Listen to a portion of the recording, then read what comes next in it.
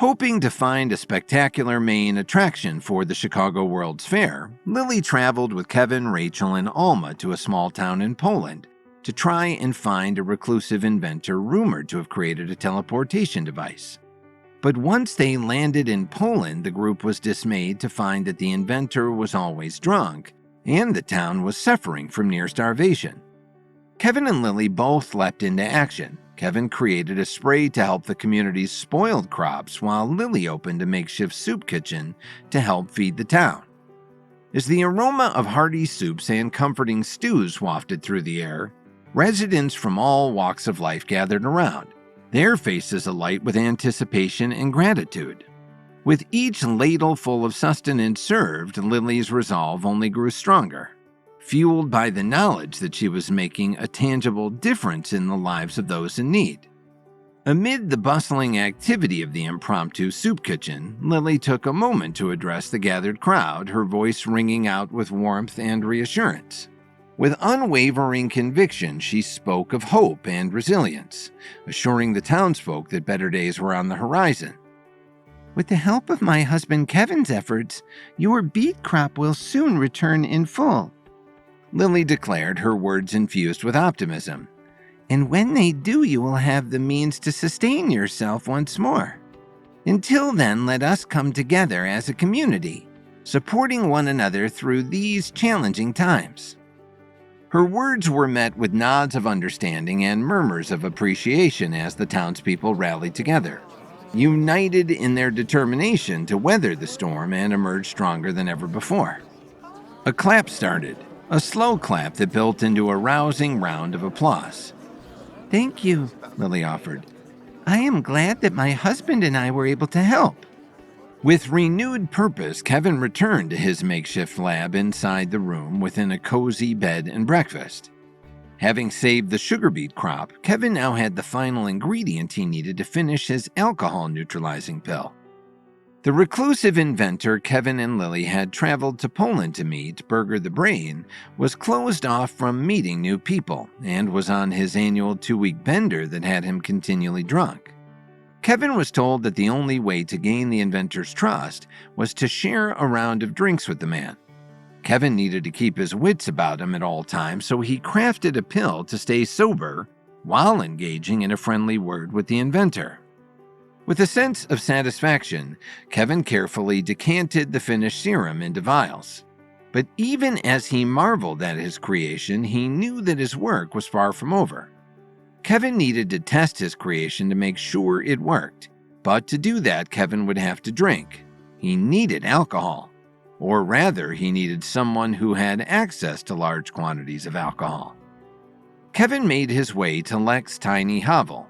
Their Polish contact Lek had shown Kevin and Lily around town when they first landed, and now Kevin needed his help once again. "Kevin," Lek exclaimed, "to what do I owe this unexpected visit?" "I need alcohol," Kevin replied as he stepped inside. "Alcohol?" Lek repeated curiously. "I thought you didn't like to drink." Kevin grinned. "I've created an alcohol neutralization serum, but I need to test it to make sure that it works. I need alcohol."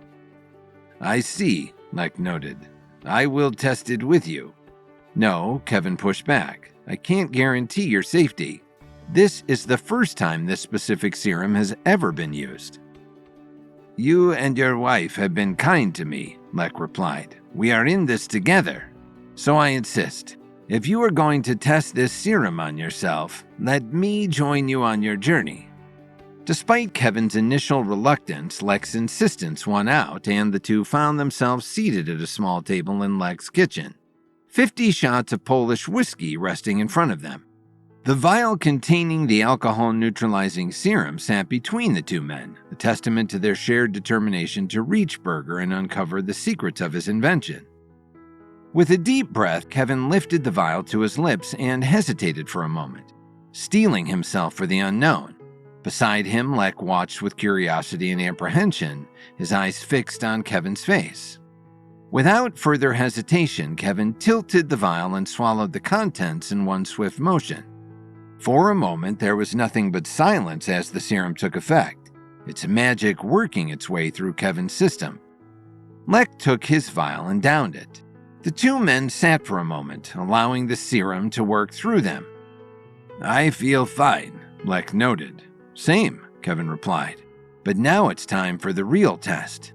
If the serum works, we should be able to drink a dozen shots and stay perfectly sober." Kevin motioned to the waiting shots on the table ahead. "Shall we?" Lek nodded, and with that, the two men downed shot after shot. After consuming 10 shots apiece, the two men sat back and waited. "Is it working?" Lek asked. "I think so," Kevin offered. "I don't feel drunk. Do you feel drunk?" "No," Lek noted. "I feel normal." "You did it!" The two men celebrated the victory until suddenly Kevin felt the familiar strange. He was getting warm, his vision fuzzy. Lek stood up and stumbled out of his chair. "That's odd," Lek noted. Kevin began to realize that something was amiss. Despite his expectations, the alcohol seemed to hit both men harder than ever before. "Oh no," Kevin shouted. "I think the serum is amplifying the alcohol instead of suppressing it." "I'm so drunk," Lek shouted. Both men began to laugh. Their laughter grew louder, their movements more unsteady, until they were both stumbling around the tavern, their words slurred and their inhibitions long forgotten. "I love you, man," Lek declared, wrapping an arm around Kevin's shoulders as they stumbled out into the cool night air. "You're a genius, you know that?" Kevin chuckled, feeling a warmth spread through him that had nothing to do with the alcohol. "Right back at you, buddy," he replied, leaning heavily on Lek for support. An hour later, Kevin awoke with a pounding headache and a vague sense of regret. He groaned and rubbed his temples, trying to piece together the events of the last hour. It wasn't long before he remembered their ill-fated experiment with the serum and the unexpected consequences that had followed. Lek woke up too.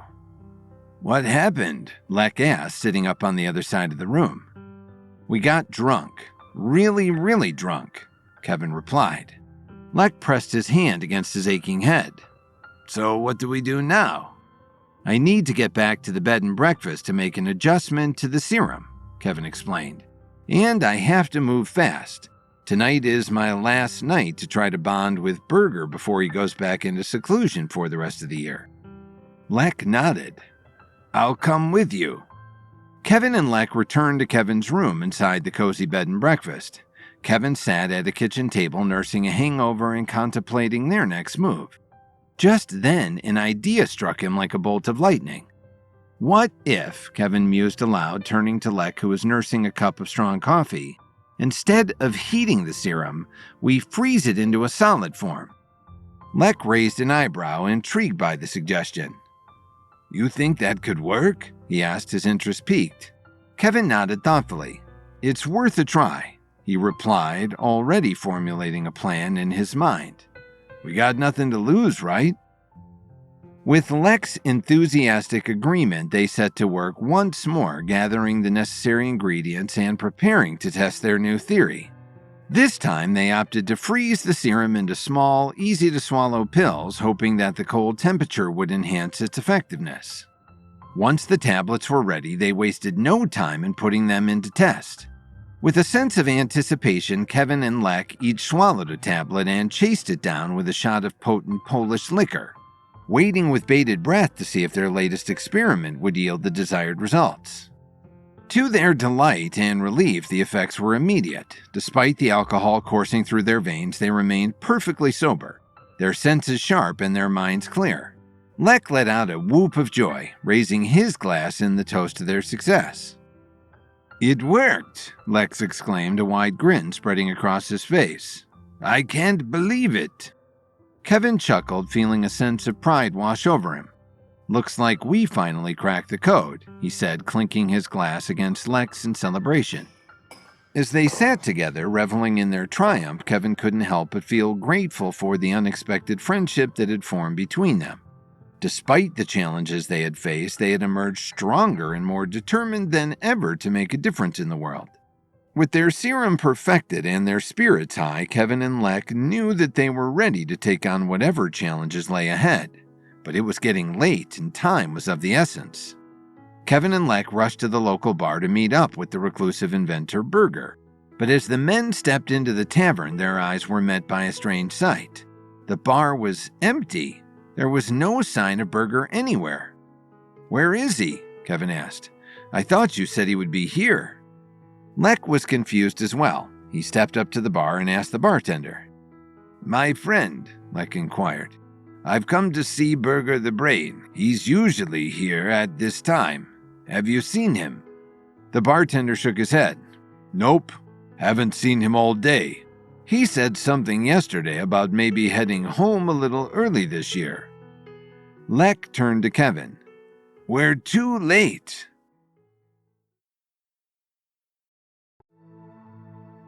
Kevin crafted an alcohol neutralization pill so that he could get closer to reclusive inventor Berger the Brain and learn more about his rumored teleportation machine. Berger believed that he couldn't trust a man who hadn't gotten drunk with him, so wanting to gain Berger's confidence and keep his wits about him at the same time, Kevin and his new Polish friend Lek took their alcohol neutralization pills and went to the local bar to meet with Berger. But to Kevin's horror, the reclusive inventor was nowhere to be seen. "We're too late," Lek exclaimed. "You told me that Berger only comes out into the world for 2 weeks a year," Kevin noted. "If he's already returned home, then we might have missed our window completely." "I'm sorry," Lek offered. "I thought he still had one more day." "Can we track him down?" Kevin asked. "Do you know where he stays when he's working on his inventions?" "No," Lek replied. "He doesn't want people to know. He's very secretive. There's no hope." Kevin refused to give up, his mind raced trying to find another option. Just then, a familiar face walked into the bar. It was the Brain. Berger the Brain, the reclusive inventor, walked up to the bartender and ordered 9 beers. Relief washed over Kevin's face, knowing that their mission was not in vain. "I guess he changed his mind," Lek noted. Kevin focused on the task at hand. "We're back in the game. Let's go talk to him." With renewed determination and with the alcohol neutralization pills flowing through their systems, Kevin and Lek prepared to approach Berger, their hearts pounding with excitement. Knowing that he already had a history with Berger, Kevin let Lek lead the way. "Berger, my wonderful friend," Lek shouted. "I'm so happy to see you. Let's all have a drink." Berger's expression brightened at the sight of Lek, but his eyes narrowed warily at Kevin's approach. "Who's this?" Berger muttered skeptically as Kevin drew closer. "A new friend," Lek offered. "He's very fun." Berger seemed unsure. "I don't know him." "Well, let's get to know each other." Kevin offered a friendly smile, realizing that Berger was too drunk to remember that Kevin had tried to chat with him at the bar the night before. "Lek and I are just out for a friendly night of heavy drinking. Would you like to have a drink with us?" Berger hesitated for a moment before finally relenting. "Well, I suppose one little drink couldn't hurt." Kevin ordered a round of Polish whiskey, and as the men were about to drink, Kevin raised his glass to make a toast. "I always feel like I get to know people better after we've shared a drink," Kevin remarked casually, hoping to strike a chord with Berger. To Kevin's delight, Berger's eyes lit up in agreement. "You know, I feel the same way," he admitted, a hint of warmth creeping into his voice. "Well then," Kevin continued, "let's drink to a new friendship, waiting to blossom." The men all clinked glasses and downed their drinks. Berger let out a loud belch, the whiskey hitting him hard. Kevin and Lek, unaffected by the alcohol because of the alcohol neutralization pill, felt no ill effects from the liquor. Kevin threw Lek a look that conveyed his thought. "We need to fake it," Kevin's eye said.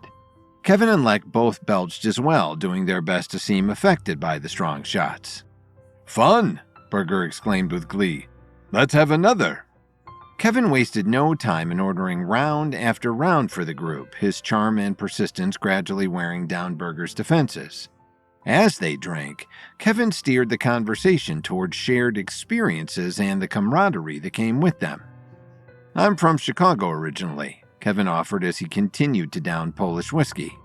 "How about you, Berger? Where did you grow up?" "I was born in the old USSR," Berger offered, "but I've been in Poland for years now." I love Poland, Lex shouted, doing his best to seem drunk. Poland does seem pretty great, Kevin noted before turning his focus back to Berger. Why the change? It's a long story, Berger replied. I grew up very poor, but I always liked tinkering with mechanical devices. My father was a physics teacher at a local high school, and he was always talking about grand scientific ideas. Black holes, the Big Bang Theory, the connection between time and space.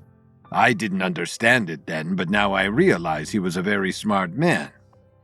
Did he not travel to Poland with you? Kevin asked with genuine curiosity. No, Berger responded, his shoulders sagging. He passed away when I was just a boy. I grew up in orphanages. When I was old enough, I went to work for the KGB. They took note of my interest in building new contraptions, and they used me to make all kinds of crazy torture devices. It was a very depressing time. Powerful people only know how to use science and technological advances for evil. So what did you do? Kevin probed. I ran, Berger explained. Late one night, I just took off for the border. I ran for 3 days straight before collapsing. When I woke up, I realized I had made it to a safer place. I made it to Poland, my new homeland. Kevin raised a glass. I'll drink to that. The men all clinked glasses yet again and downed their latest drink. Berger was getting sloppy drunk, and Kevin and Lex did their best to mimic his messiness while remaining completely sober. Kevin continued to engage Berger in conversation, listening intently as the inventor began to open up about his past. As the night wore on, Kevin realized that their plan was working. Berger's guard was slowly coming down, and with each story he shared, Kevin felt a glimmer of hope that they were one step closer to securing his cooperation. I love this song, Berger screamed. I want to dance. I want to drink more and dance. With the jukebox blaring 80s hits, Kevin, Berger, and Lex found themselves awkwardly dancing in the center of the room, drawing curious glances from the other patrons who remained seated. We're so drunk, Berger shouted. The trio moved to the rhythm of the music, their movements carefree and uninhibited. Despite being the only ones on the makeshift dance floor, they reveled in the moment, their laughter echoing off the walls of the dimly lit bar. They were having fun. Eventually, the men returned to their table where Berger's jovial mood seemed to escalate with each passing minute. As he downed another drink, he leaned in closer to Kevin and Lex, his voice lowered to a conspiratorial whisper. You know why this town is so great? Berger slurred slightly, a mischievous glint in his eyes. It's because we're all a bunch of secluded weirdos who love collecting old bits of technology. Intrigued, Kevin leaned in, prompting Berger to continue. We've got sheds filled with old TVs, computers, fax machines, anything you can imagine, Berger explained, his words punctuated by enthusiastic gestures. The town uses them for scrap metal and spare parts, but I use them for something else. Kevin's interest was piqued. What do you use them for, Berger? Berger glanced around cautiously before leaning in even closer, his voice barely above a whisper. A teleportation machine, he revealed, a mixture of excitement and secrecy in his tone. I've been working on it for years, and I'm this close to perfecting it. Kevin's eyes widened in astonishment. Berger was finally talking about his machine, but before Kevin could respond, Berger grabbed another drink, his attention momentarily diverted by the festivities of the night. As the lively atmosphere of the bar continued to swirl around them, Kevin leaned in closer to Berger, his eyes alight with curiosity. I want to see this invention of yours, Kevin declared, his tone earnest. Berger scoffed dismissively. I don't show my inventions to laymen, he replied, taking a sip of his drink. Unfazed, Kevin leaned back in his chair. You may think I'm just an ordinary guy, but I assure you I'm anything but. Kevin began, his voice steady and confident, even though it was definitely not in Kevin's character to brag. He knew, though, that he had to establish to Berger that he, Kevin, was no run-of-the-mill tourist. The two men were on equal footing. I'm a master herbalist, renowned for creating the world-renowned Power Pill. I've built and fought in mech suits, and I've even flown to the moon in an updated Apollo rocket. Berger's eyebrows shot up in surprise, and he glanced at Kevin with newfound interest. "The moon, you say?" Berger interjected, his curiosity aroused. "What's it like up there?" Kevin paused, reflecting on his experience. "Dark," he replied simply, earning a nod of understanding from this man who was known as the Brain. Berger studied Kevin for a moment, weighing his words. Finally, a small smile tugged at the corner of his lips. "Well, if you've been to the moon, I suppose you're not exactly a layman," he conceded, gesturing to the bartender for another round of drinks. "Let's do another shot." As the drinks flowed and the conversation deepened, Berger's skepticism gradually gave way to intrigue. He leaned in closer to Kevin, his eyes bright with curiosity. "You've really been to space?" Berger asked, his tone tinged with awe. Kevin nodded, a confident smile playing on his lips. "Multiple times," he replied. "I've walked on the moon, destroyed a space station, and even watched a man be crushed on the lunar surface."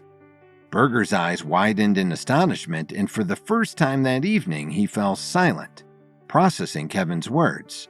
It was a staggering revelation, one that gave even the drunk inventor pause.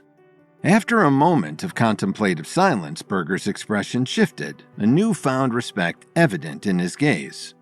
"You're the real deal, aren't you?" he murmured, his voice tinged with awe and whiskey.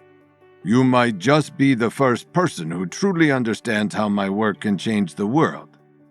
Kevin's heart swelled with pride at Berger's words. He knew that gaining the inventor's trust was a crucial step towards unlocking the secrets of his groundbreaking invention. Kevin crafted his alcohol neutralization pill so that he could get closer to Berger the Brain, a reclusive inventor rumored to have invented a teleportation machine. After a night of heavy drinking, Berger finally trusted Kevin and invited him and his good friend Lek to come see his secret workplace. "Finish your whiskey and follow me," Berger exclaimed, sweaty and drunk, but excited to show off his latest invention. Kevin and Lek, both totally unaffected by the whiskey thanks to the alcohol neutralization pill, finished their drinks and closed their tabs. Kevin, always generous, paid the bill and left the stunned barkeep the kind of tip that would pay his rent for many months.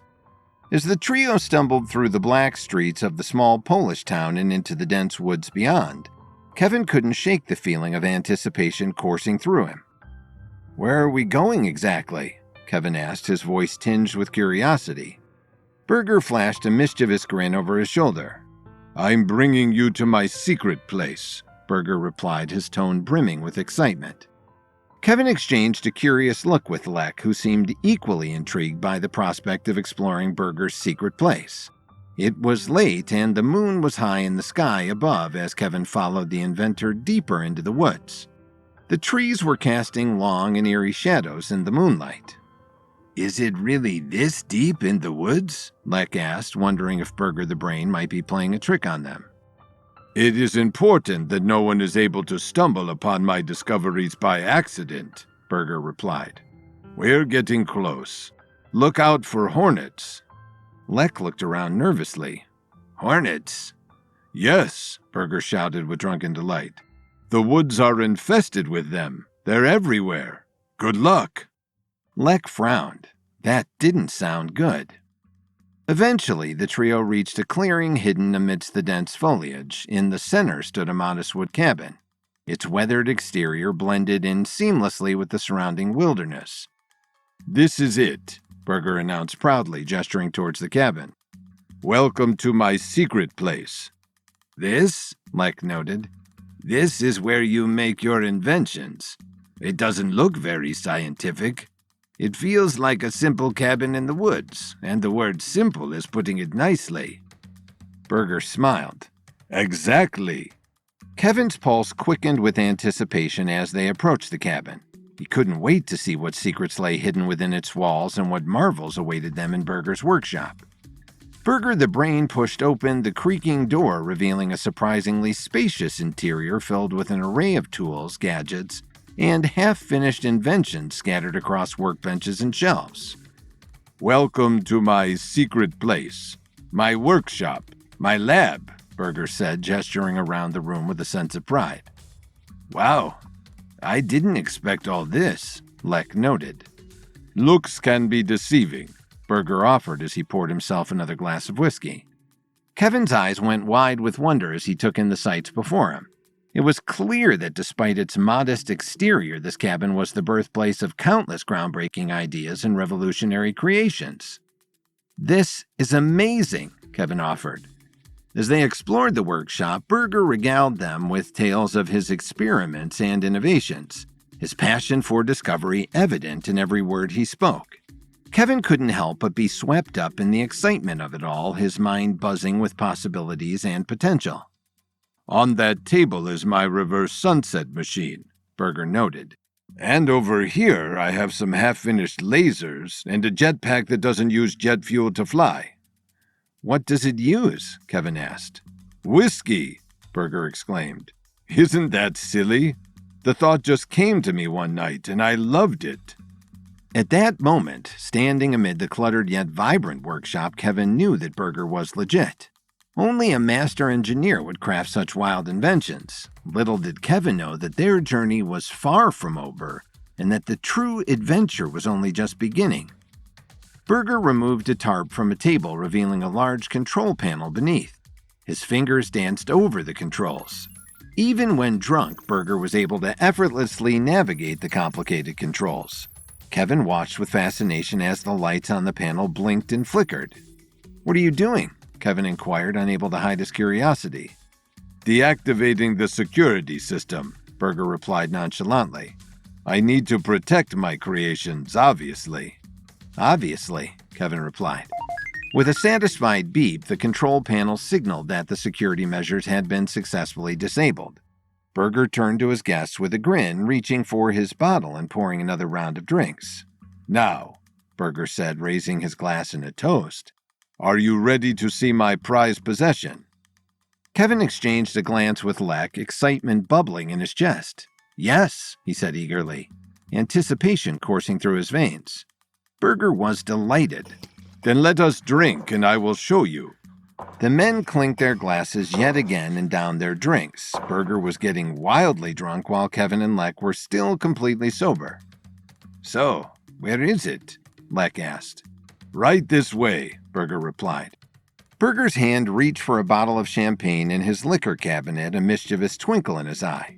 As he grasped the bottle, a subtle click could be heard, and a previously unnoticed door in the corner of the room swung open, revealing a staircase leading down into darkness. "Follow me," Berger said, a hint of excitement in his voice, gesturing for Kevin and Lek to descend into the depths below. Curiosity driving them forward, Kevin and Lek followed Berger down the stairs, their footsteps echoing in the dimly lit stairwell.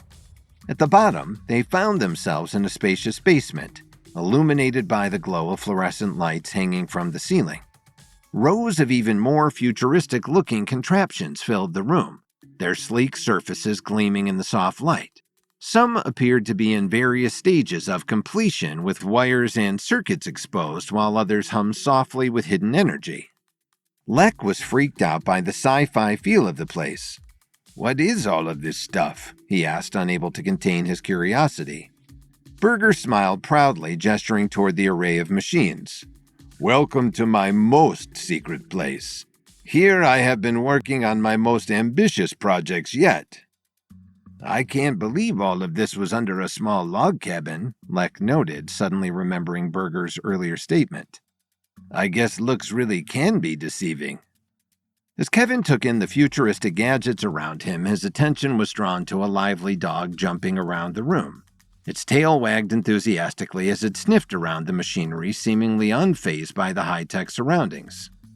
"Who is this?" Kevin asked playfully while petting the dog. Berger chuckled. "Ah, that's Rover," he said. "My faithful companion and loyal test subject." "Test subject?" Kevin pushed back. Berger nodded, a hint of pride in his voice. "Indeed. Rover has been instrumental in my experiments," he explained. "He's the bravest dog you'll ever meet, and he loves treats." Berger gave Rover a handful of meat treats. The energetic dog jumped around even more. Lek took note of something else. "What's the buzzing sound?" Lek whispered to himself. "Batteries tend to hum. The larger the battery, the louder the hum," Kevin noted, his scientific prowess on full display. That's true, Burger agreed. But that's not what the sound is. There's a hornet's nest in here somewhere. What? Lek exclaimed as he jumped back cautiously. I told you the woods are infested with them, Burger reminded the duo. Be careful. Lek nodded. He would be careful. Burger led the group to his most prized invention, a large contraption that resembled an old washing machine, but with 100 old TV antennas sticking out in every direction. This, Burger declared, is my teleportation device. Kevin grinned at the sight. It was oddly constructed but beautiful in its strangeness. Wow, look at that, Kevin noted to himself, unable to hide his excitement. Does it work? Have you actually perfected teleportation? Burger nodded enthusiastically. Yes, absolutely, he replied. I've tested it countless times and it's never failed me. Well, it's never failed me up to 6 feet, that is. 6 feet? Kevin repeated curiously. Yes, I can only get it to work up to 6 feet, which isn't ideal for travel, but it's a start, Burger exclaimed. And it absorbs time for space. That's the math of it. You can travel 6 feet, but it costs you 6 seconds of your life. Time for space. Fascinating, Kevin noted. So it will bring you to your destination faster, but it will cost you the same amount of life that it would have cost you if you walked 6 feet. Time for space, Burger repeated. With a flourish, Burger powered on the device, the air crackling with energy as it sprang to life. He tossed a biscuit into the chamber and Rover eagerly bounded inside, tail wagging with anticipation. But as Burger activated the teleporter, there was a sudden commotion as a stray hornet buzzed into the chamber alongside Rover. With a flash of light and a loud poof, the teleportation process was initiated. When the light cleared, Rover appeared across the room, the biscuit clutched triumphantly in his jaws. Ta-da! Burger exclaimed. As Burger reached out to reward Rover with another biscuit for his successful teleportation journey, a sudden buzz filled the air. Kevin and Burger watched in astonishment as Rover, who had reappeared unscathed from the teleportation chamber, abruptly turned aggressive. Before anyone could react, Rover lunged forward and sank a large stinger into Burger's hand with surprising force. Burger recoiled in pain, his expression a mix of shock and confusion. What on earth? Kevin exclaimed, rushing to Burger's side to inspect the wound. Did he bite you? Burger shook his head, his eyes wide with disbelief. I've never seen Rover act like this before, he muttered. And no, it wasn't a bite. It was something else. Burger's hand was swelling. It's a sting, Kevin realized. A hornet sting.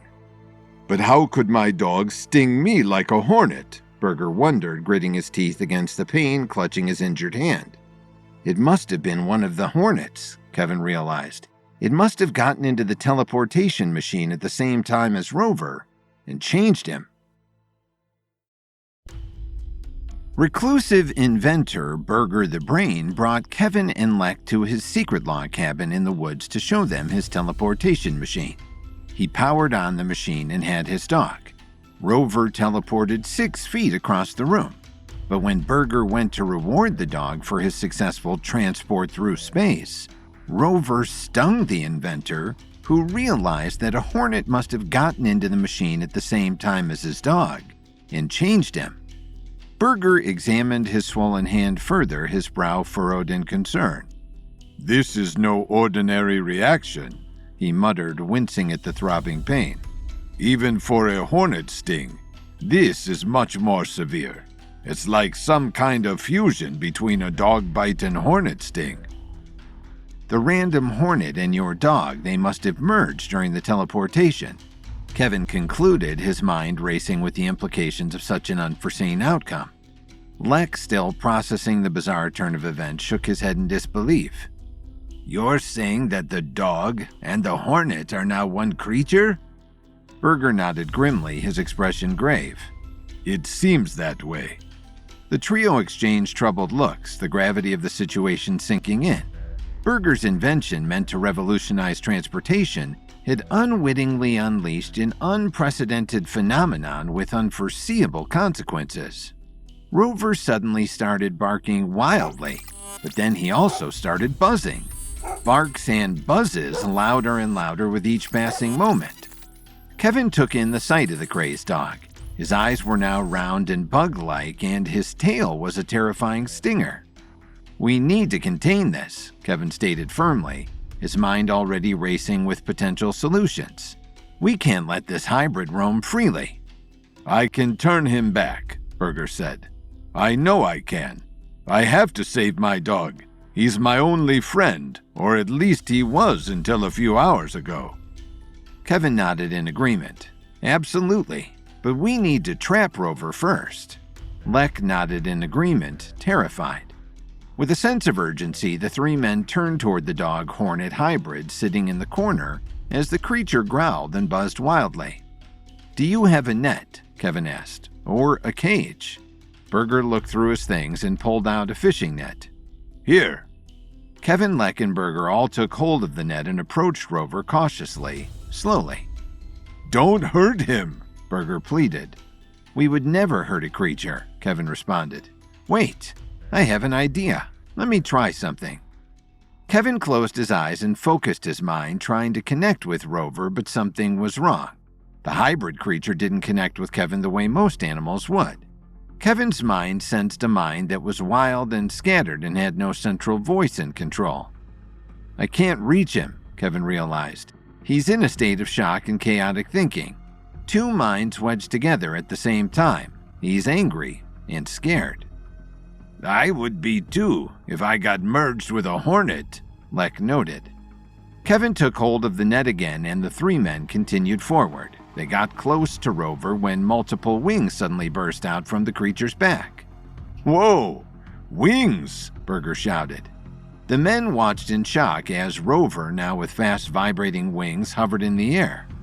"He's airborne," Berger shouted. "My dog is flying."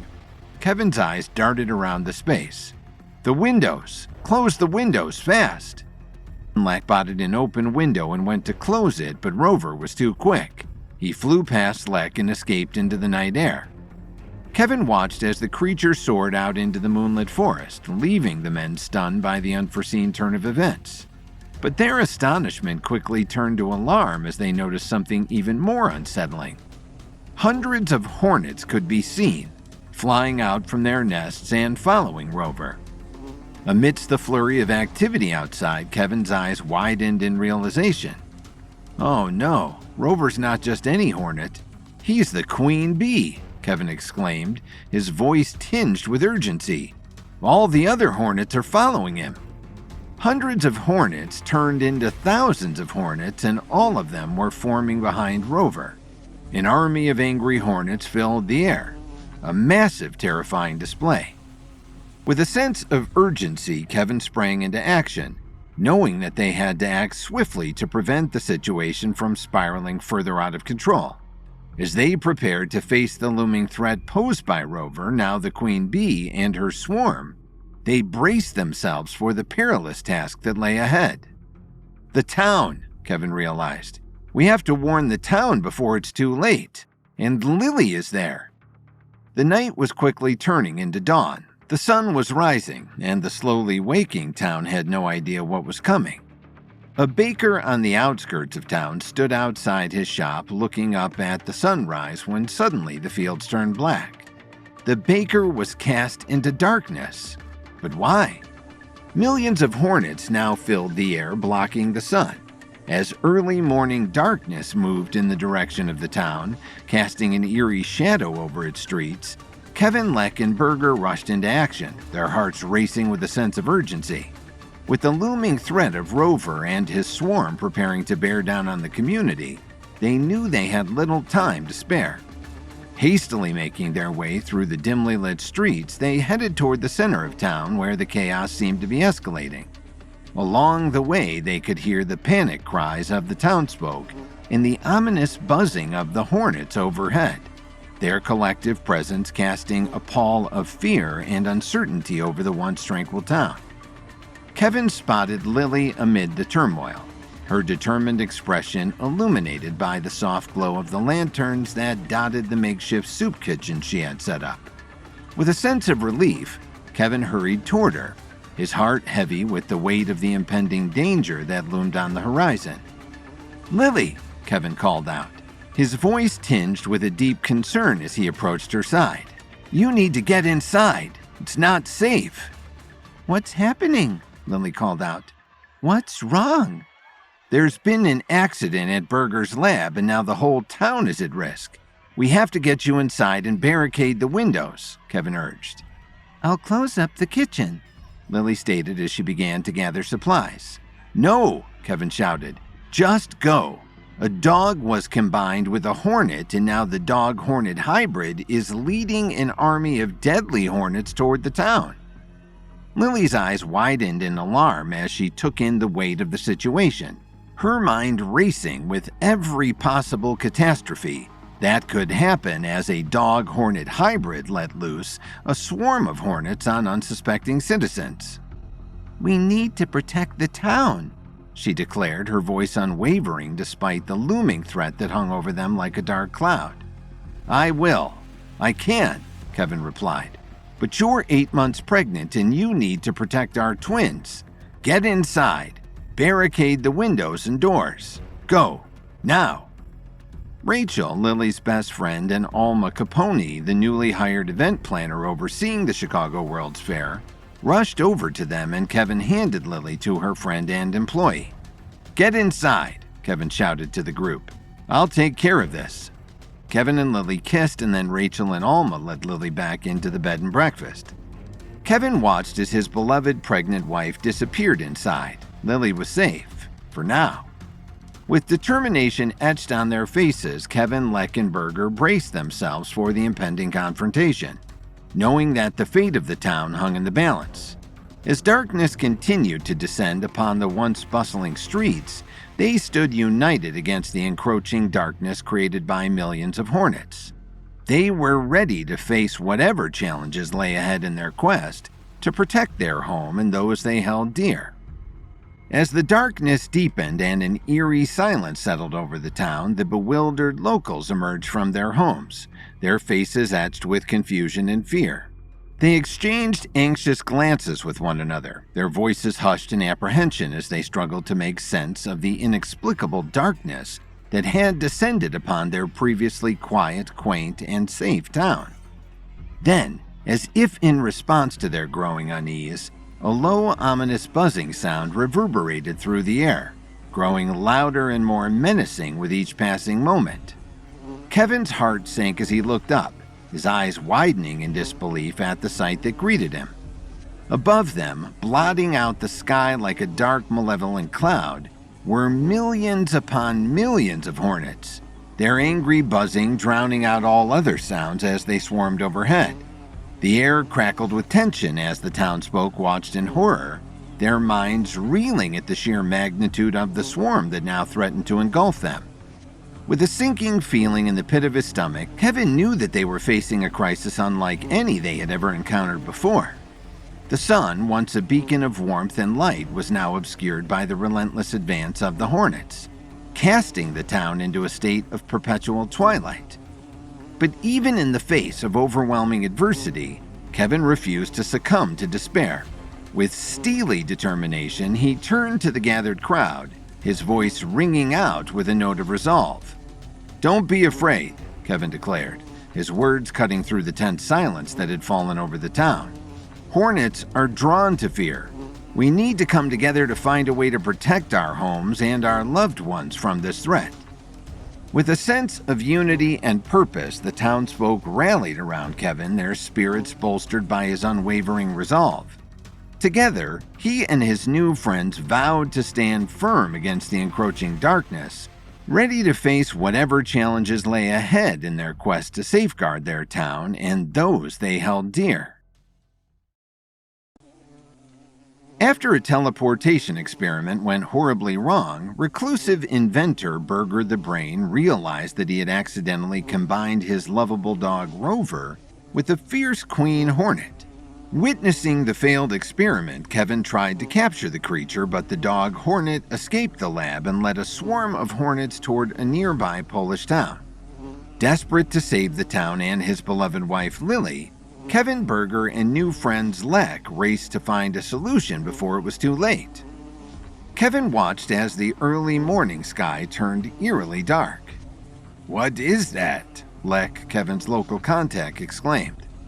A million fierce-looking hornets hovered over the small Polish town, blocking out the sun and casting darkness over the hamlet. Kevin's heart began to race at the sight. Kevin turned to Lily, who stood nearby, her eyes wide with terror. "Get inside the bed and breakfast. Board up the doors and windows," Kevin directed. Lily protested. "Kevin, no. We have to stay together." "Lily, please, this is too dangerous," Kevin replied, locking eyes with his beautiful wife. "Get indoors. Keep our unborn baby safe." Kevin motioned to Lily's ever-growing belly. She was 8 months pregnant with twins. "All right," Lily finally agreed. "But you should come with me." "I can't," Kevin replied with a cool confidence. "Why?" Lily asked. "What are you going to do?" "Whatever I can." Kevin kissed his wife and handed her off to Alma, her new underling at the mayor's office, and Rachel, her longtime best friend, who came rushing over to help. "All of you get back inside the bed and breakfast," Kevin ordered. "Make sure all the doors and windows are closed tight." Kevin watched as Rachel and Alma helped Lily back into the safety of the bed and breakfast. With a heavy heart, he turned his gaze back toward the sky, where the ominous swarm of hornets continued to blot out the sun. "This is madness," Lek exclaimed. "What can we possibly do against a million angry hornets?" "I'm sorry," Berger offered apologetically. The reclusive inventor shook his head in disbelief. "I didn't mean for any of this to happen. I just wanted to create something special, something no one had ever seen before."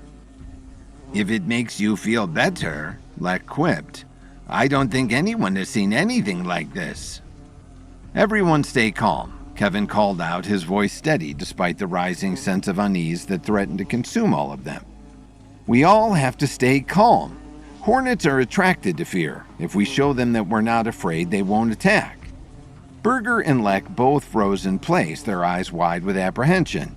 But Kevin remained resolute, his mind clear and focused as he urged the others to follow suit. "I don't know, Kevin," Berger whispered. "I'm scared." "Clear your mind," Kevin instructed, his tone firm yet reassuring. "Focus on something positive. We can't afford to panic." The massive storm of hornets continued to hover overhead, their buzz growing quieter as they observed the scene below. Kevin held his breath, willing himself to remain calm in the face of the looming threat. For a moment that seemed to stretch on for an eternity, the town stood on the brink of chaos and the air was thick with tension and uncertainty. But then, slowly but surely, the swarm of hornets began to recede, their menacing presence gradually fading into the distance. "It's working," Kevin whispered to himself. A flicker of relief washed over Kevin, but just as he began to let his guard down, a new wave of terror washed over the streets. Out of the corner of his eye, Kevin saw the local Polish barber stumble out of his home onto the street, heading toward his shop to start the day. The barber took a half-dozen steps when he suddenly caught sight of thousands of hornets above. Kevin tried to call out to warn the barber, but it was too late. The barber let out a terrifying scream. In an instant, the peaceful streets were transformed into a chaotic battleground as the swarm of hornets descended upon the unsuspecting barber. The air was filled with the frantic buzzing of wings as the insects darted and swooped through the town. Kevin, Lek, and Berger did their best to stay calm amid the chaos. Their hearts were pounding in their chests as they watched the scene unfold before them. But their efforts were in vain as the hornets continued their relentless assault, driving the panicked barber into a desperate frenzy. "Calm down," Kevin shouted to the barber. "You have to calm down or they'll just keep attacking." Then, to Kevin's horror, he saw the barber, his body now covered in stings, dart toward the bed and breakfast in a blind panic. "No," Kevin shouted, his voice drowned out by the chaos surrounding him. "Not the bed and breakfast. Lily is in there." The barber didn't hear Kevin, he just darted into the bed and breakfast and slammed the door close behind him. The hornets followed, wanting to continue their attack. The buzzing monsters were determined to get inside to finish the terrified barber off. The killers were drawn to the barber's primal fear. With a surge of adrenaline, Kevin sprinted toward the bed and breakfast. Intent on rescuing Lily at all costs, Kevin fought his way through the swarm, his arms swinging as he tried to clear a path through the thick cloud of dangerous insects, now engulfing the bed and breakfast.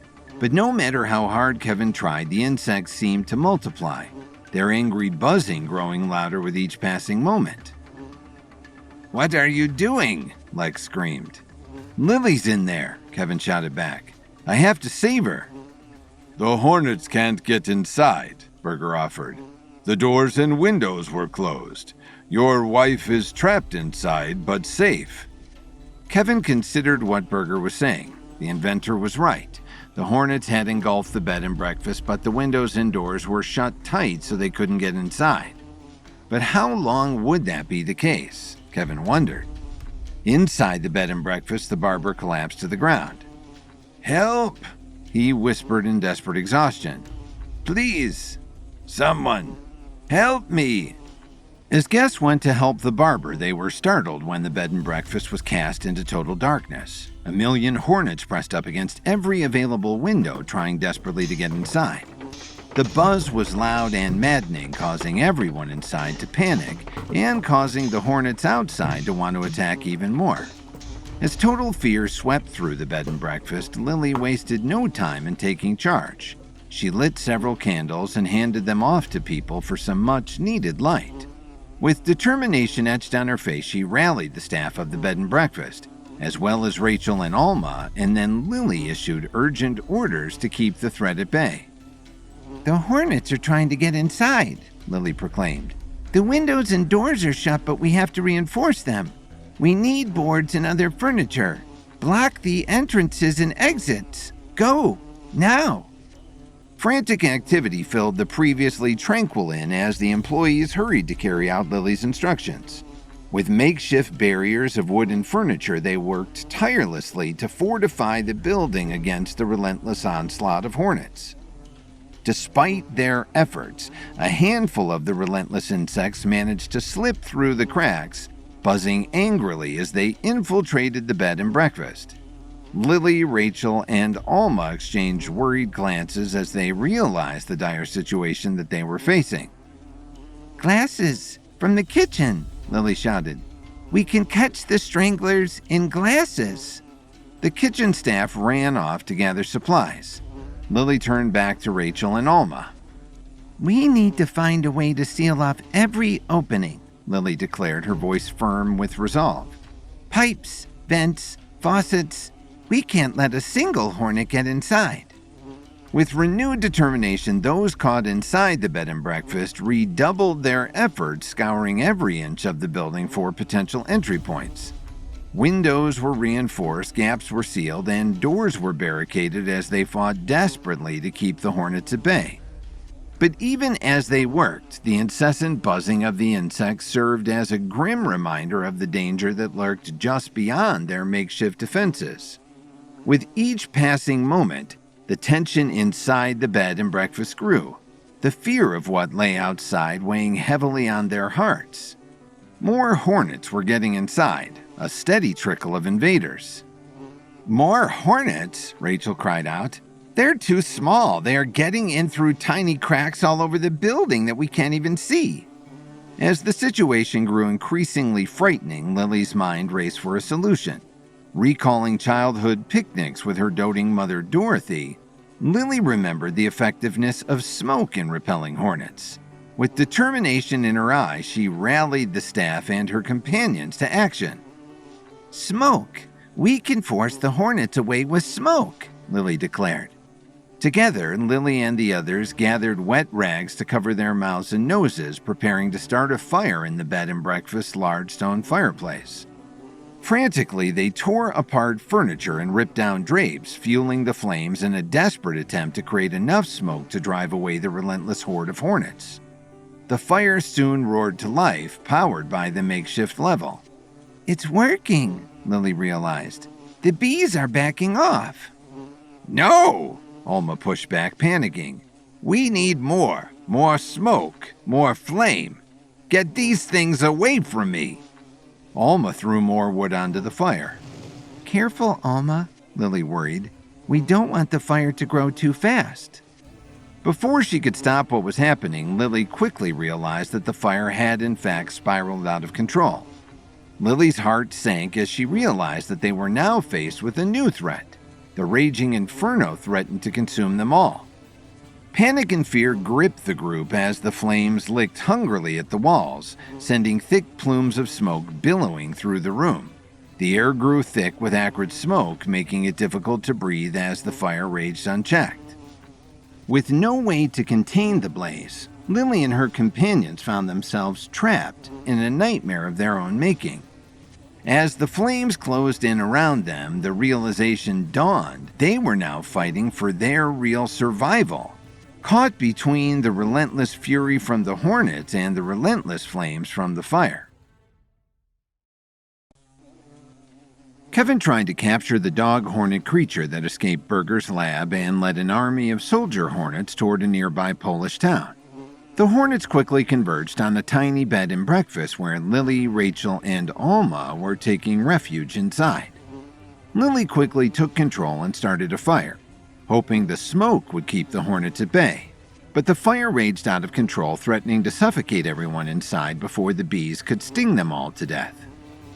The fire inside the bed and breakfast raged out of control as the smoke quickly filled the space. Rachel and Alma started coughing violently. Lily got low, trying to stay out of reach of the new threat. "Lie on the ground," Lily shouted. "Everyone get as low as you can." Millions of hornets were still pressed up against the outside of the building as the smoke inside threatened to suffocate everyone. "What do we do?" Rachel cried out. "We're doomed," Alma replied. Just then, Lily had an idea. "Open the windows," Lily shouted as she climbed back onto her feet. "What?" Alma replied. "We can't do that. There's a million hornets waiting to get inside and sting us all to death." "No," Lily pushed back. "There's too much smoke in here for us to survive, but we can use that smoke against the hornets outside. Open the windows. Open the doors. Open everything. Fast." Rachel realized what Lily was suggesting. She raced to the nearest window and swung it open. Smoke wafted out toward the waiting hornets and they instinctively flew back. "More," Lily shouted. "We need to open more." Everyone in the bed and breakfast began smashing open windows and unblocking the doors. As the fire raged and smoke billowed out of the bed and breakfast, a glimmer of hope suddenly emerged. The thick smoke began to repel the swarming hornets outside. Slowly but surely, the insects veered away from the bed and breakfast, drawn instead to the clear air above. The smoke inside the bed and breakfast began to dissipate. Everyone could breathe again. Lily had done it. "It worked," Rachel exclaimed. "The smoke is clearing and the hornets are flying off. You did it, Lily." "It's not over yet," Lily replied. "We need water to put out this fire and we need to start pushing people outside to safety. Let's move." Outside, Kevin, Berger, and Lek watched anxiously as the hornets flew away from the smoky bed and breakfast. "What's happening?" Lek asked. "The hornets are retreating," Kevin noted. "They don't like the smoke." "But where did the smoke come from?" Berger wondered. "Who started the fire?" Kevin knew the answer. He smiled as he realized. Lily. It had to be Lily. Just then, Kevin's focus turned as the front doors of the bed and breakfast swung open. Rachel, Alma, and others stumbled out of the inn, coughing and gagging from the smoke, but despite their glutted lungs, they were clearly relieved to be alive. The worst of the danger was now past. With trembling hands and grateful hearts, the group gathered together outside, taking in deep breaths and sharing in the sense of triumph that came from overcoming such a harrowing ordeal. Despite the chaos and destruction, they had emerged victorious. "Lily!" Kevin called out as he raced toward the bed and breakfast to try to find his wife. Lily stepped out a moment later. "Kevin?" As Lily rushed into Kevin's arms, a wave of relief washed over both of them. Amid the chaos and danger, they found solace in each other's embrace. Kevin's heart swelled with pride as he held his wife close, marveling at her strength and resilience. "I'm so glad you're safe," Kevin stated as he caressed his wife's face. "I was so scared," Lily replied, "but I thought about you and our babies and I knew I had to survive. And then I remembered that hornets hate smoke, so I had everyone start a fire. And then when the smoke was billowing enough, we pushed open the doors and windows and the hornets backed off. We were lucky." "You weren't lucky. You were amazing, Lily," Kevin whispered, his voice filled with admiration. "You saved everyone in there." Lily smiled, her eyes reflecting a mixture of exhaustion and satisfaction. "We all did it together," she replied softly. "But thank you, Kevin." At that moment, Kevin couldn't help but feel a sense of awe for his wife. Despite the perilous situation, she remained calm and composed, taking charge and leading the others to safety. It was a testament to her courage and resourcefulness, qualities that Kevin had always admired in her. As they stood together, surrounded by the aftermath of the chaos, Kevin realized something profound. Lily was more than just his wife. She was almost his equal, a partner who shared his talents and strengths, and together they were an unstoppable force. "Look!" Lex's terrified voice broke through the sweet moment. Kevin turned to see what the new commotion was about. He spotted Lex standing in the center of the road, pointing up at the sky. "The hornets!" Lex cried out. "They're coming back!" As the sky began to darken once again with the return of the hornets, Kevin and Lily exchanged worried glances. They knew they needed a plan, and fast, to protect the town from another onslaught of angry stingers. "The smoke wasn't enough," Lily realized. "It was perfect," Kevin countered. "You pushed the hornets away from the bed and breakfast, but now we have to push them away from the town itself." "What do we do?" Lex inquired. "We have to lure the hornets away from this place," Kevin explained. "But they'll only follow the dog Hornet Queen. We have to get the rover bee to chase us back to Burger's cabin." "How?" Lex probed. "More fear?" "No." Burger, the inebriated inventor, proposed a different idea. "Hornets are attracted to fear, but the leader, the dog Hornet Queen, has half the DNA from my good dog Rover. And Rover loves his squeaky toy."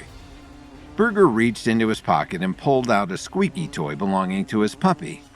Kevin watched as Burger squeezed the toy, causing it to emit a high-pitched squeak. To everyone's amazement, the dog Hornet, along with the swarm, turned its attention toward the sound. As if under a spell, the hornets fixated on the squeaky toy, drawn by its peculiar noise. "You're right," Kevin realized. "The dog Hornet Queen is responding to the squeaky toy." A glimmer of hope flickered in Kevin's eyes as he realized the potential of Burger's idea. If they could keep the hornets focused on the toy, perhaps they could lead them away from the town for good. With a nod of determination, Kevin turned to Lily. "We need to act fast. We're going to lead these hornets away from the town, one squeak at a time." Lily nodded, her resolve matching Kevin's. Together they rallied the townsfolk, preparing them for the risky yet necessary task ahead. With Burger's squeaky toy in hand, they ventured out into the darkness, their hearts filled with determination to protect the town at any cost. With the plan in motion, Kevin directed Burger to cease squeaking, causing the hovering hornets to remain still in anticipation. "We know the Queen will follow the squeak," Kevin explained. "We need to get back to Burger's cabin and set a trap, and then lure them all there at once. Let's move." Kevin, Burger, Lex, and Lily all raced through the woods back to Burger's log cabin workspace. Kevin used his strength to carry his pregnant wife so she wouldn't overly exert herself. Combing through Burger's electronics, Kevin swiftly assembled the giant speaker. "It's ready," Kevin shouted. Burger put the squeaky toy up to the microphone and started squeaking. The sound of the squeaky toy blasted across the woods at a heightened volume. The dog hornet took the bait. It raced toward the sound that was coming from Burger's cabin. The buzzing of the hornets grew louder as they were drawn toward the artificial sound.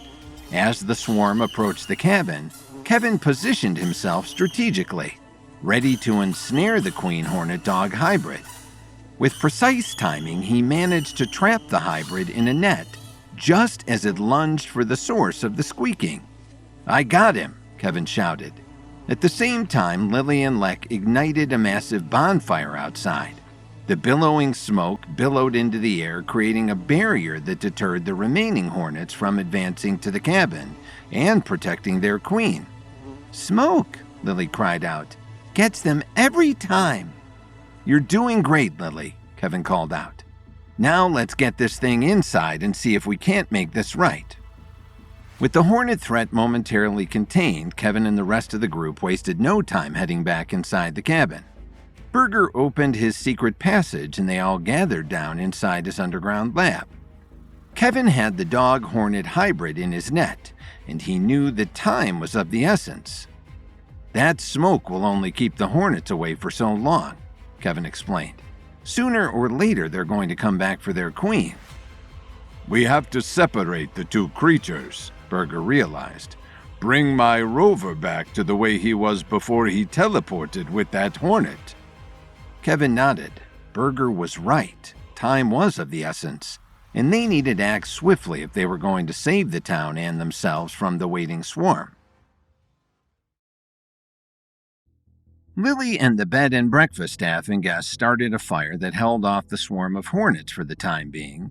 But when they descended upon the town again, Kevin and inventor Burger concocted a plan to lure the dog hornet back to Burger's remote cabin, where matters could be corrected, before it was too late for all the people who lived in the town. Kevin held the captured dog hornet in his net. The creature thrashed violently, desperately trying to get out. Kevin stepped away from the rest of the group, doing his best to make sure no one else got stung or bit by the angry hornet. "This dog hornet isn't very happy," Kevin called out. "Whatever we're going to do, we better do it fast." Lily and Lex stood with Burger by the teleportation machine. The reclusive inventor was hard at work adjusting dials and switching wires. "What's the plan?" Lek inquired. Burger tried to explain as he continued to work. "If I can adjust the teleportation machine settings and convert the power flow from AC to DC, I think I can reverse the process and split Rover and this European hornet species back into two separate beasts." The dog hornet barked and buzzed as Kevin made sure the net was tightly closed. "How much longer?" Lily probed with concern. "It can't be rushed," Burger replied. "The science is precise. If I get my calculations wrong by even 1 decibel, it could kill both the Rover and the hornet." "Is there anything we can do to help?" Lek inquired. "Whiskey," Burger exclaimed. "I need more whiskey."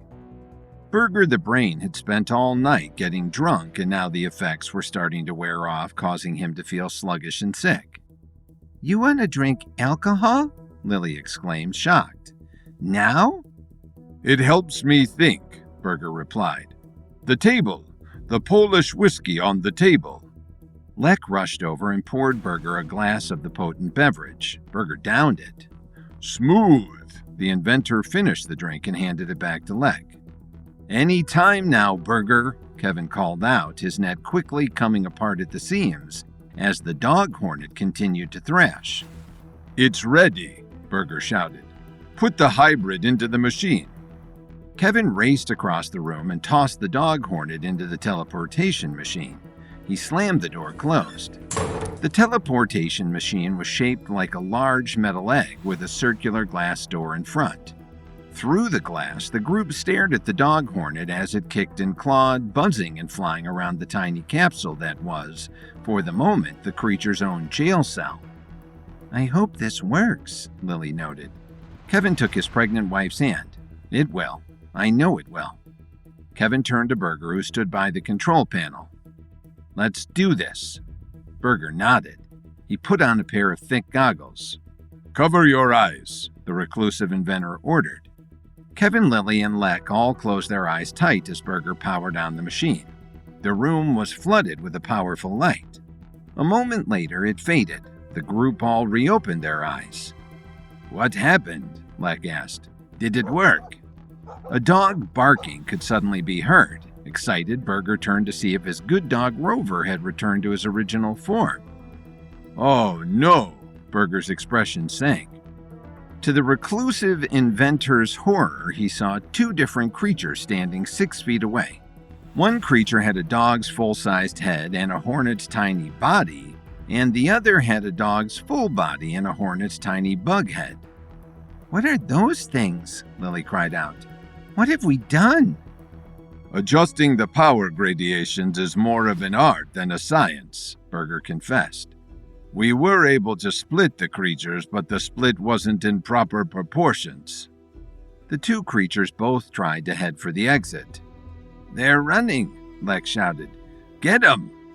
Kevin quickly wrangled both creatures into his net and placed them back into the teleportation machine. He closed the door and turned to Berger. "We have to try again," Kevin realized. Berger nodded his head in agreement. "I'll readjust the dials," Berger offered. "Hopefully this will be just the right mix." "Maybe I can help."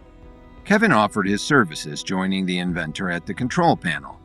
With determination and a shared bit of inner grit, Kevin and Berger set to work, utilizing their combined expertise to unravel the genetic puzzle of the dog-hornet hybrid and restore it to its original form. "We just need to try it at different gradations to see what works," Kevin offered. "Trial and error." Berger nodded in agreement. "The scientific method."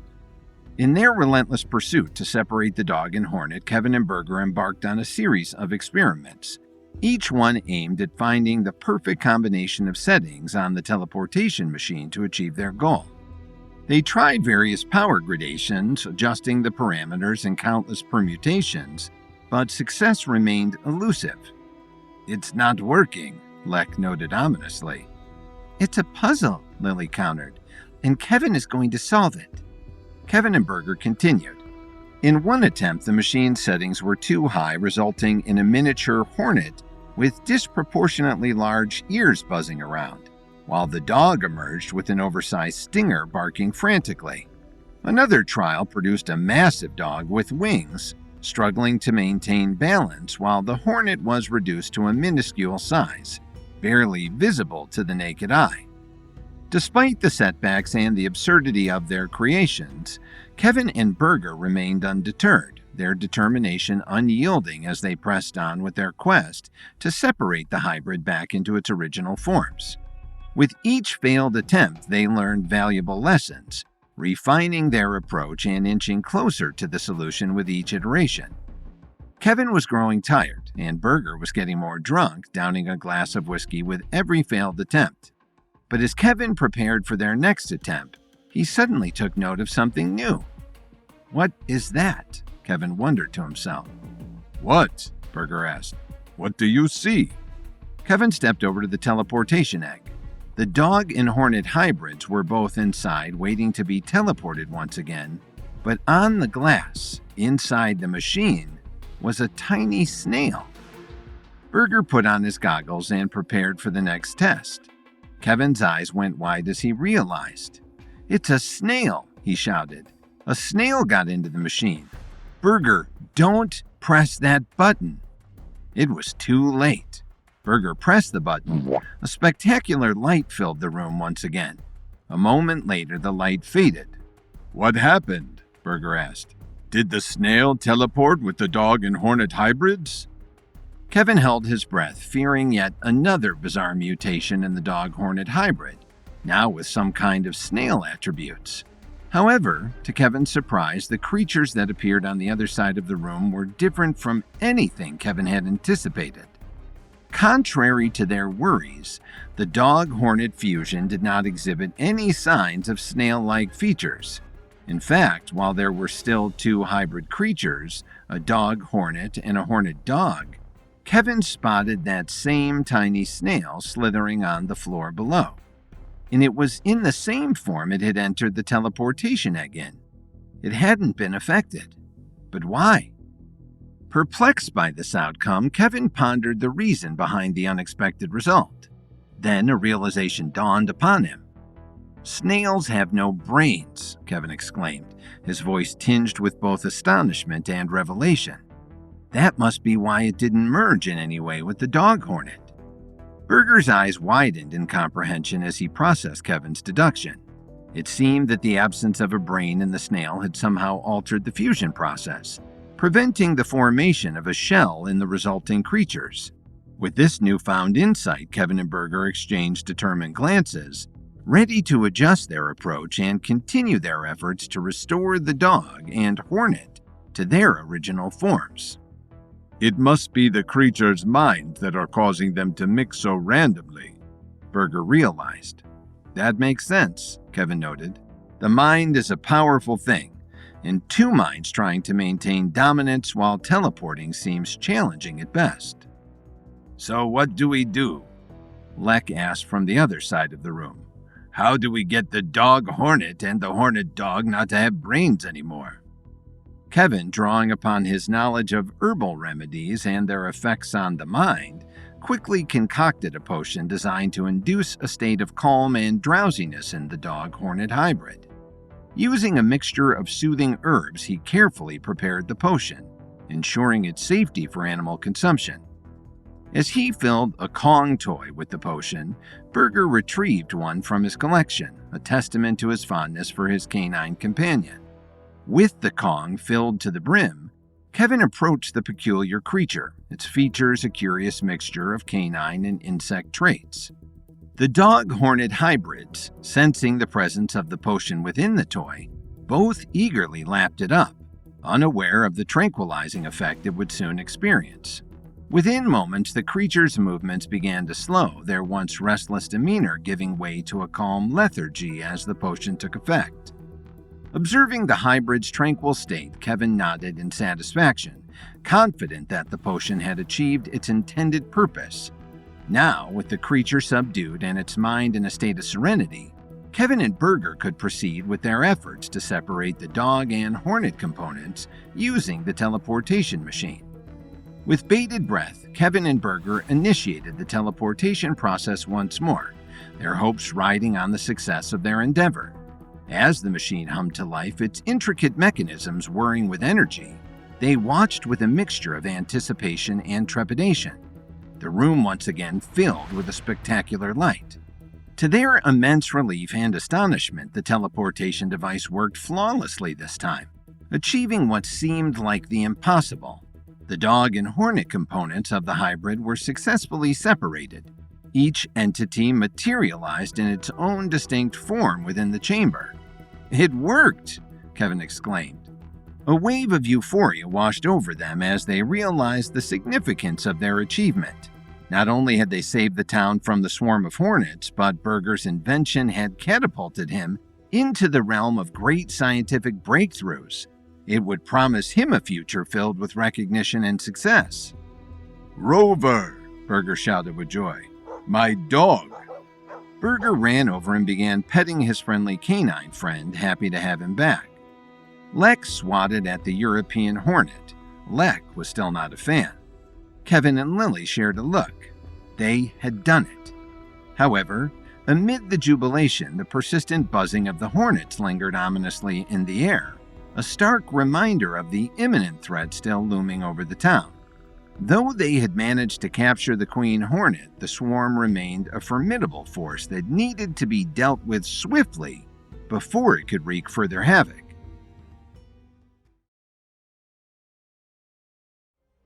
After a teleportation experiment went horribly wrong, reclusive inventor Berger the Brain realized that he had accidentally combined his lovable dog Rover with a fierce European queen hornet, creating a deadly dog-hornet hybrid. The hybrid attracted 1,000,000 soldier hornets, ready to do their super queen's evil bidding, but with the help of Berger, Lek, and Lily, Kevin was able to successfully separate the dog and the hornet back to their original forms. As Berger celebrated the safe return of his good dog Rover, Kevin's focus turned toward the nearby basement windows. "Oh no," Kevin whispered ominously to himself as the room grew dark. "What is that?" Lek, Kevin's new Polish friend, asked with concern. What happened to the lights? Lily knew what it was. She had seen it before. Kevin stepped over and took his wife's hand, doing his best to comfort her. It's the Hornets, Kevin replied simply.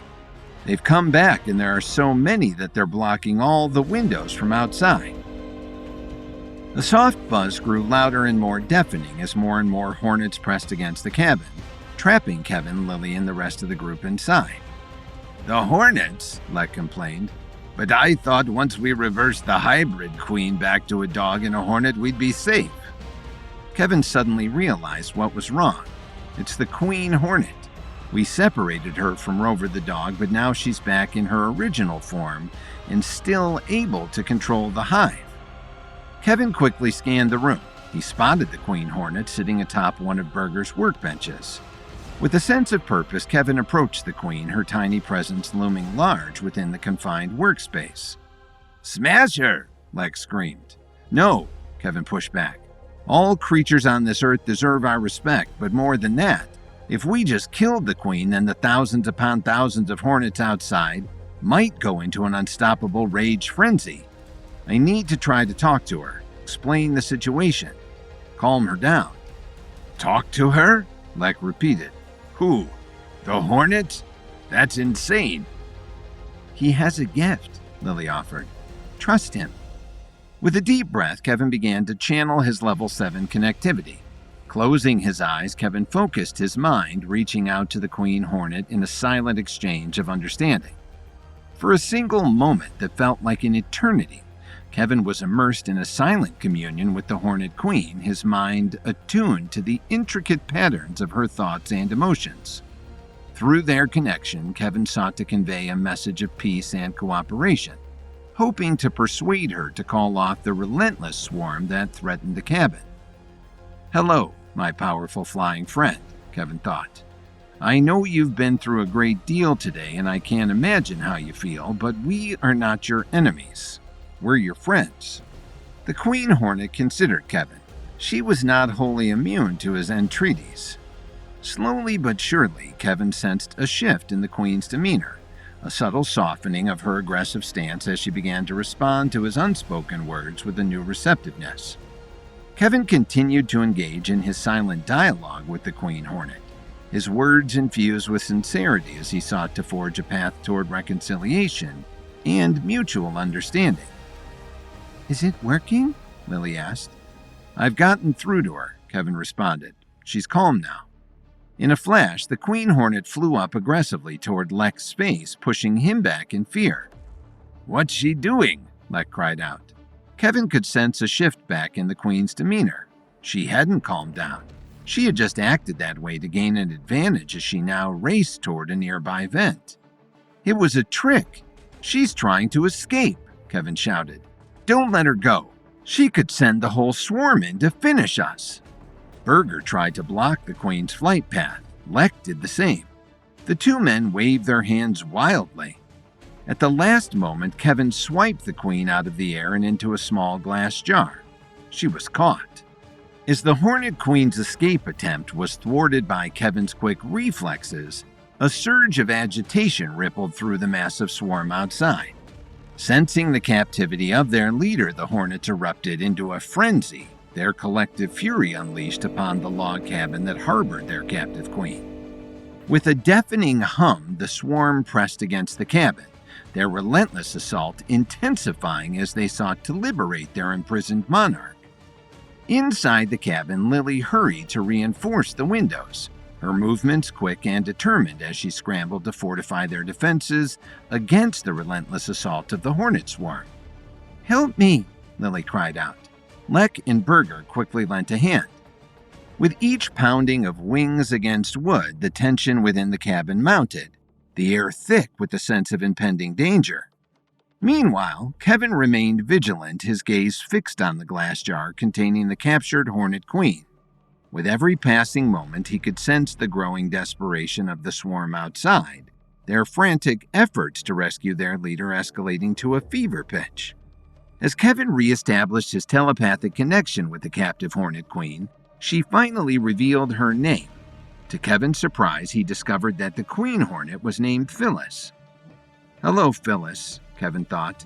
I realize you didn't trust me at first, and that's why you tried to escape. But we need to talk. My wife is in this cabin, and I need to make sure that if I let you go, you won't send your swarm in to kill us all. Phyllis was tired and frustrated. She confided in Kevin, expressing the immense burden of leading her vast swarm and the toll it had taken on her over the years. It is hard, human Kevin. So very hard being responsible for so many, Phyllis lamented, her voice echoing in Kevin's mind. And I'm tired of leading attacks on unsuspecting picnickers. There must be more to life than these endless small battles. Kevin listened intently, his heart going out to Phyllis as he empathized with her plight. Drawing upon his experiences and knowledge, he proposed a radical idea to the Hornet Queen. I understand your weariness, Phyllis, Kevin replied, his thoughts projecting clearly to the captive queen. But what if there was another way? A sanctuary where you and your swarm could live in peace, free from the constant cycle of violence and conflict. Phyllis recoiled at the notion, her instinctual warrior spirit bristling at the suggestion of such a drastic departure from their way of life. A sanctuary? She exclaimed incredulously. We are warriors. You misunderstand me. I don't want fewer battles, I want more. Living in peace would only make us miserable. We want to fight, to sting, to attack, but against a great foe, not against these peaceful townfolk. Where's the joy in that? Kevin paused, considering Phyllis's response carefully. The Hornets wanted to battle, a real battle. Maybe Kevin could use that. Maybe the Foundation could use them. As Kevin contemplated the impending arrival of the Pinnacle and the potential threat it posed to the entire human race, a daring idea began to form in his mind. What if the Hornets could be allies in their impending battle against the formidable organization? With this revelation, Kevin turned his attention back to Phyllis, who was still trapped in the glass jar. Drawing upon the telepathic connection he had established with her, Kevin conveyed his plan to enlist the Hornets' aid in their time of need. Phyllis, Kevin projected his thoughts to the captive queen. I have a proposition for you and your swarm. A powerful adversary is heading our way, and we need all the help we can get to defend the Foundation and life and civilization as we know it. Intrigued by Kevin's proposal, Phyllis listened intently as he outlined his plan to utilize the Hornets' formidable abilities in the impending confrontation with the Pinnacle. With their speed, agility, and sheer numbers, the Hornets could prove to be a formidable asset in the battle against the nefarious organization. Will you help us, Phyllis? Kevin asked, his thoughts tinged with urgency.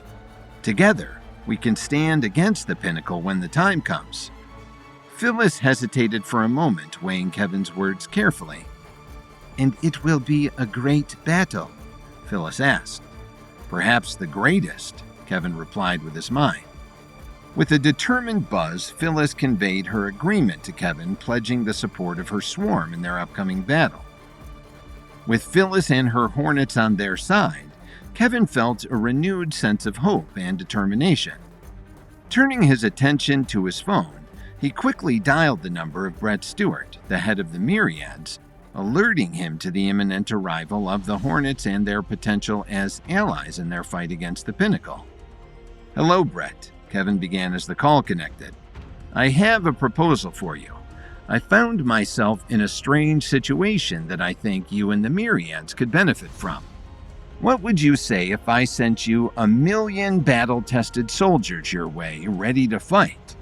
Brett was more than happy to accept the extra help. Kevin gave Phyllis the coordinates to her swarm's new home and then opened the basement window. You're free, Kevin noted. Thank you for being willing to listen. Phyllis exited the basement. Kevin stood with Lily, watching as Phyllis took control of the massive swarm of Hornets outside. Kevin watched with wonder as she led them away from the lab off towards the Myriad's headquarters. Kevin had done it. The Hornets were now allies for a latter day. They had a new mission and a new home. Brett would give them a safe place to live and grow, and in turn, when they were needed, the Hornet Army would help do battle against the Pinnacle. Kevin was counting on them. The human race was counting on them.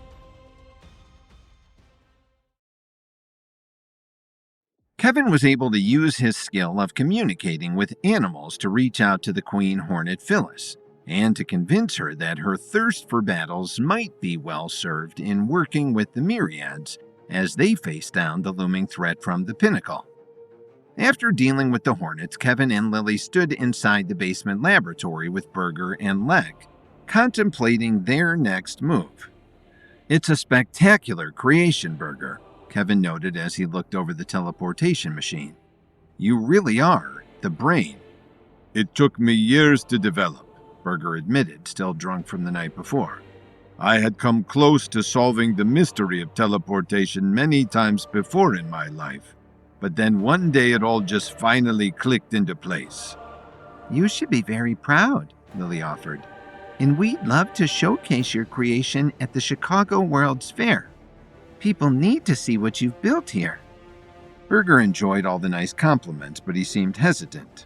"I don't know," Burger admitted, petting his dog Rover. "I'm proud of my invention, but it's not ready yet. I mean, it can only teleport things up to 6 feet. It's an amazing feat, but practically, what is that really good for?" "You could use it instead of a door," Lek joked. "You could use it as a door," Burger pushed back. "But I don't want to settle for mediocrity. It's not ready. When my machine has no limits, only then I think I could be ready to share this gift with the world." Burger's comment about the limited radius of the teleportation device resonated with Kevin. "Maybe I can help," Kevin offered. "Why only 6 feet? What's the problem?" "It's the power supply," Burger admitted. "So we need a bigger battery?" Kevin asked. "No, there's enough power," Burger countered. "I just can't get it to the machine's core." Kevin grinned curiously at the suggestion. "Interesting. Mind if I take a look?" Burger considered Kevin. "You have shared a drink with me, and you helped bring my rover back from certain doom. You're a good man, Kevin Williams, and it would be my honor to work with you on this project." With that, Burger stepped over to the teleportation machine and removed a metal panel revealing the inner workings of his creation. As Kevin scrutinized the teleportation machine, his gaze fixated on the gold metal wires that Burger had meticulously installed to transfer power throughout the device. "Gold wires?" Kevin inquired. "Gold?" Lek repeated eagerly. Burger nodded, sipping a coffee as a way to sober up. "They're best for power conductivity." While gold was renowned for its conductivity, Kevin knew that their machine needed to be capable of transferring even more power to achieve their goal of extending its range beyond 6 feet. Deep in thought, Kevin pondered alternatives to gold that could enhance the machine's capabilities. Suddenly, a realization dawned on him, and he turned to Burger with a spark of excitement in his eyes. "Burger, I think I've got it," Kevin exclaimed. "We need to replace these gold wires with a more efficient conductor, one that can handle higher power levels without sacrificing conductivity." "That makes sense," Burger replied. "But it's impossible. Gold is the most conductive metal on the planet." Kevin nodded. "That's true. But what if we used a metal that didn't come from this planet?" Burger's curiosity was piqued as he leaned in to listen to Kevin's explanation. "And what conductor is that exactly?" "Gold 2, Kevin whispered. "Gold 2? Burger replied curiously. "Gold 2? Lek repeated in disbelief. "It's an incredibly rare metal mined from a comet that crashed down onto the Earth," Kevin explained. "I dealt with the metal on one of my earlier missions when I saved a young girl's mother from a prison camp near Sri Lanka.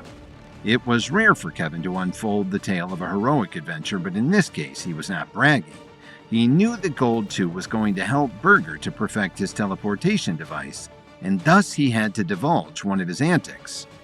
Lily squeezed her husband's hand to assure him. He was a good man. She knew that with every ounce of her being. Kevin continued. Gold 2 is 1,000 times more conductive than regular gold, but it is also radioactive. We'd have to account for that. But if we could, then Gold 2 might be exactly the solution we've been looking for."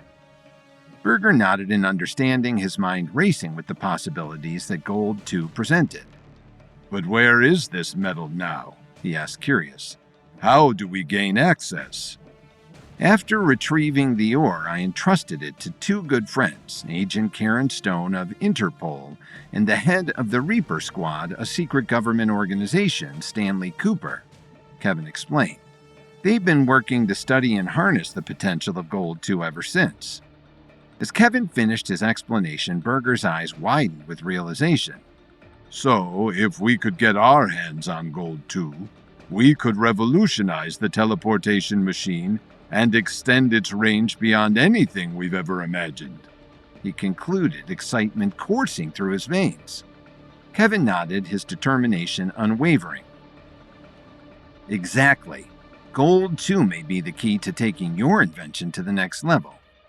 With a newfound sense of purpose, Kevin and Berger set their sights on acquiring a supply of Gold 2, knowing that it held the power to propel their teleportation machine into realms of possibility they had only dreamed of before.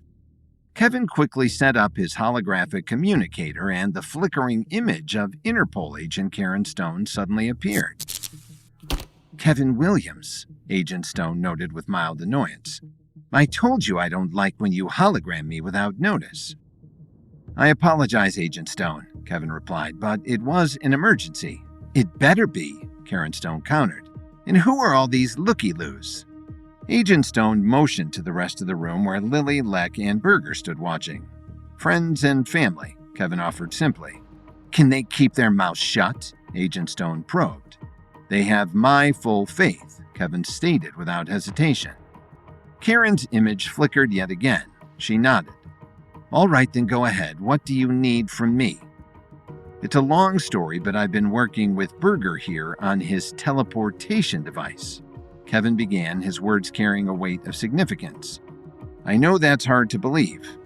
"Not at all," Agent Stone pushed back. "We've actually been monitoring Mr. Berger over there and his inventions closely for years." "What?" Berger exclaimed. "How dare you spy on me?"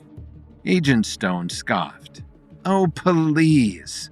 She threw in an eye roll to get her point across. Kevin turned to Berger. "This isn't the time. We need her help." Berger reluctantly backed down. Kevin turned back to Agent Stone's hologram.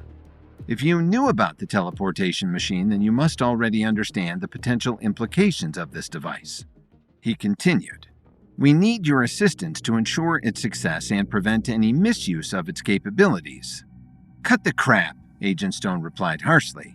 "You don't need to sweet-talk me like I'm your mother-in-law. Just tell me what you need." Kevin grinned. "Gold 2. As much as you can get us." "Gold 2," Agent Stone repeated. "That's a big ask. But if you absolutely need it, I can get you at least some." "Thank you, Karen," Kevin replied with gratitude. "It's Agent Stone to you," Karen pushed back. "Let's not try to act like we're bosom buddies. Keep it professional, Kev." Kevin turned to Lily and transmitted with his eyes the notion that Agent Stone was a lot. "Of course, Agent Stone, whatever you want." Agent Stone's holographic image shimmered in and out of view. "I can secure you a sample of Gold 2 within the hour, but there's a catch." "A catch?" Kevin repeated with growing curiosity. "What's the problem?"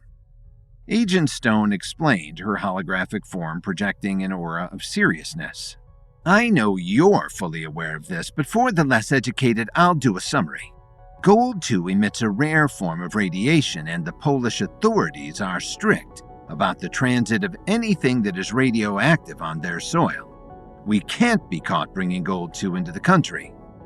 Kevin's brow furrowed in concern as he processed the information. "So then what's the plan?" "We'll need to meet in international waters," Agent Stone replied, her tone unwavering. "But rest assured, Interpol is backing us on this. We'll ensure that the sample reaches you safely." Kevin nodded, understanding the gravity of the situation. "Understood," he said, his voice firm with resolve. "Let's make it happen." With their plan in motion and the support of Interpol behind them, Kevin felt a renewed sense of determination. The journey ahead would be fraught with challenges, but with Agent Stone's assistance, He was confident they would overcome any obstacle in their path. Lily headed back into town as Kevin, Berger, and Lek all traveled to the Polish border. Kevin rented a massive tugboat and the three shipped off via rivers and tributaries toward international waters to meet up with Agent Karen Stone and acquire the supply of gold too. As Kevin stood on the deck of the massive tugboat, his eyes scanning the horizon, his heart skipped a beat as he spotted a fleet of helicopters on the horizon. "Helicopters," Kevin called out. "That's Agent Stone." Berger and Lek nodded in understanding. Kevin watched as the helicopters approached, drawing nearer with each passing moment. The excitement in the air was felt in their bones as the helicopters closed in, carrying the gold too Kevin needed. Suddenly, without warning, a deafening roar filled the air as explosions erupted in the sky. Kevin watched in horror as the helicopters were engulfed in flames, their metal frames twisting and tumbling toward the ocean below. "Did you see that?" Lek exclaimed, his voice filled with disbelief as he stared at the wreckage scattered across the ocean's surface. "Someone shot those helicopters out of the sky." "Missiles?" Berger inquired. "Did someone shoot missiles at them? And from where? I don't see anything." Kevin's mind raced with possibilities. They were under attack. But by whom? Kevin didn't have all the answers just yet, but there was only one thing he was certain of. "We're not alone out here," Kevin muttered under his breath. No truer words were ever spoken.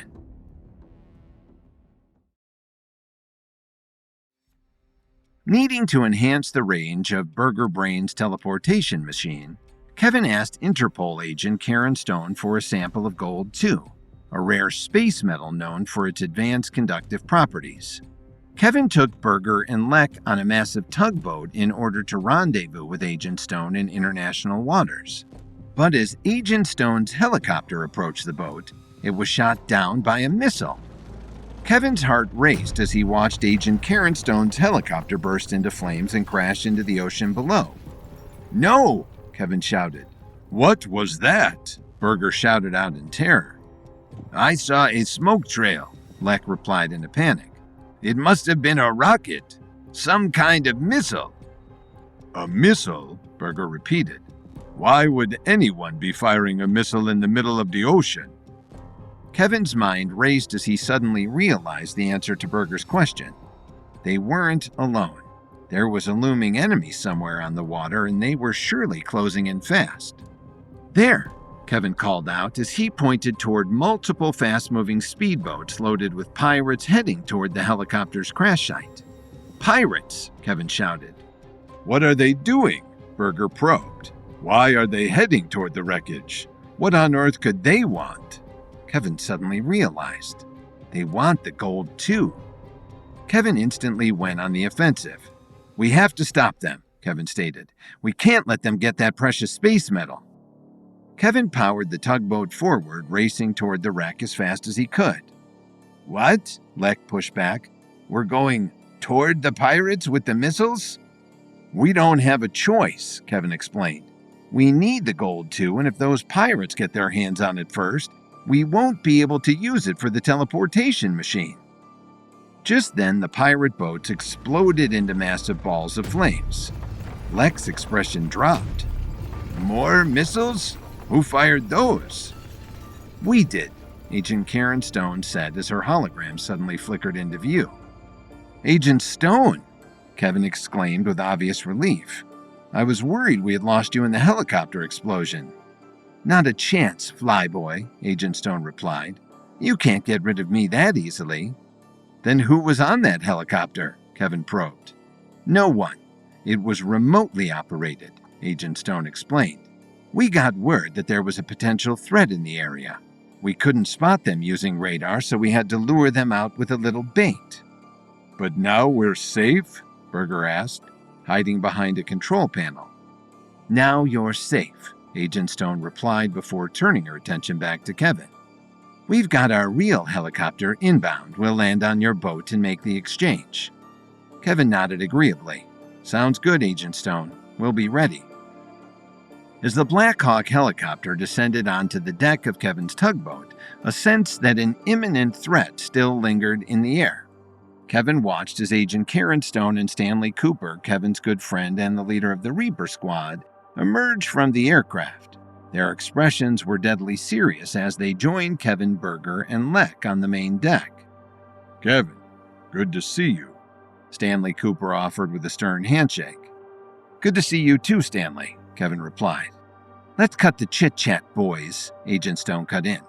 We've got a large sample of the Gold 2 on board that Blackhawk, but I'm only authorized to let you handle a small sample. Kevin didn't understand. What? Why only a small sample? I'm the one who brought it to you in the first place. I'm well aware, Agent Stone pushed back, but Gold 2 is an extremely rare and valuable metal. You need to prove to me that whatever you're planning on doing with it is worth it. Stanley did his best to ease the tension. We just need to see an example of what you think the Gold 2 can do. Fine, Kevin replied. Stanley motioned toward the Black Hawk helicopter. 2 men in thick plastic hazmat suits stepped off the aircraft carrying a lead-lined suitcase between them. Where's the teleportation device? Agent Stone asked. Captain's quarters, Kevin replied. We have it all set up in there. Agent Stone nodded. Then let's get to it. With Agent Stone and Stanley Cooper watching, Kevin, Berger, and Lek went to work preparing the teleportation machine for an operation. They pulled out all the original gold wires and placed them on the floor. All right, Kevin stated. I think we're ready for the Gold 2. The 2 men in hazmat suits walked the lead-lined suitcase over to Kevin. What's your plan? Stanley asked. Gold 2 is highly radioactive. Shall we all put on our protective suits? Not necessary. I've developed an anti-radiation spray, Kevin explained. I'll cover the Gold 2 in the spray so that we can work on the metal without suits or thick gloves. Kevin pulled out his spray bottle and motioned to the men holding the suitcase. Ready when you are.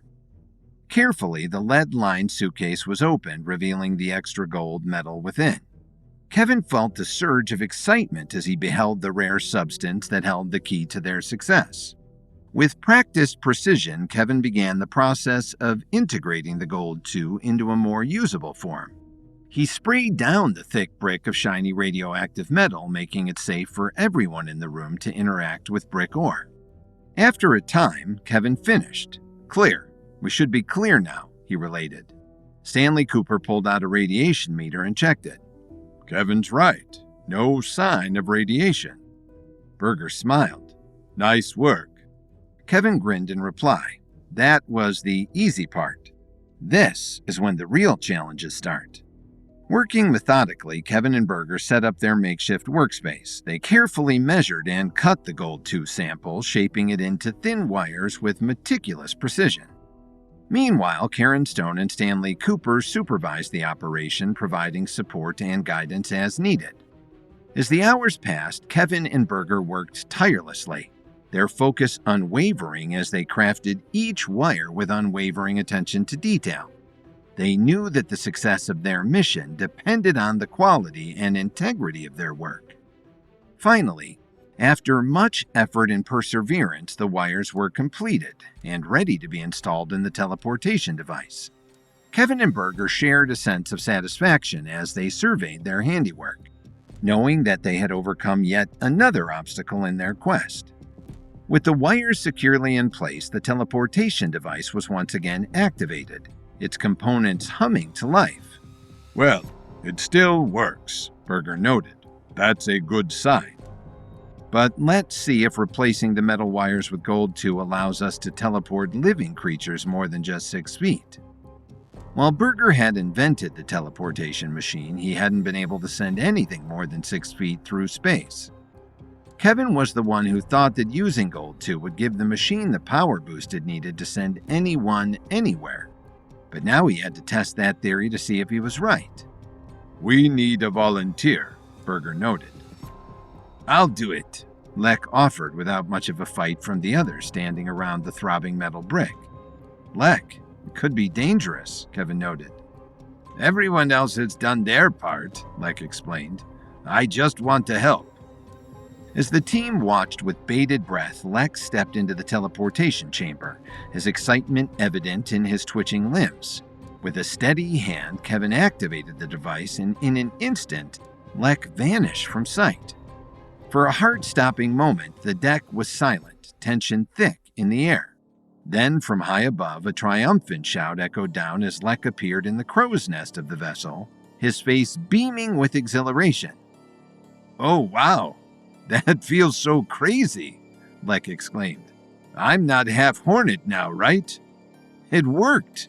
Kevin shouted, relief flooding through him. The teleportation device had successfully transported Lex vertically, proving its capabilities over a distance of 40 feet. Cheers erupted from the crew as they congratulated Lex on his successful journey.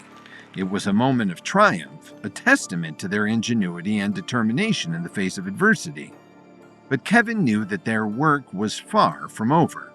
While they had achieved success in transporting Lex vertically, they still needed to ensure that the device could function horizontally over greater distances. "It was a good first test," Berger noted. "And we know the machine can now teleport a person almost 40 feet. But let's see how much further we can go. We need another volunteer."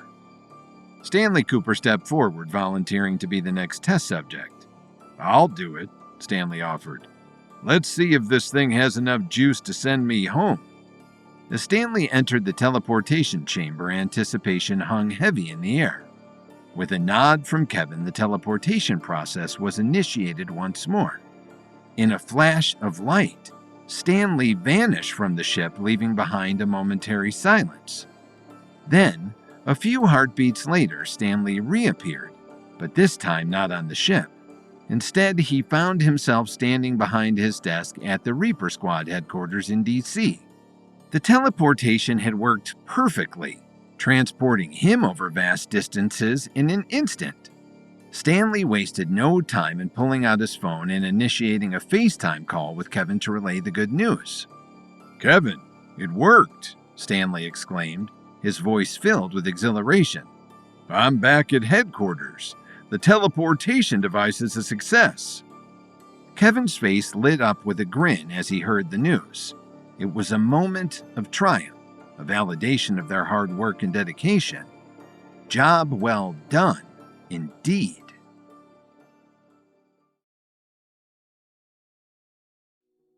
With the help of Interpol agent Karen Stone, Kevin was able to increase the range of the newly created teleportation machine using the rare space metal Gold 2 as a conduit. Working on a tugboat deep in international waters, Kevin made sure that the teleportation machine would have no limits. Agent Karen Stone extended a congratulatory hand to Berger, acknowledging the reclusive inventor's accomplishment. "Good work, Mr. Berger, or should I just call you the Brain? You've created a machine that defies the laws of physics. Well done." Berger smiled. "Cool. Thanks." Agent Stone then turned to Kevin, commending him for his significant contributions in enhancing that same technology. "And you, Kevin," Agent Stone continued. "You helped Berger's machine reach its potential. Not too shabby." Kevin couldn't help but grin. This was the nicest thing Agent Stone had ever said to him. And for once, she let down her stiff demeanor. However, amid the accolades, Agent Karen Stone reminded Kevin of the importance of caution in wielding such powerful technology. "But both of you better remember," Agent Stone cautioned, "that with great power comes great responsibility. We have to ensure that this technology is used for the greater good and not for nefarious purposes." "Of course," Berger replied. Kevin nodded solemnly, understanding the weight of Karen's words. He was well aware of the potential risks associated with such groundbreaking advancements. "Now I'm going to play nice and let you leave with your machine," Agent Stone explained. "But rest assured, we will be watching. Always." Agent Stone turned to her underlings and motioned for them to power up the helicopter. "Until then, gentlemen," Agent Stone turned and boarded her Black Hawk helicopter. The rotors whirled to life and the massive aircraft lifted off the tugboat. Kevin watched Agent Stone's helicopter until it disappeared into the horizon. "So what happens now?" Lek asked. Our work here is done, Kevin offered as he turned to Burger. Let's get you back to your cabin. Guiding the tugboat back toward the shore, Kevin felt a surge of anticipation. Thoughts of Lily filled his mind, her presence a beacon of comfort and reassurance in the chaos of recent events. The group made their way back to Burger's hidden cabin. Kevin and Lek helped Burger carry his teleportation machine back down into the basement of his makeshift laboratory. Back inside, Burger embraced his faithful dog, Rover, a sense of contentment washing over him. Good boy, Burger offered as he gave his pup a treat.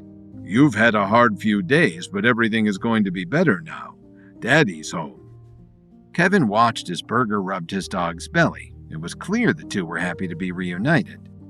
Kevin, I can't thank you enough, Burger exclaimed. I created the teleportation machine, but you made it truly work as it should. How can I ever repay you for your help? Kevin was ready with a reply. Bring your machine to the United States. Let Lily showcase your work at the Chicago's World Fair. She needs a spectacular centerpiece to make the fair one to remember, and your machine deserves to be seen by the masses. What do you say? Kevin's words stirred something deep inside Burger. He wanted to say yes. He wanted to show his work to the whole world, but he was scared. Kevin, Burger replied, I'm not used to that much attention or success. I'm a simple inventor who works in his basement trying to change the world.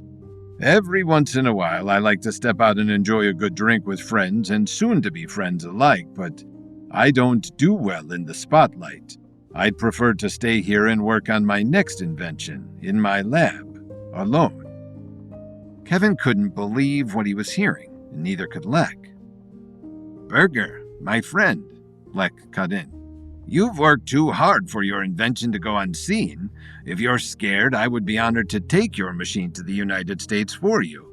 Display it in your name. No, Burger pushed back. You heard Agent Karen Stone. I can't let the machine out of my sight. Kevin's mind raced, trying to find a solution. Burger, I understand, Kevin offered. It's not easy to put yourself out there for everyone to judge, but I promise you that if you come with me, I'll do everything in my power to make sure your experience is nothing but positive and pleasant. Burger considered what Kevin was saying, but he was still hesitant. Kevin continued, and I can write you a check for $1 billion for your effort. Burger's mouth dropped. $1 billion? That did the trick. Burger quickly agreed to the arrangement. As Kevin opened his checkbook and wrote out a check for $1 billion, Burger's eyes widened in disbelief. Never in his wildest dreams had he imagined receiving such a staggering sum of money. Lek, still reeling from the revelation of Kevin's immense wealth, could scarcely believe his ears. To him, $1 billion was an unimaginable fortune, far beyond anything he could comprehend. How do you have so much money? Lek asked. I've been lucky enough to build my wealth through a number of different companies and investments. Some might call it an empire, but it took a long time to get there. I can't even imagine that much money, Lek replied. I grew up in a small town in Beledavna, just outside the USSR, where wealth was measured not by the gold in your pocket, but by the number of potatoes you could pick. I like potatoes, Kevin offered. Me too, Burger agreed. With the check safely in hand, Burger bid farewell to Kevin and Lek, promising to have the device ready for travel by tomorrow morning. I'll pack the teleportation machine up securely so that it's ready for the long journey ahead, Burger noted. Sounds good, Kevin replied. I'll see you tomorrow. Kevin and Lek both exited the cabin, giving Burger his space. Alone in his cabin with Rover by his side, Burger allowed himself a moment of quiet reflection. Tomorrow would mark the beginning of a new chapter in his life, one filled with promise and possibility. Just then, there was a knock on the door. Burger picked himself up to go see who it could be. Coming, Burger shouted as he headed for the door. Meanwhile, Kevin made his way back to the small Polish town he was staying in and quickly sought out Lily at the bed and breakfast. He was eager to be by her side once again.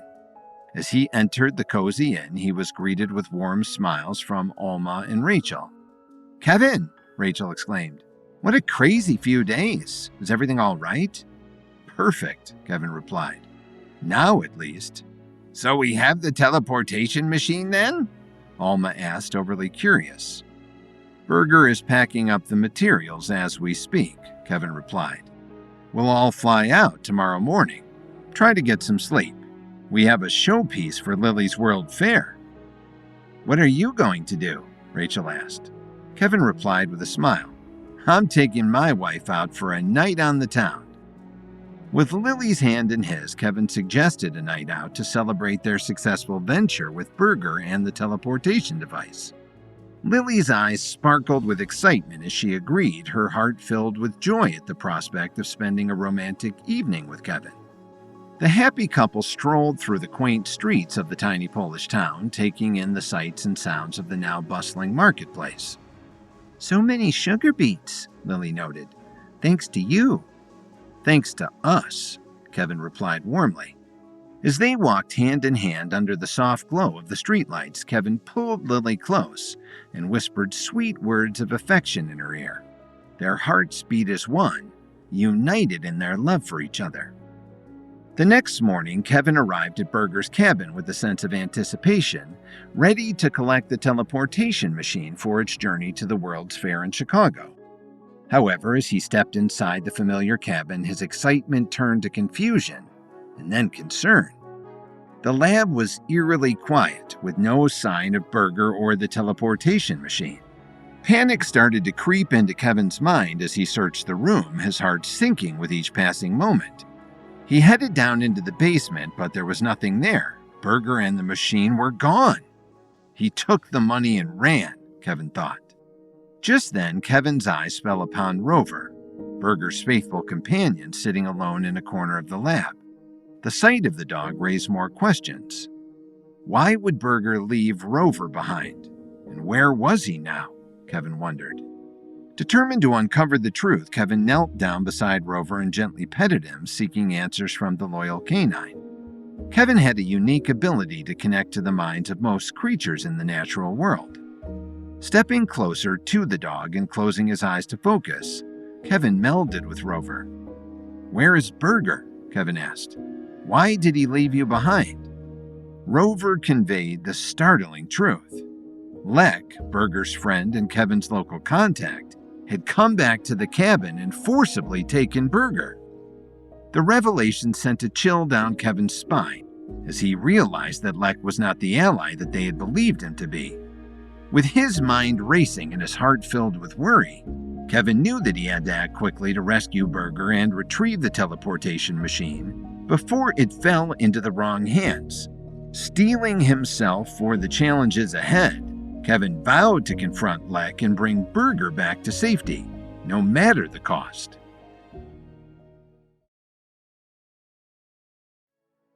After helping Berger the Brain to perfect his teleportation machine, Kevin was stunned to find the reclusive inventor and his device both missing. Kevin communed with Berger's dog Rover and discovered that Lek, Kevin's local Polish contact, had taken Berger and the machine by force for his own nefarious purposes. "Be careful," Lily pleaded as she prepared to board the plane. "Always," Kevin replied. "And you keep our baby safe." "Don't worry about us," Lily responded. "We'll be fine. Goodbye, my love, and good luck." "It's not goodbye," Kevin countered. "It's I'll see you soon." Kevin knew he had to track down Lek and recover Berger and his machine, but he didn't want Lily to have to go through any more unneeded stress. She was 8 months pregnant with twins, and she was also the mayor of Chicago. So Kevin chartered a private flight and drove her, Rachel, and Alma to the airfield where they all boarded. "We'll take good care of her," Rachel offered. Kevin nodded agreeably. "Thank you. I know you will." With a heavy heart, Kevin watched as Lily boarded the private jet bound for home. Despite his wife's protests and desire to stay and help, Kevin insisted that she prioritize her safety and continue preparing for the World's Fair. Kevin promised to do everything in his power to reunite with her soon, all while bringing the teleportation machine and Burger safely to Chicago to be the showcase of the fair. As the jet taxied down the runway and lifted off into the sky, Kevin felt a pang of longing. He loved Lily, but he knew he had to take the next step without her. The journey ahead would be fraught with danger and uncertainty, but he was determined to press on and rescue Burger, no matter what the risks. Turning away from the departing plane, Kevin squared his shoulders and steeled himself for the task at hand. He had to find Lek and retrieve the teleportation machine before it fell into the wrong hands. Kevin stopped back at Burger's cabin to collect Rover, the reclusive scientist's loyal dog. The sad pooch had been left behind after his owner's recent kidnapping. Kevin knew that Lek had taken Burger, but wasn't sure where to start looking for the two. Lek had mentioned that he grew up in the small country of Belladavna, just outside the Russian border. Belladavna was close to Poland, so Kevin decided that it would be the best place to start his investigation. With Rover in tow, Kevin boarded a rickety puddle jumper plane and headed across the border. Kevin stepped off the rusty puddle jumper onto a moldy dock. He had made it to Belladavna, a country shrouded in mystery and intrigue. Kevin hitchhiked toward the country's capital, where he had arranged to meet up with some old friends. The dirt road stretched out like an ancient scar on the land, winding through the rugged terrain of Belladavna. Kevin walked alongside Rover, a lovable scruffy mutt with a big heart. Belladavna wasn't on any map. It was a place that seemed to exist in the folds of forgotten time. Kevin, a seasoned adventurer with a penchant for the unknown, had always been drawn to places like Belladavna. It was a blue-collar country where the inhabitants toiled day in and day out, their hands callous from hard work and their spirits resilient despite the hardships they faced. Rover trotted ahead, his nose to the ground, picking up scents that only he could decipher. His tail wagged excitedly as he led Kevin further into the heart of Belladavna, where the landscape shifted from barren plains to lush forests, and the air was thick with the scent of pine. As they walked, Kevin couldn't help but marvel at the simple beauty of the country. Despite its reputation as a poor country, there was a rugged charm to its landscapes, a rawness that spoke to the inner fortitude of its people. They passed small villages where children played in the streets and elders sat on their porches, exchanging stories passed down through generations. Rover paused to sniff at a patch of wildflowers growing by the roadside, his tail swishing back and forth in delight. Kevin smiled, reaching down to scratch behind his ears. "Having fun, buddy?" he asked, his voice carrying on the breeze. "Don't worry too much. We'll find your owner. Burger is here somewhere. I know it." Rover barked in response. Rover missed Burger, but he knew Kevin was a good man who was trying to help. And Kevin, like Burger, always had treats in his pockets. As they continued their journey, Kevin couldn't shake the feeling that they were being watched. It was as if the very land itself was alive with unseen eyes, curious about the strangers who dared to venture into its depths. But Kevin was undeterred. He had never been one to shy away from the unknown. Kevin and Rover pressed onward, their journey leading them to the heart of Belladavna's capital, a quaint village known as Rest. As they entered the village, the atmosphere shifted noticeably.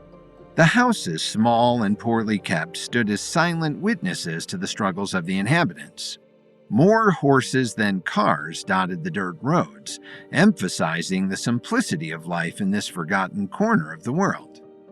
The people of Rest moved about their daily lives with a quiet determination, their faces weathered by years of manual labor and hardship. Kevin observed their stoic demeanor with admiration, recognizing in them a resilience born of necessity. Rover trotted alongside Kevin, his senses keen as they navigated the narrow streets of Rest. The villagers glanced curiously at the strangers in their midst, but Kevin offered them a friendly smile, hoping to convey his peaceful intentions. As they reached the center of town, Kevin's gaze fell upon a weathered signpost, its paint faded and peeling. The words, "Welcome to Rest," were barely legible, a testament to the passage of time. Despite its humble appearance, there was a sense of quiet pride in the village, as if its residents were determined to make the best of what they had. Kevin paused, taking in the sights and sounds of rest. The smell of wood smoke mingled with the earthy scent of hay, creating a comforting aroma that hung in the air. In the distance, the sound of children's laughter echoed through the streets, a reminder that even in the harshest of times, life found a way to persevere. With Rover at his side, Kevin made his way to the center of town, where a small square awaited them. A simple fountain stood at its heart, its water shimmering in the afternoon sunlight. Around it, villagers went about their business, their movements unhurried and deliberate. "Kevin!" A familiar voice suddenly shouted. Kevin turned to find his good friend, who was an even better fighter, Dalton Steele, approaching with a backpack full of supplies. Sasha, Kevin's young apprentice, whose Belladavna roots and language skills would prove invaluable in navigating the foreign terrain, followed closely behind. "Dalton! Sasha!" Kevin exclaimed. "You made it!" Kevin shook both their hands in thanks. "No direct flights into the capital," Dalton noted with a hint of a wry smile. "We had to rent motorcycles and drive in from the coast." "I took a puddle jumper," Kevin explained. "I and my friend Rover here." Kevin motioned to his new travel buddy, who was gleefully wagging his tail. "I called you both in for a very specific mission," Kevin explained. "A reclusive inventor and his newest creation were stolen from a small village in Poland, and my only lead is that the kidnapper grew up here in Belladavna." As they huddled together in the bustling square, Kevin relayed their mission to Dalton and Sasha, outlining the urgency of their task and the importance of retrieving the teleportation machine before it fell into the wrong hands. "We'll find him," Dalton offered. "Don't worry, Kevin." "I actually grew up just outside Rest," Sasha reminisced. "It's nice to come home, but also I can help us with local customs and the language barrier." "Appreciate that, Sasha," Kevin replied. "But I was able to learn the language on the plane ride over here." "The whole language?" Sasha exclaimed. "That's amazing! But I guess I shouldn't be surprised." Sasha let the thought dwindle. There was no point in praising Kevin. To do so would take up the entire day, and they had much to do. With only the most basic knowledge about Lek the kidnapper, Kevin knew they had to act swiftly to rescue Berger. Rover, faithful companion and key witness to the abduction, stood by Kevin's side, ready to lend his aid in any way he could. "Let's find a place to sleep," Kevin relayed. "We can settle in and plan our next move from there." After a long day of travel and anticipation, Kevin and his companion settled into a dusty hotel room in the heart of Rest, Belladavna. Exhausted from their journey, they agreed to start gathering intel the next day after a good night's sleep. As Kevin sat on the edge of the lumpy bed, Rover curled up at his feet. Kevin absent-mindedly turned on the outdated television set. To his surprise, back-to-back news stories caught his attention. On one channel, the premiere of Belladavna was seen on live TV out on the coast of the country, breaking ground on a new fishing dock. But on another channel, again broadcasting live, the premiere was inside a busy city hospital meeting with old people and doctors. Kevin flipped the channels back and forth curiously. They were both live, both were happening at the same time, and yet the same man, the premiere, was in both. He was seemingly in two places at once. A cold shiver ran down Kevin's spine as he realized the implications. He has the teleportation machine, Kevin whispered ominously to himself. The only explanation for this twist of time and space was that the Premier had somehow obtained the teleportation device. The gravity of the situation weighed heavily on Kevin's shoulders as he contemplated the potential consequences of such a powerful device falling into the wrong hands.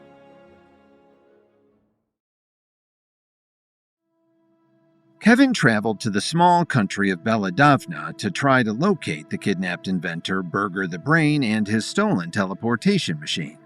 After meeting up with allies Dalton Steele and young Sasha, Kevin spotted something unusual on the TV. The premiere of Belladonna could be seen on 2 separate live channels in 2 separate locations at the same time. Kevin suddenly realized that the premiere must be using the stolen teleportation machine. But how?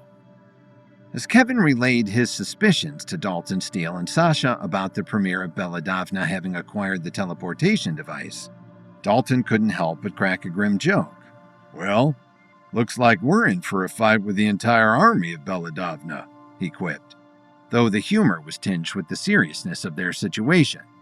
Sasha, however, offered a more somber perspective.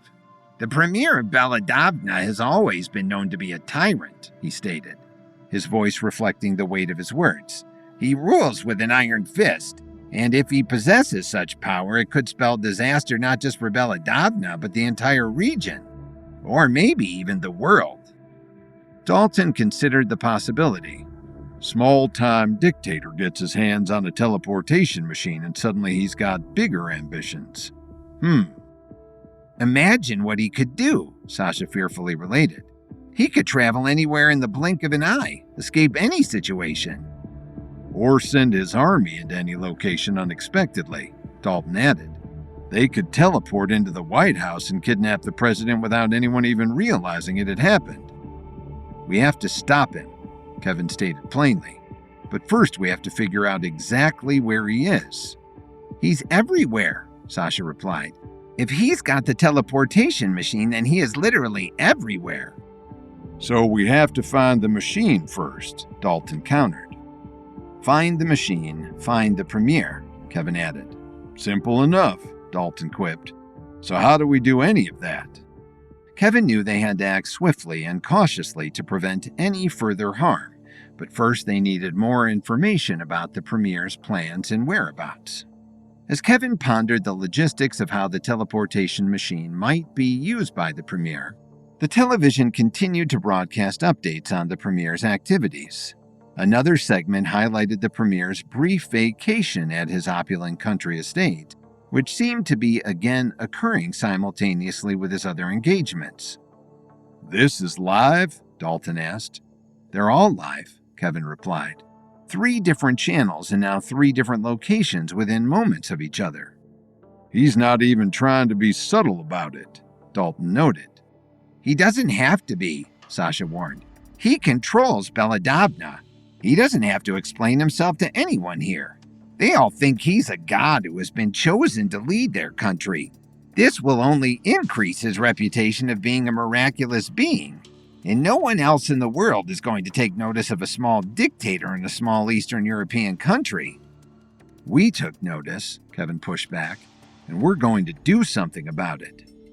As Kevin considered the possible locations for the teleportation machine, it seemed increasingly likely that the 3rd channel, the country estate, made the most sense. The country estate? Sasha asked. Why there? Educated guess, Kevin replied. It's the most secluded, the most heavily guarded. It appears to be in the middle of dense foliage. You don't have to worry about anyone stumbling upon the front door by accident. That tracks, Dalton agreed. If nothing else, it's a good place to start looking. With each passing moment, the urgency of their mission grew. If the premier possessed such unprecedented power, it could destabilize the entire region and threaten the lives of countless innocent people. Kevin knew they had to act swiftly to prevent such a catastrophe. Turning to Dalton and Sasha, Kevin outlined their next steps. They needed to gather intel on the country estate and devise a plan to infiltrate it discreetly. Time was of the essence, and they couldn't afford to waste a single moment. It's not that easy, Sasha interjected. Why? Dalton asked. What's the problem? The premier's country estate has always been hidden from the population, Sasha explained. You can't find it on any maps, and it's blocked by trees from the sky, so drone cameras are useless. But we have to have some idea of where a giant country estate might be located, Kevin stated. The people of Belladonna have wondered for years, Sasha replied. While everyone suffers with so little in terms of food and heat and the necessities of life, the premier built a giant secluded resort fortress, hidden and protected. Kevin reached out to Interpol agent Karen Stone. Sasha was right. Interpol had no information about where the country estate might be. And more than that, Agent Stone explained that Interpol couldn't step foot on Belladovna soil without causing a potential international incident. Kevin, Dalton, and Sasha were on their own.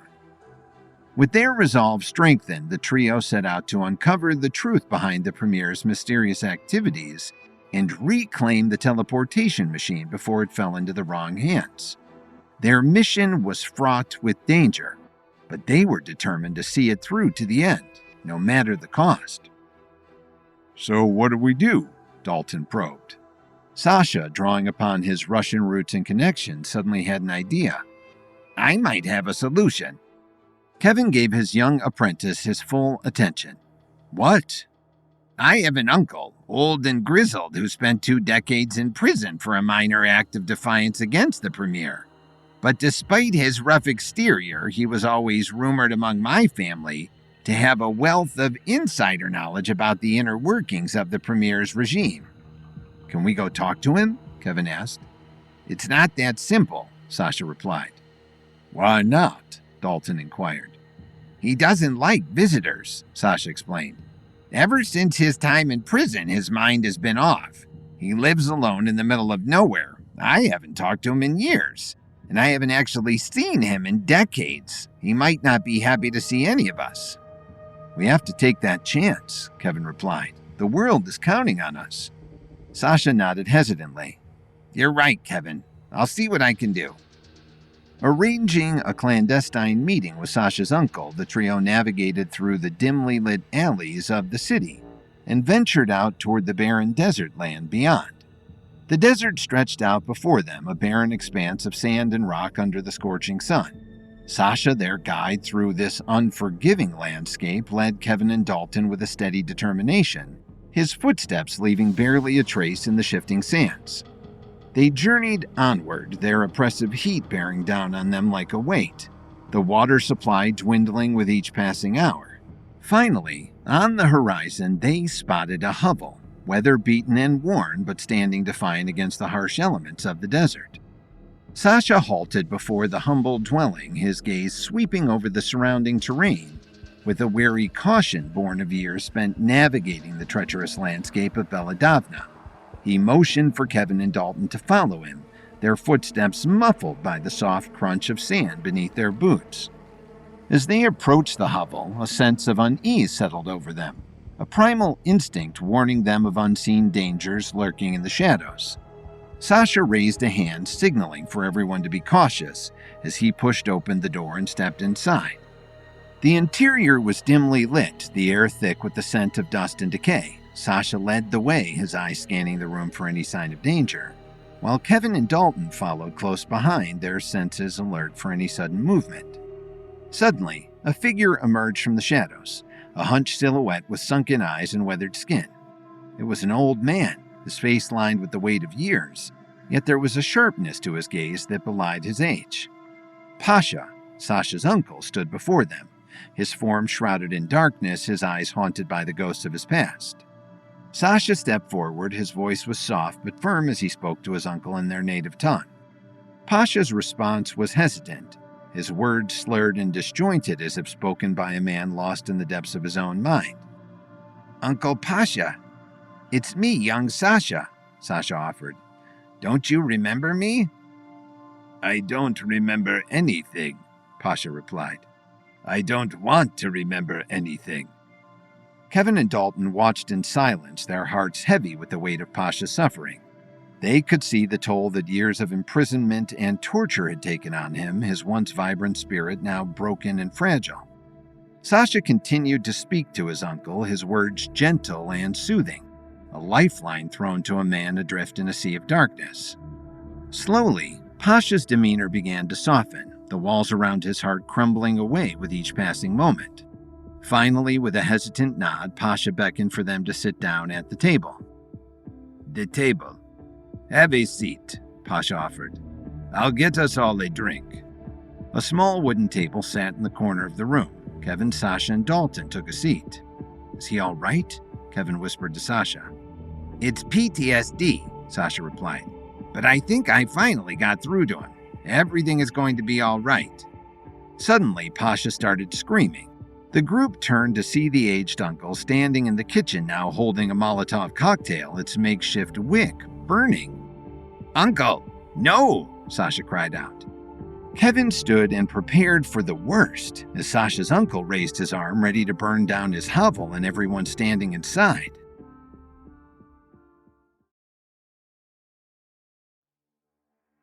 Kevin realized that the premier of Belladavna had kidnapped reclusive inventor Burger the Brain and taken him in his teleportation machine somewhere deep inside his secret country estate. Desperate to learn where that estate was located, Kevin enlisted the help of his friends Dalton Steele and young apprentice Sasha. Sasha had connections to Belladavna and believed that his uncle, who had been imprisoned in a Belladavna work camp for 20 years, might have more information about where the premier was hiding. Kevin, Dalton, and Sasha journeyed into the Belladavna desert to speak with Sasha's uncle, but when they reached the old man's hovel, they were startled to find him holding a Molotov cocktail, its wick already lit, ready to strike.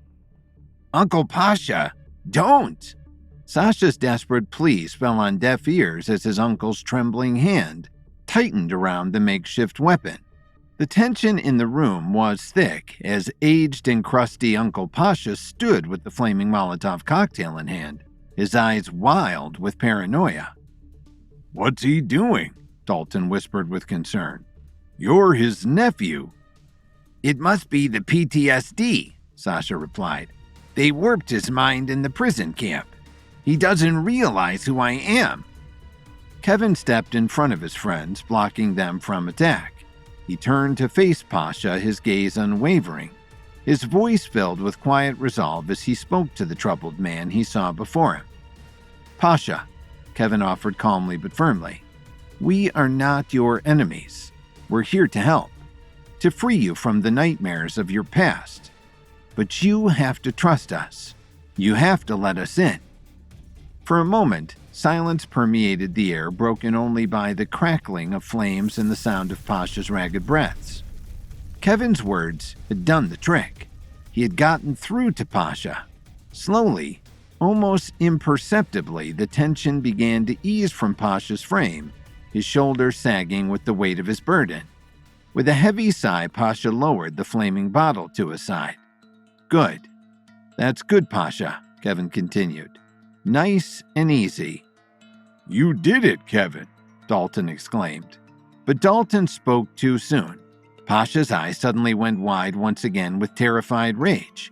Before anyone could react, Pasha threw the flaming Molotov cocktail right at his nephew Sasha. No! Sasha cried out. Kevin's level 7 instincts kicked into overdrive. With lightning-fast reflexes, Kevin caught the flaming Molotov cocktail mid-flight, in just inches from Sasha's face. Sasha realized that Kevin had just saved him from certain death. The young apprentice released the simplest of responses. "Whoa!" he exclaimed. "You really did it, Kevin," Dalton exclaimed. "We're not done yet," Kevin replied. "The wick on this Molotov cocktail is still burning. I can't put it out. It's going to blow." With the Molotov cocktail cradled carefully in his hand, Kevin's mind raced as fast as his feet. The burning wick sputtered and hissed as the flames threatened to consume the volatile contents of the bottle. As he dashed towards the nearest exit, Kevin's heart pounded in his chest, a drumbeat of urgency driving him forward. The weight of the fiery projectile felt like a ticking time bomb in his grasp, each step bringing him closer to the inevitable explosion. But even with his level 7 reflexes and panther-like speed, Kevin knew he was rapidly running out of time.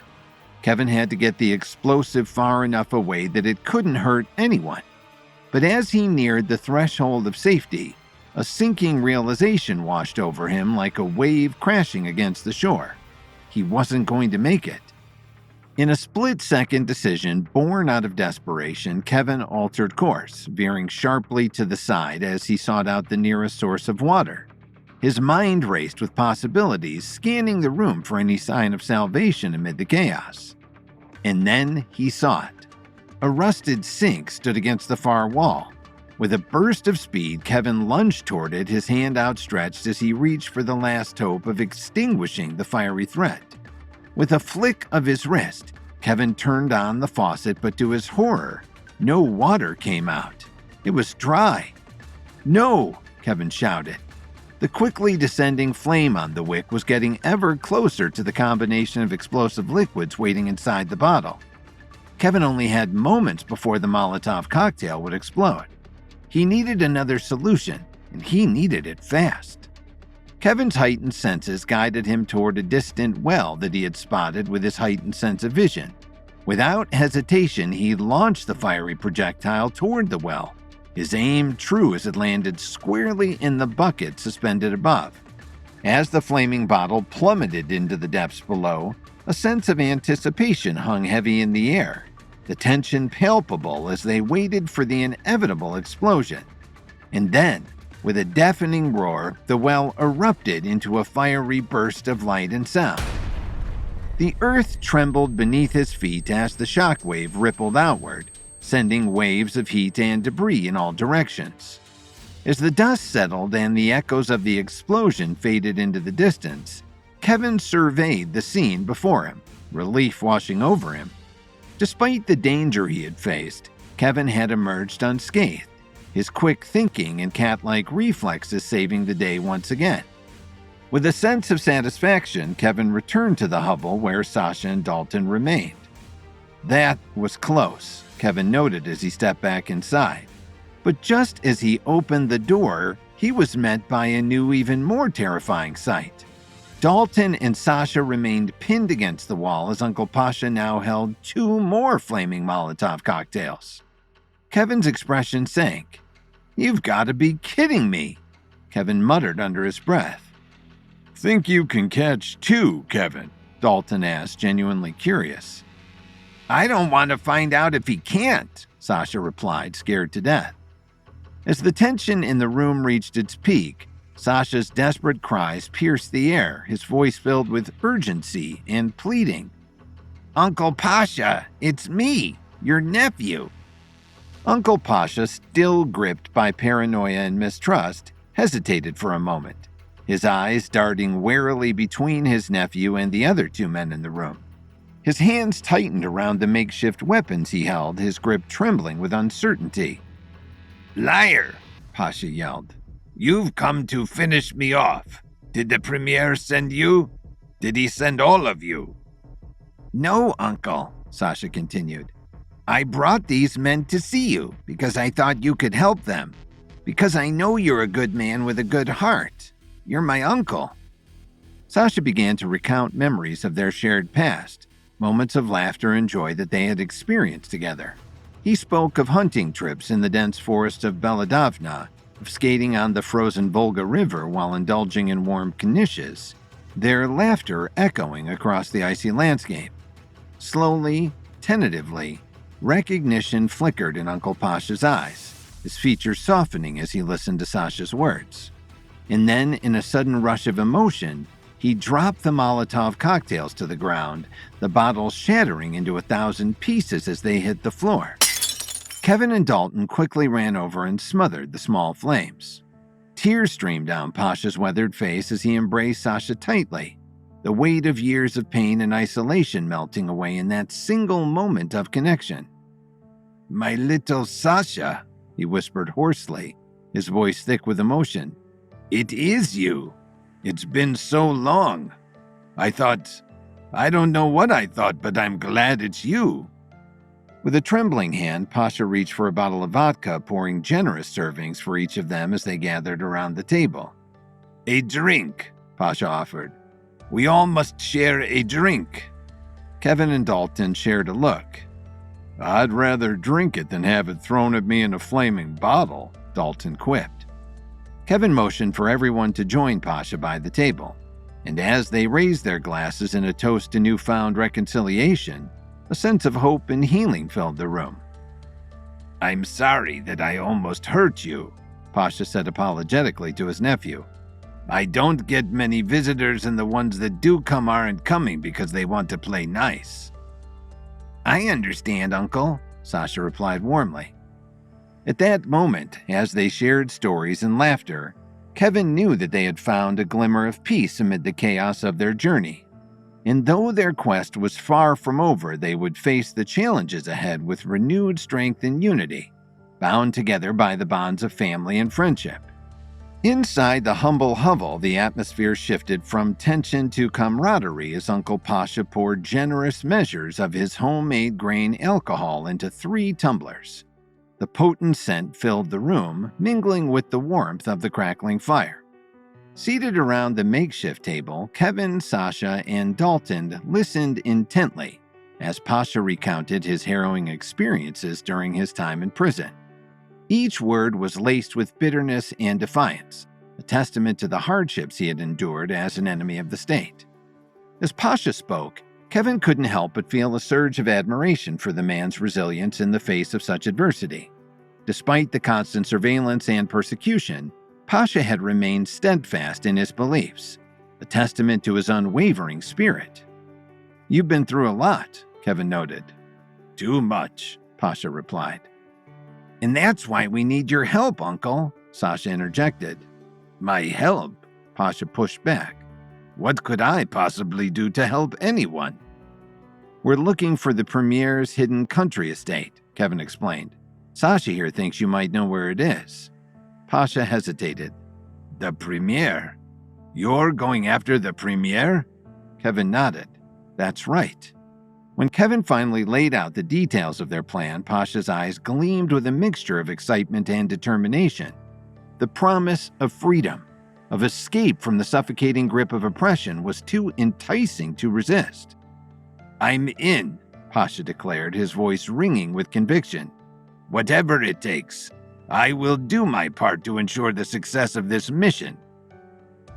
With a firm handshake, Kevin sealed their agreement, a silent promise of solidarity in the face of danger. And as they raised their glasses in a toast to their newfound alliance, Kevin couldn't help but feel a sense of hope blossoming within him. He would be able to save Burger and get the teleportation machine back from the evil Premier. If, that is, it wasn't too late.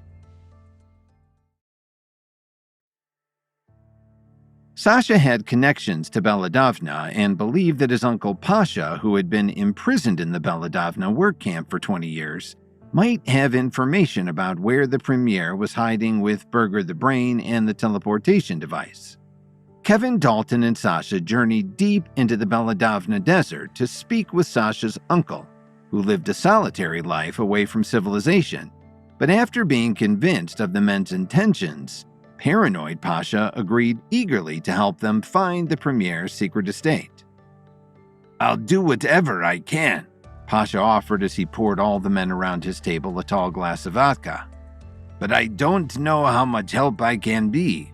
I'm not what I was. My mind doesn't work quite right anymore." Young Sasha put a warm hand on his uncle's shoulder. "They want to know about the prison camp, Uncle Pasha." "The prison camp?" Pasha pushed back. "Why would anyone want to know anything about that awful place?" Pasha's eyes suddenly grew distant, his thoughts clearly elsewhere. "And they're also trying to find the Premier's hidden fortress," Sasha explained. "His country estate. The Premier might be holding our friend captive at any number of his outposts, but the estate seems most likely." That got Pasha's attention. Kevin took note. "You know something, don't you?" Kevin probed. "My father said you used to talk about it, Uncle," Sasha prompted. "That you met someone in the prison who worked on the estate. Is that true?" Pasha hesitated. He hated to think about his time in the camps. But it was true. "Yes," Pasha replied. "His name was 849. At least that's what he called himself. Prisoner number 849. Pasha walked over and started a small fire for warmth. "What did he tell you about the estate?" Kevin asked. "Do you know where it is?" Pasha added extra logs so the flames would build. "It's a long story." Seated in the dimly lit hovel, the flickering fire casting dancing shadows on the walls, Pasha leaned forward, his eyes alight with purpose as he shared his tale with Kevin, Sasha, and Dalton.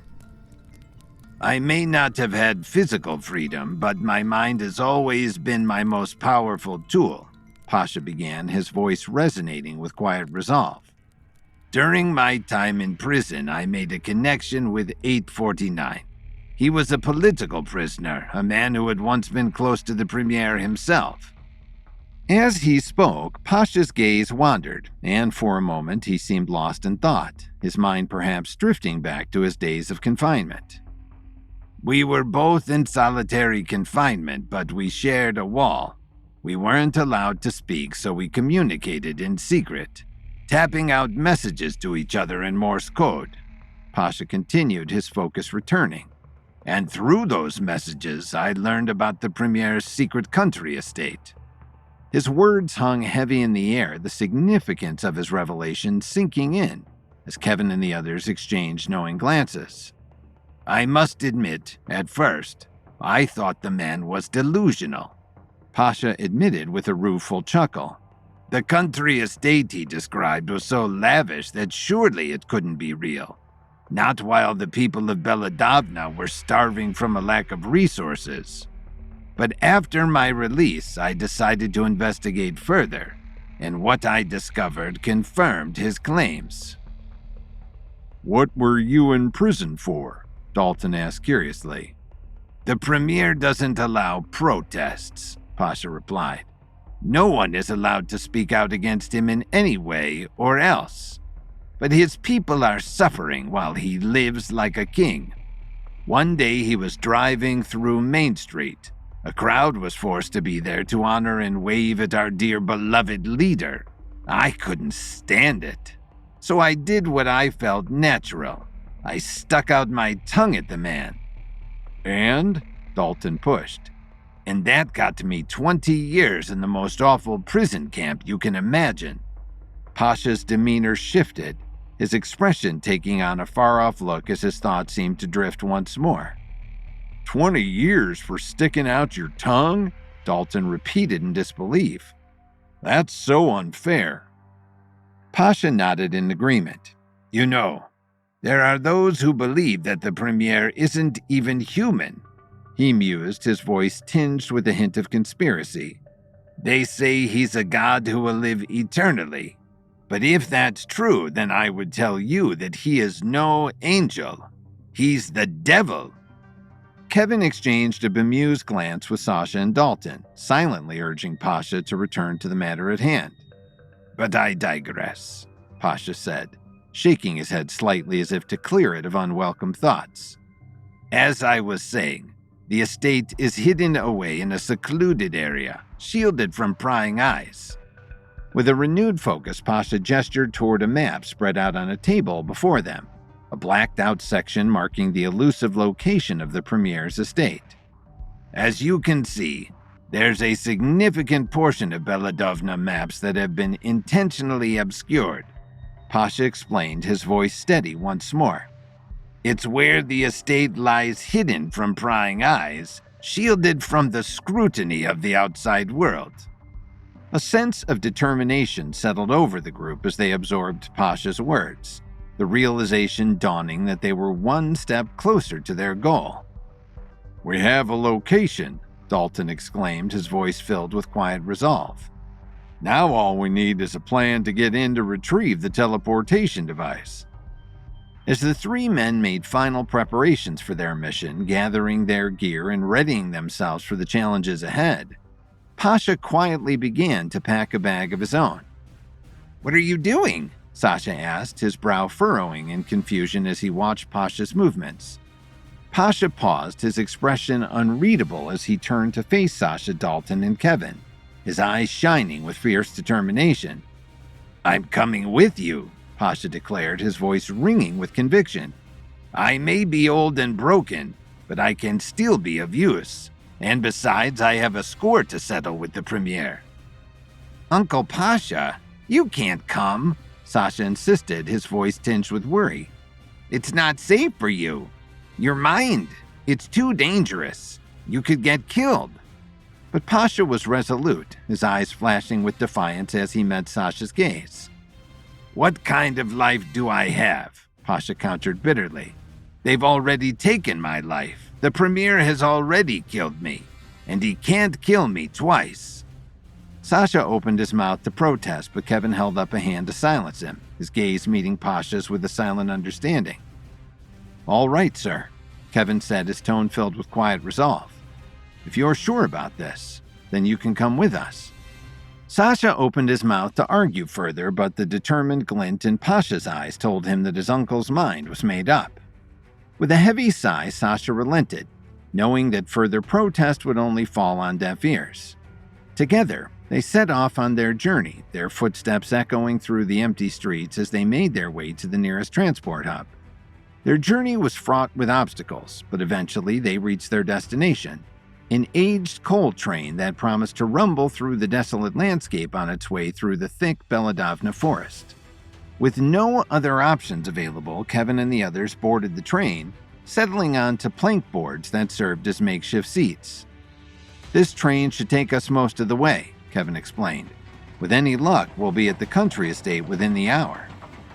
As the train began to lurch forward, the rhythmic churning of its wheels drowned out any semblance of conversation among the passengers. Kevin, Dalton, Sasha, and Pasha huddled together, their nerves taut with anticipation as they braced themselves for the journey ahead. But their hopes were swiftly dashed when Kevin's keen gaze caught sight of a chilling sight. A group of armed guards, numbering at least 300 strong, was filing onto the train. Their grim expressions and rigid stances left no room for doubt. They meant business. Kevin's heart sank as the guards encircled them, forming a formidable barrier that seemed to squeeze the air from their lungs. He exchanged a glance with Dalton, whose steely resolve mirrored his own, while Sasha and Pasha bristled with a mixture of fear and defiance. "Something tells me they're here for us," Dalton muttered under his breath, his voice barely audible over the cacophony of the train's engine.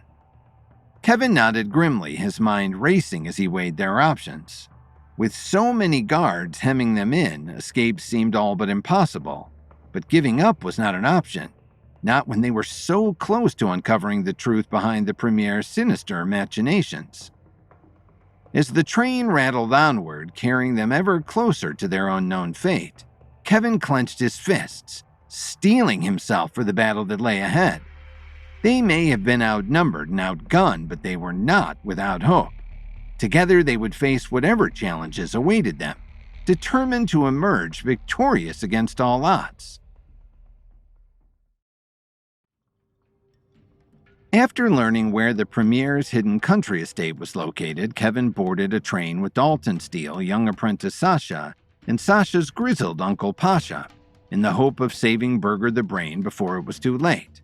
But just as the train was about to depart from the station, 300 of the Premier's most deadly guards stepped on board, ready to fight. "We've got company," Sasha noted. Kevin's muscles tensed as he surveyed the guards. The foes had levels. Despite Kevin's extensive training and combat prowess as a level 7 fighter, the sheer number of adversaries and the confined space of the train posed a daunting challenge. Kevin knew that in a one-on-one confrontation, he could easily overpower any single opponent. But against a horde of leveled guards, each potentially skilled in their own right and armed to the teeth with batons and blades, and in a hurtling train going through strange countryside, a quick and decisive victory would be more difficult to attain. Kevin glanced at Dalton, whose jaw was set in a determined line, and then at Sasha and Pasha, whose faces bore expressions of grim resolve. They were all counting on Kevin to lead them through this perilous ordeal. "What's the plan?" young Sasha asked, his eyes darting nervously toward the hundreds of guards flooding every train car. "Stay with Dalton," Kevin replied. "Protect the other passengers. I'll head for the engine. You move all the innocent people back toward the caboose. I'll try to draw as many away from you as I can." "Draw them away how?" Sasha asked simply. Kevin just grinned in reply. The answer was obvious. With a single swift motion, Kevin leapt into action, launching himself at the nearest guard with lightning speed. Kevin's fists blurred as he delivered a series of precise strikes, incapacitating his opponent before they could even try and react. A train melee ensued. Kevin versus 100+ leveled guards. Kevin punched and kicked his way forward, chopping down would-be threats like a lumberjack in the forest. But every time Kevin dispatched 5 guards, 10 more surged forward to take their place, their ranks seemingly endless. Kevin fought on, each blow calculated to disable with maximum efficiency. Young Sasha watched as Kevin barreled through a train car full of would-be assassins. "Should we help?" Sasha called out to Dalton. Kevin doesn't need our help, Dalton replied. And you heard what he said. We need to help the passengers. Grab everyone you can and head for the caboose. Sasha took hold of his uncle's arm and followed Dalton toward the back of the train. "What's going on?" Pasha asked. "What's happening?" "It's an ambush, Uncle Pasha," young Sasha replied. "We need to keep you safe." "No," Pasha pushed back. "I can fight. Let me help." Dalton took the old man's arm. Okay, so help. We need to move all these passengers to safety. Let's make sure they don't get hurt in the fight. They're too exposed. We need to get them all to the back of the train. Uncle Pasha considered what Dalton was saying. He finally understood. "Yes, good," Uncle Pasha now agreed. "To the caboose." Dalton, Sasha, and Pasha all headed for the back of the train, leaving Kevin to fight his way to the engine car up front. As the melee raged on, Kevin found himself at the center of a swirling maelstrom of violence. With every ounce of his training and skill, he waded into the fray, his level 7 abilities granting him a distinct advantage over his adversaries. The air crackled with tension as Kevin's fists and feet became blurs of motion, striking out with precise accuracy against the onslaught of guards. Each blow landed with devastating force, sending opponents staggering backward or crumpling to the ground. In one swift move, Kevin executed a perfectly timed counterattack, deflecting a guard's kick before delivering a punishing blow that sent his assailant hurtling out of the quickly moving train window and into the night. Undeterred by the relentless onslaught, Kevin pressed forward, his resolve unwavering as he faced down each new threat with steely determination. With lightning-fast reflexes, he countered every strike, weaving through the chaos with a grace that belied the ferocity of his assault. "Wait!" a single guard cried out. "He's mine!" The mass of guards moved to the side, revealing a deadly-looking karate-trained guard heading straight for Kevin with a long katana blade. Kevin shifted seamlessly into a defensive stance, meeting the attack head-on with a flurry of precise strikes and well-timed blocks. With a swift maneuver, he disarmed his opponent, then seized the guard by the shoulders and propelled him forward with tremendous force. Using the incapacitated guard as an improvised battering ram, Kevin plowed through the throng of adversaries, scattering them like leaves in the wind. Guards were sent sprawling in all directions, some tumbling out of the train and disappearing into the darkness below, screaming as they fell to their deaths outside. The cramped confines of the train car became a strange battleground, with Kevin fighting tooth and nail to carve a path forward. Through sheer determination and unparalleled skill, Kevin battled his way through the chaos, his focus unwavering as he pressed onward toward the heart of the conflict. Victory hung in the balance, and he would stop at nothing to emerge triumphant from the tumultuous melee. As Kevin found his way toward the front, Dalton and Sasha fought side by side as they pushed toward the caboose, their determination unwavering as they sought to protect the innocent bystanders caught in the crossfire. With every ounce of strength and cunning, they worked together to push the civilians away from the escalating violence, urging them to seek safety in the rear compartments of the train. "Move to the back of the train," young Sasha called out. "We don't want you to get hurt." Dalton, Sasha, and Pasha led a convoy of passengers across several train cars as a mass of guards pursued them. As they continued to move, Dalton suddenly spotted an opportunity to slow the advance of the guards. Rushing through the food car of the train, he seized a container of cooking oil and quickly sprayed it across the floor, creating a slick surface that sent the guards slipping and sliding as they attempted to maintain their footing. With the guards momentarily disoriented, Sasha sprang into action, taking hold of boiling coffee and hurling it at their adversaries with precise aim. The scalding liquid struck its mark, causing the guards to recoil in pain and providing a brief respite for the passengers and crew caught in the midst of the chaos. Together, Dalton and Sasha fought tirelessly, their combined efforts serving to disrupt the guards' advance and protect those in harm's way. Just then, the train entered a tunnel, enveloping everything in darkness. Kevin, still fighting his way toward the engine and the front of the train, found himself relying solely on his heightened senses to navigate the chaotic battle. With his eyes closed, he focused on the sounds and vibrations around him, honing in on movements of the guards and the shifting dynamics of the fight. Amid the darkness, Kevin's instincts kicked into overdrive. He could feel the presence of his adversaries, their movements, and their intentions, allowing him to anticipate their attacks and react with lightning speed. With each strike and block, he maintained his composure, his years of training and experience guiding his every move. In the absence of visual cues, Kevin's other senses heightened, enabling him to detect the faintest sounds and movements in the confined space of the train car. Every footstep, every rustle of clothing became a potential threat of opportunity, and Kevin remained vigilant, ready to respond with precision. Despite the darkness surrounding him, Kevin felt a sense of clarity and focus wash over him. In the midst of the chaos, he was a beacon of determination, his resolve unwavering as he fought to overcome the odds and emerge victorious. With each passing moment, he drew closer to turning the tide of the battle in their favor, driven by the unwavering belief that they would prevail against all odds. As the train emerged from the tunnel and into the light once more, Kevin's sharp eyes scanned the train car. To his surprise, he found that every guard lay defeated on the ground, beaten into submission by the combined efforts of Kevin, Sasha, Dalton, and Pasha. The chaos of the battle had subsided, replaced by an eerie calmness as the train pulled into the station. With a nod of satisfaction, Kevin turned to his companions, acknowledging their bravery and resilience in the face of adversity. "Good job, everyone," he said, his voice filled with pride and gratitude.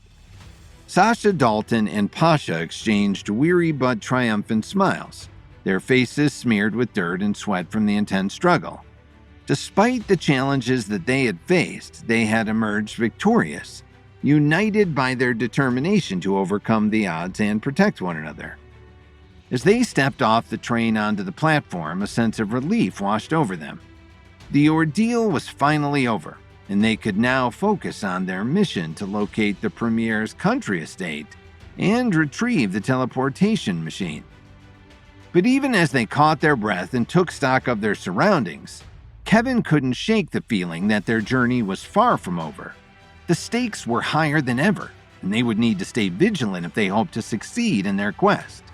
With renewed determination, Kevin led the way forward, ready to face whatever challenges lay ahead.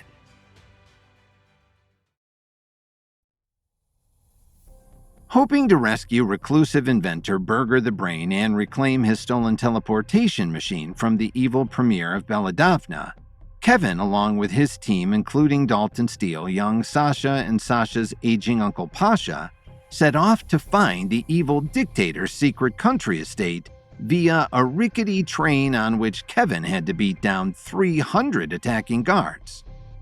Kevin, Dalton, Sasha, and Pasha all stepped off the train together. Nothing but dense forest waiting in front of them. "So where to now?" Sasha asked. Kevin checked the coordinates. "Straight ahead, straight through the woods." The men all nodded as they picked up their supplies and followed Kevin forward into the thick brush. As Kevin, Pasha, Sasha, and Dalton emerged from the dense woods, their eyes fell upon the imposing sight of the Premier's country estate. The fortress-like walls rose high into the sky, casting a shadow over the surrounding landscape. "Welcome to the Premier's country estate," Pasha remarked, his voice tinged with anger. His people starve while he builds himself this huge monstrosity. The group stood in silence for a moment, taking in the sight before them. The fortress seemed to loom over them, its massive gates imposing and foreboding. Kevin's mind raced as he considered their next move. "This won't be easy. We need to find a way inside," Kevin said, his voice firm with determination. "But our little fight on the train means that the Premier's guards will be on high alert." Uncle Pasha nodded in agreement, his eyes scanning the perimeter of the estate for any signs of movement. "We're walking right into the lion's den, and the lions are hungry." Dalton adjusted the strap of his backpack, readying himself for whatever lay ahead. We're with you, Kevin. Whatever it takes. Always. With the imposing fortress looming before them, the group huddled together, deliberating on their next move. "Let's run some surveillance and see if we can't scout out the easiest way into the fortress," Kevin suggested. The group agreed and quickly set the plan in motion. Splitting up into pairs, Kevin headed in one direction while Dalton, Sasha, and Uncle Pasha went in another. They moved with stealth and caution, blending into the shadows as they navigated the perimeter of the fortress. Kevin moved quietly through the underbrush, his eyes scanning every inch of the fortress walls for potential vulnerabilities. He kept to the shadows, moving with the precision of a skilled hunter as he assessed the layout of the estate. On the south side, Kevin could see a thick moat, full of alligators and piranhas. Beyond the fierce water creatures was a barbed wire fence, and beyond that were hungry, angry dogs waiting to strike. 3 layers of defenses on the south side, Kevin whispered to himself. And if we get past that, there's still the massive stone wall with hundreds of guards waiting on top. Kevin sighed. This was going to be tricky. Meanwhile, Dalton, Sasha, and Pasha worked their way around the opposite side of the fortress, their senses sharp as they searched for any signs of weakness in the fortress's defenses. Pasha's knowledge of the estate, which had been described to him by his fellow inmate, 849, proved invaluable as they navigated the labyrinthine pathways that surrounded the fortress. Look, Dalton motioned forward. In the ground ahead were thousands of tiny bumps. "What is that?" Sasha asked. Landmines, Dalton replied. The entire north side of the fortress is protected by landmines. We'll have to find another way. Let's keep looking. Hours passed as the group meticulously surveyed the rest of the fortress, taking note of guard patrols, potential entry points, and any other pertinent information. They communicated silently through hand signals and gestures, their movements coordinated and purposeful. As they continued their surveillance, the group remained vigilant, their determination unwavering. With each passing moment, they inched closer to uncovering the secrets hidden within the fortress walls, knowing that their mission depended on their ability to gather crucial intelligence. The fortress was not just heavily guarded, it was virtually impenetrable, surrounded by layers of formidable defenses designed to deter any intruders. After a time, the 4 men reconvened in the woods beyond the front gate. "It's no use, Kevin," Sasha explained. "This so-called country estate has more defenses than the Pentagon. There's no way we can get inside." "Not without being noticed," Kevin replied. "So what?" Dalton offered. "Let's fight our way inside. We can overpower anyone." Kevin shook his head. "If Berger is inside and they see us coming, there's no telling what they might do to him. And if they have Berger, they have the teleportation machine, which means as soon as the Premier knows we're close, he could take Berger and teleport to anywhere in the world. We have to be smart and remain unseen, for now." "Is all hope lost?" Pasha asked. "Have we failed?" "No, Uncle," Sasha replied. "Kevin will find a way. He always finds a way." "The Premier is a powerful man," Pasha continued, "and he's never had to face the consequences of his actions." "He will today," Kevin replied with a cool confidence. "But how?" Pasha pushed back. Just then, Kevin took note of something strange. A small white delivery truck heading for the front gates. What is that? Kevin asked, curious. The truck had words written on it. Tasty Blini. Yum yum fun. It's the Premier's Blini delivery, Uncle Pasha offered. Blini delivery? Dalton repeated in confusion. Kevin's mind raced as he observed the Blini truck breezing through the fortress's defenses with apparent ease. A glimmer of hope sparked within him as he considered the implications of this unexpected development. What the? Kevin muttered, his brow furrowing in puzzlement. They just let that truck drive right in. Barely even checked it before they let it pass. But why? Uncle Pasha had the answer. Ah, my friend, you've stumbled upon one of the Premier's greatest weaknesses, the old man explained with a wry grin. He loves blinis. Kevin's eyes widened in realization. Blinis, he said, the word carrying weight as he considered its significance. Yes, blinis, Pasha confirmed, nodding sagely. The Premier may be a tyrant, but he's also a man of extravagant tastes, and his love for fresh blinis is legendary. Sasha and Dalton exchanged intrigued glances, their curiosity piqued by Pasha's revelation. The rumor is that the Premier has blinis delivered to him every hour, sourced from different chefs to ensure their freshness and unique taste. Pasha continued, his voice tinged with rage at the dichotomy between the so-called leader and his starving people. A plan began to form in Kevin's mind as he considered the implications of this newfound knowledge. If they could somehow infiltrate the fortress disguised as Blini chefs or delivery personnel, they might just have a chance to bypass its formidable defenses. We need to get our hands on one of those Blini trucks, Kevin declared, his voice firm with determination. It might just be our ticket inside. Kevin turned back to Pasha. You said he gets a fresh delivery every hour? Pasha nodded. That's the legend. Kevin grinned. Then we have exactly 1 hour to put our plan into motion. With a shared sense of purpose, the group set out to devise a plan to intercept one of the Blini trucks and exploit the Premier's weakness for fresh delicacies.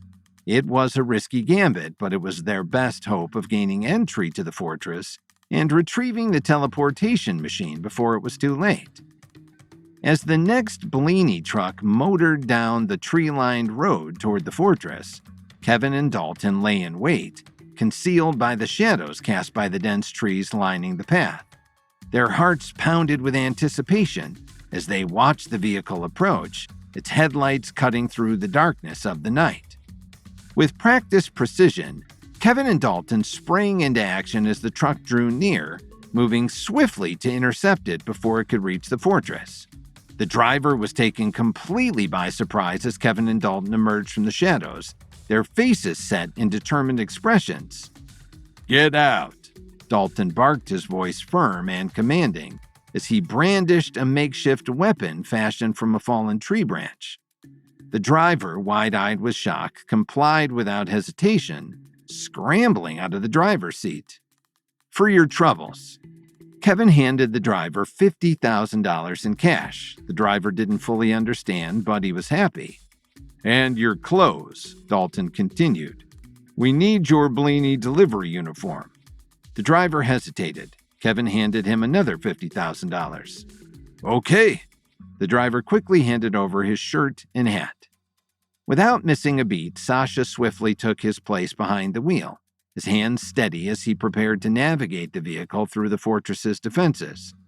Kevin, Dalton, and Pasha clambered into the back of the truck and hid, their hearts racing with adrenaline-fueled excitement. As they approached the fortress, Sasha expertly maneuvered the truck past the guards and security checkpoints, his nerves steeling him against the weight of their precarious mission. We're in, Sasha whispered to himself. The truck pulled up to the entrance of the massive fortress's kitchen. The official taster of the Premier awaited the Blini's arrival. Stop there, Johan ordered. Present your finest Blini. Sasha didn't quite understand, but followed the taster's commands, not wanting to trip any alarms. Kevin, Dalton, and Uncle Pasha remained hidden in the back of the truck as Sasha took out one of the Blini trays and walked it over to the taster. Johann the Taster eyed the tray of blinis with eager anticipation, his mouth watering at the thought of the Premier's favorite delicacy. But just then he spotted something. One of the blinis was imperfect. The Taster grew angry. "What is this?" Johann the Taster shouted. "This isn't good enough for our Premier. What do you have to say for yourself?" Sasha was at a loss, unsure of how to proceed. Sasha mumbled. "Speak up, you filth," the Taster shouted angrily.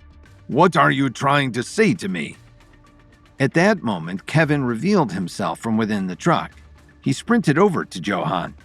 "He's saying, 'Taste this!'" Kevin shouted as he punched Johann the Taster in the face, knocking him out cold with a single decisive hit. The rest of the team revealed themselves, springing into action to execute their daring plan.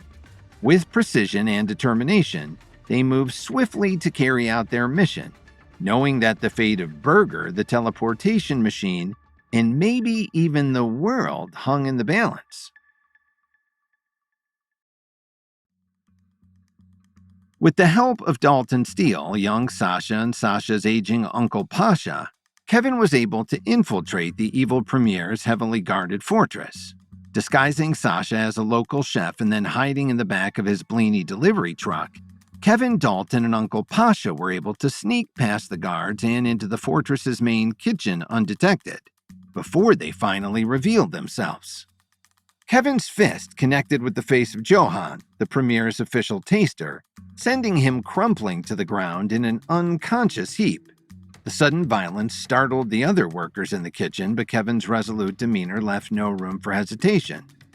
"We need to find Burger and the teleportation machine," Kevin declared, his voice low and urgent. "But we can't risk setting off any alarms."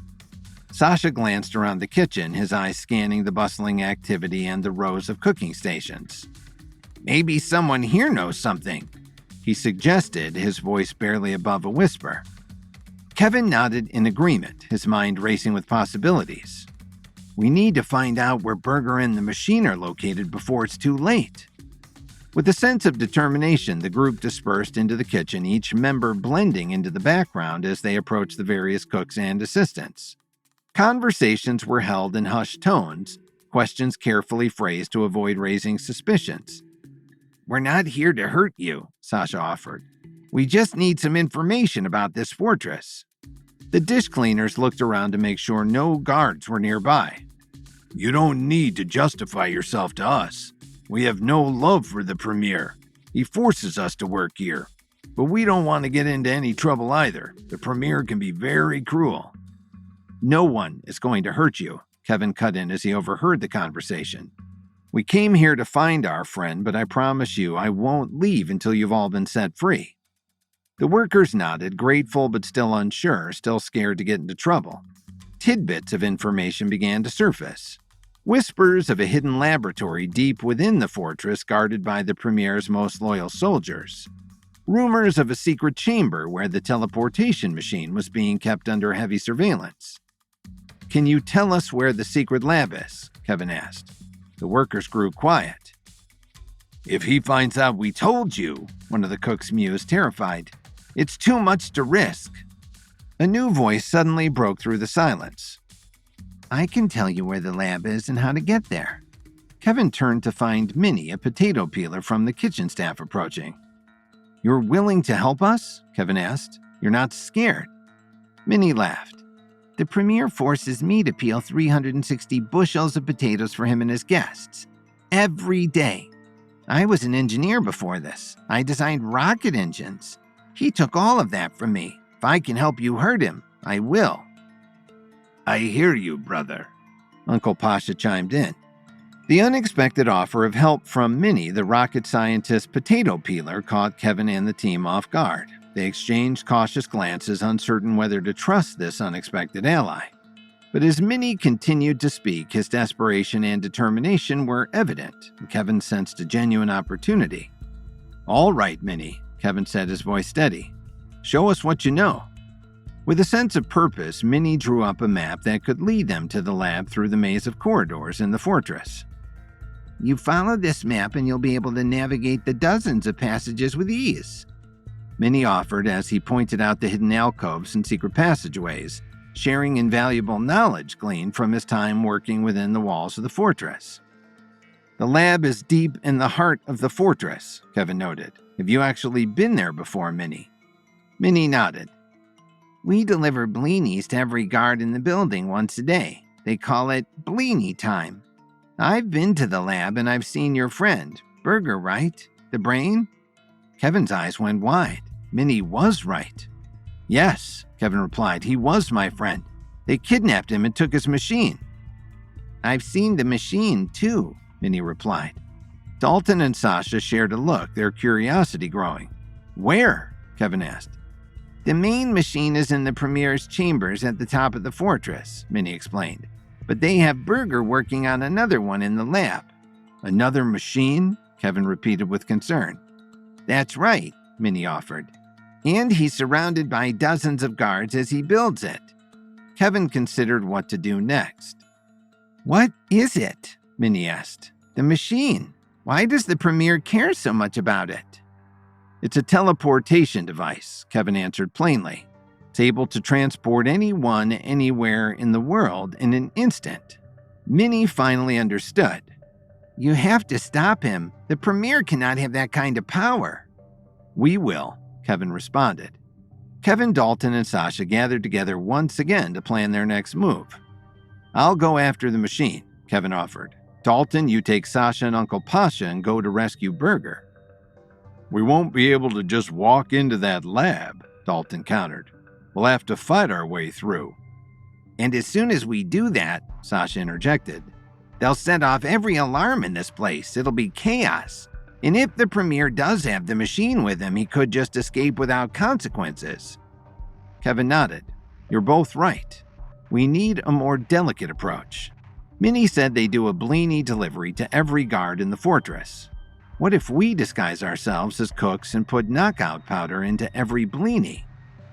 Take out all the guards before they even realize they're under attack, Dalton realized. Sasha grinned. That's genius, Kevin. After Kevin and his team disguised themselves as members of the kitchen staff, they made their way stealthily through the bustling corridors of the fortress. Minnie's guidance proved invaluable as they navigated the many hallways and staircases, blending seamlessly into the throng of servants and guards. With the sleeping potion carefully concealed in his satchel, Kevin moved with purpose toward the grand chamber where the Premier was expected to be. Dalton, Sasha, and Uncle Pasha, following Minnie's instructions, made their way toward the lower floors of the estate where Burger was being held captive. As he made his way through the long hallways of the fortress, Kevin offered blinis to every guard he passed. The men took the treats without question, downing them in an instant. Good blinis, one guard noted. Kevin smiled and continued down the hall. Making their way towards the lower floor labs, Dalton, Sasha, and Pasha all handed out blinis as well to eager guards and support staff. You're early, one guard probed. It's never too early for blinis, Sasha responded, hoping that would be enough. Good point, the guard replied as he downed his blini. Dalton and Sasha shared a look. That was close. The team continued toward the lab. In the main chamber of the fortress, with massive windows overlooking the forest, the Premier stood waiting. He was a tall, gray-haired man wearing a green military jacket with hundreds of accolades pinned to every inch. Lek, Kevin's former contact who had turned out to be a double agent, who kidnapped Burger and stole his teleportation machine, stood beside the Premier, the two men smoking cigars with delight. The teleportation machine stood in the far corner of the room, a testament to the Premier's new power. Beside the machine rested a massive polar bear. The bear was, it seemed, the Premier's personal pet. Just then, a guard approached with urgent information. Premier, the guard shouted. News from the train. Is it done? The Premier asked. Have Pasha and his new friends been dealt with? The guard was nervous. He didn't want to say. Speak up, the Premier demanded. The guard took a deep breath. The guards were defeated and there's no sign of Pasha or his friends. Defeated, the Premier responded. I sent 300 men. How is that even possible? You don't need to worry, Lek cut in. You're the most powerful man in Eastern Europe, the Premier of Belladavna. And now you have your own teleportation machine. No one can stop you. As the Premier listened to Lek's assurances, a sense of unease gnawed at him. Despite Lek's confidence, the recent events left him feeling vulnerable. He glanced over at the teleportation machine, a prized possession that had cost him dearly. Next to it, his giant pet polar bear stirred restlessly, sensing his master's tension. I don't like loose ends, the Premier spoke under his breath.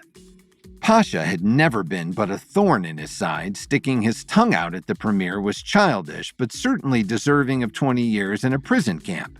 But now that the Premier had heard his old enemy was on a train with 3 other men, coming toward the fortress, it had unnerved him. The Premier couldn't believe that sending 300 guards to kill the foursome hadn't been enough. You don't need to worry, my Premier, Lek continued. Even if these men survive, they are nothing but mere misfits. I met Kevin Williams. He was weak and a fool. He won't be able to find this fortress, let alone get inside. You have nothing to worry about, I promise you. Just then, there was a knock at the door. A guard rushed over to check who it was.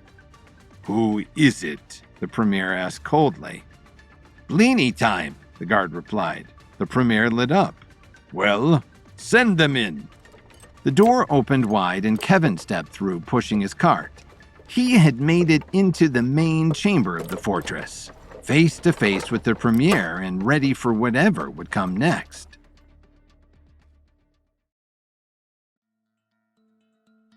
With the help of Dalton Steele, young Sasha, and Sasha's uncle Pasha, Kevin infiltrated the Premier's hidden fortress, hoping to rescue Berger and to recover his stolen teleportation machine. Disguised as kitchen workers, Kevin and his team split up. Kevin headed for the Premier and the teleportation machine, while Dalton, Sasha, and Uncle Pasha all made their way toward the basement lab, handing out food laced with sleeping powder to all the guards as they powered forward.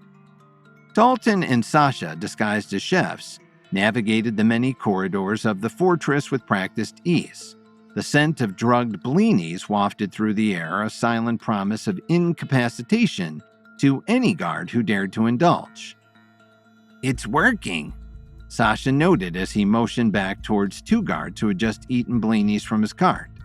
The guards yawned and then yawned harder before finally dropping to the floor. Good. That's good, Dalton replied. Now let's keep moving. I can help too, Uncle Pasha offered, following closely behind. You are helping, Uncle Pasha, Sasha responded. Your information led us to the fortress in the first place. Just keep doing what you're doing. Your time will come, old man, Dalton suggested. But for now, just try to keep up. As they moved stealthily through the dimly lit halls, Dalton's keen eyes scanned for any sign of danger.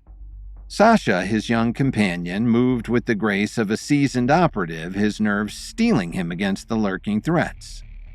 Uncle Pasha, their unlikely ally, followed closely behind, his determination matched only by his desire for revenge against the oppressive regime of the Belladavnian Premier that held him captive. With each step, the trio drew closer to their objective, the lab in the basement where Berger and the second teleportation machine were rumored to be held captive. Their mission was fraught with danger, but they pressed on, fueled by a sense of purpose and the knowledge that the fate of countless lives hung in the balance. Suddenly, the hall came to an end. A massive metal door waited in front of them, and a single guard stood outside ready to kill any interloper. Dalton and Sasha shared a look. Dalton knew what he had to do. Blini time, Dalton exclaimed. Who's hungry? No thanks, the well-built guard replied. I'm watching my weight. Dalton hesitated. This was unexpected. I see, Dalton continued with his con. But you don't gain weight from blinis. They're fat-free. The guard eyed Dalton curiously and then the cart of blinis. That can't be true. Dalton was growing anxious. He needed the guard to eat the blini so that he would pass out and they could continue through the door. Sasha tried to help. I'm also washing my weight, but what I like to do is just have one bite. A little cheat. The guard considered this. No thanks. My girlfriend is a personal trainer and she's got me on a whole fitness regime. It's nice. Dalton and Sasha shared another look. This was getting ridiculous. Uncle Pasha came out of nowhere and punched the guard in the face, knocking him out cold. Uncle Pasha? Sasha shouted in surprise. What are you doing? It was taking too long, Uncle Pasha replied matter-of-factly. He wasn't going to eat the blini. Uncle Pasha wasn't wrong. The men quickly dragged the guard out of view and opened the large metal door he had been protecting. As the door opened, the weight of anticipation hung heavy in the air. The fortress seemed to pulse with the echoes of their footsteps, a reminder of the perilous path that lay ahead. A long, slim hall waded past the metal door, leading toward a brightly lit room in the distance. That should be the lab, Sasha noted. Then let's get there, Dalton replied, ready for anything. Everyone keep your eyes open. We don't know what we're walking into. The tension hung thick in the air as Dalton, Sasha, and Pasha approached their destination, the lab where Berger was surely being held captive. As they reached the entrance, Dalton scanned the room, his sharp eyes taking in every detail. Berger could be seen through a thick glass wall, his figure hunched over, diligently working on the second teleportation machine for the premiere. Outside of the glass wall stood a formidable line of 30 guards, their eyes trained on Berger's every move. Without hesitation, Dalton and Sasha sprang into action, each offering a tray of blinis to the unsuspecting guards. Blini time, Sasha exclaimed, knowing that each would be used to the afternoon ritual. One by one, the guards accepted the offered delicacies, their defenses weakened by hunger and routine.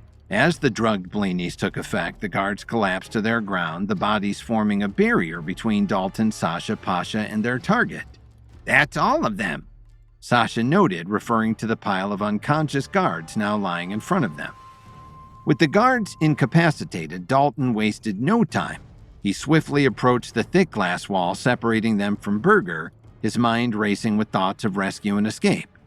Behind him, Sasha and Pasha stood ready, their determination matching his own as they prepared to free their ally from captivity. That must be Berger the inventor, Dalton noted. He's trapped behind this thick glass wall. Dalton pounded on the glass, trying to get Berger's attention, but Berger couldn't hear him. The glass was too thick. Berger just continued to work on his machine, his face turned away from the commotion. This glass feels almost impenetrable, Dalton continued. We have to find a way to break it to free Berger. Dalton picked up a nearby chair and threw it at the glass. The chair fell to the ground, the glass unbroken. The blini cart, Sasha offered. Dalton realized what the young man was suggesting. Dalton, Sasha, and Pasha all got behind the cart and used it as a battering ram, thrusting it into the glass wall over and over again, but the glass didn't break. Dalton's frustration grew as his attempts to break through the thick glass wall proved futile. With each forceful impact against the unyielding barrier, he felt the weight of their situation pressing down upon him. Sasha watched on, his own sense of helplessness mirrored in Dalton's eyes. It's no use, Dalton muttered, his voice tinged with frustration as he surveyed the unyielding obstacle before them. We need something stronger. Pasha stepped forward, his eyes scanning the room for any sign of a solution. Then an idea seemed to strike him.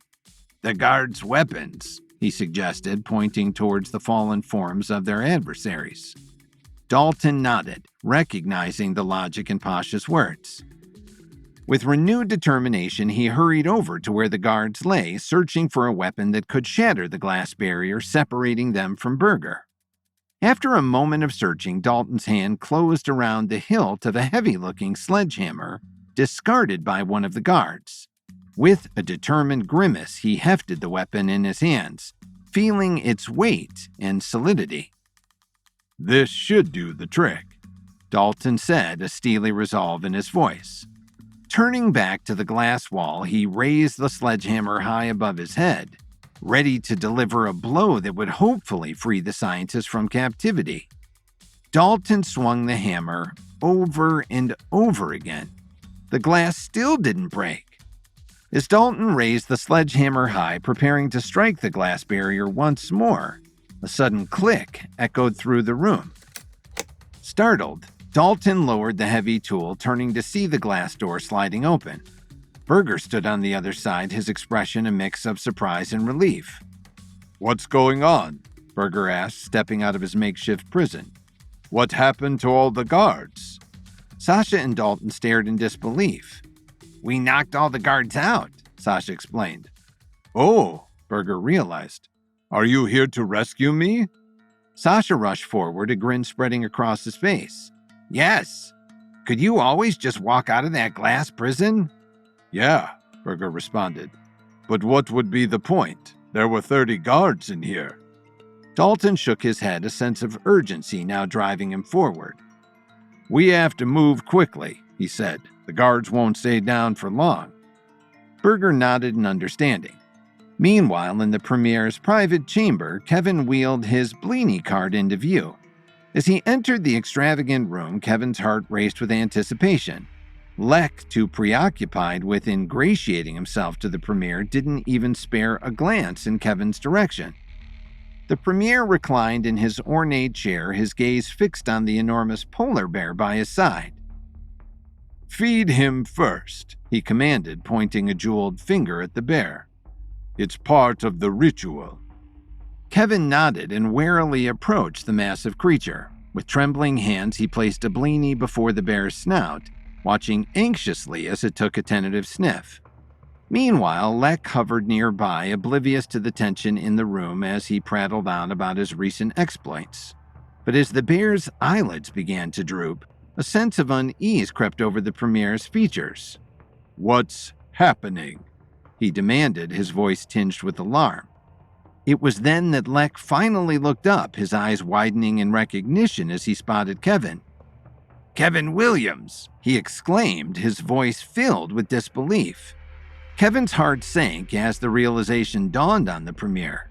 He had been discovered.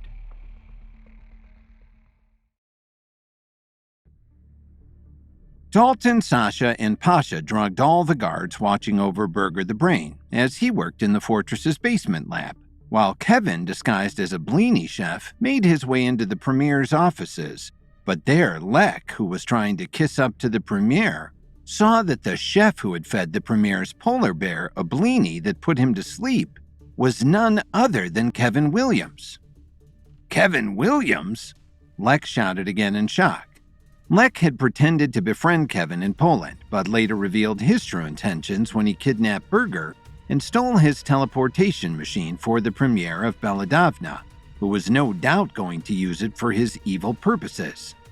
Kevin now stood face to face with the double agent he had once called a friend. "Lek," Kevin whispered with a calm assuredness. "Or maybe now it's Leech." "Shut up," Lek screamed. "You don't know me. You don't know anything about me. But I know you. You're no chef." Lek turned toward the Premier and shouted, "He's come to take the teleportation machine." As the Premier's narcissism fueled his rage, he reached for his official Belladavnian blade, a sword crafted by the kingdom's finest blacksmiths. With a flourish, he brandished it, its sharp edge glinting ominously in the chamber's dim light. "You dare threaten the almighty Premier of Belladavna?" the Premier exclaimed, enraged by the interruption. "I challenge any so-called leader who puts himself before his people," Kevin responded without breaking a sweat. "I'm going to take this teleportation machine, save Berger, and make sure you never hurt your people again."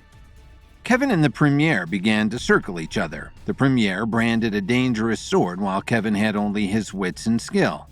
"You're a fool," the Premier declared. "I am no mere man. I am the Premier." The Premier swung his sword at Kevin's neck. Kevin's instincts kicked into overdrive as he anticipated the attack. With lightning reflexes, he dodged the Premier's lunge, sidestepping the blade with practiced ease. In one swift motion, he disarmed the Premier, sending the sword clattering to the ground. My sword! The Premier gasped. How did you... Kevin didn't respond. He just removed his apron and chef's hand and prepared for the next strike. Yield, Kevin offered, and I won't have to kill you. But the Premier was undeterred, his ego wounded by the swift defeat. With a primal roar, he lunged at Kevin again, his fists clenched in fury. Kevin remained calm, his movements calculated as he expertly countered each blow. The Premier was well-trained and full of raging vanity, but Kevin Williams was Kevin Williams, a level 7 fighter, the youngest ever board member of the Herbalist Society, the overseer of a vast empire, and a soon-to-be father of twins. There was nothing that Kevin couldn't handle. With a well-aimed kick, Kevin sent the Premier stumbling backward, his arrogance deflated in the face of Kevin's superior skill. As the Premier staggered, Kevin stood his ground, his gaze unwavering as he prepared for whatever came next. One last chance, Kevin offered. Yield! As the realization of his defeat washed over him, the Premier's bravado crumbled, replaced by a dawning sense of panic. Kevin's word echoed in his mind, a grim reminder of the justice that awaited him. With desperation fueling his movements, the Premier made a reckless dash for the teleportation machine, his mind racing with thoughts of escape. But before he could reach it, a sudden twist of fate intervened. In a surprising turn of events, the Premier stumbled, his path obstructed by an unexpected obstacle. Lek, his former ally turned temporary adversary. Lek, The Premier groaned. what are you doing? I'm not staying here with him, Lek exclaimed. I'm going to use the teleportation machine. How dare you? The Premier countered. Only one of us can go at a time. I am the Premier. Get out of my way. The men wrestled with each other to reach the machine first. With a swift betrayal, the Premier tripped Lek, leaving him behind to face Kevin alone while he made a break for the machine. Kevin stepped in front of Lek. You're not going anywhere, Kevin declared. Lek, fueled by desperation, raised his fist in a futile attempt to fend off the inevitable. But Kevin, undeterred by Lek's feeble resistance, swiftly overpowered him, knocking him back with a decisive blow. With Lek momentarily subdued, Kevin seized the opportunity to reach the teleportation device before the Premier could escape. The Premier had climbed into the egg-shaped machine and powered it on. Kevin only had moments to spare. Kevin darted to the machine, his hand grasping for the door in a race against time. But as he flung it open, a sinking feeling washed over him. The Premier had already vanished, slipping through his fingers like smoke in the wind. At the same time, down in the basement lab, reclusive inventor Burger the Brain was explaining to Pasha, Sasha, and Dalton that he had only been kept alive because the Premier wanted him to make more teleportation machines before he was inevitably going to be killed. But Burger explained that the Premier was, in short, an idiot. He left me in this lab with nothing but tools and time, Burger gleefully explained. I haven't been working on the teleportation machine at all. I've made the opposite. It's a murder machine, a massive microwave. It looks like the teleportation machine, but when you turn it on, the only place you're going to go is to the afterlife. The group looked at the machine, which was identical to the teleportation machine in appearance. As Burger's revelation echoed through the dimly lit confines of the lab, a heavy silence settled over the group. Pasha, Sasha, and Dalton exchanged wary glances, the weight of Burger's words sinking in like a leaden anchor into the bottom of the sea. So, let me get this straight, Dalton began, his voice tinged with disbelief. You're telling us that this machine, the one the Premier's been so desperate to get his hands on, isn't a teleportation device at all? Burger nodded. That's right. Let me show you. Burger excitedly grabbed the Bleenie cart and put a few Bleenies and a bowl of borscht in the new device, then slammed the door shut. Stand back, Burger shouted. Sasha, Pasha, and Dalton all stepped back as Burger powered on the machine. The room was suddenly flooded with light. A moment later, the light dissipated. Burger opened the machine door, revealing that everything inside had been vaporized. Whoa! Dalton gasped. Pasha reached in and wiped some microscopic dust from the machine wall. It's tasty, the old man noted. Uncle Pasha, no! Sasha pulled his uncle back. What? Pasha pushed back. Food is food. As the remnants of the blinis and borscht sizzled and dissipated into thin air, the group stood in stunned silence, their eyes fixed on the now empty interior of the device. Burger's hands trembled slightly as he withdrew them from the machine, his expression one of a delighted child. Well, that's one way to dispose of a meal, Dalton remarked dryly, breaking the silence with his characteristic wit. Remind me never to let you near the kitchen during dinner parties. Seriously, Sasha agreed. Despite the gravity of the situation, a ripple of nervous laughter passed through the group. The tension was momentarily eased by Dalton's quip. But beneath the light jokes, a sobering realization hung heavy in the air. Burger's creation was every bit as dangerous as the teleportation device they had set out to dismantle. Sasha's brows furrowed in contemplation as he turned to Burger. So what now? He asked, his voice tinged with urgency. We came here to rescue you, Burger, but we can't just leave this murder machine here.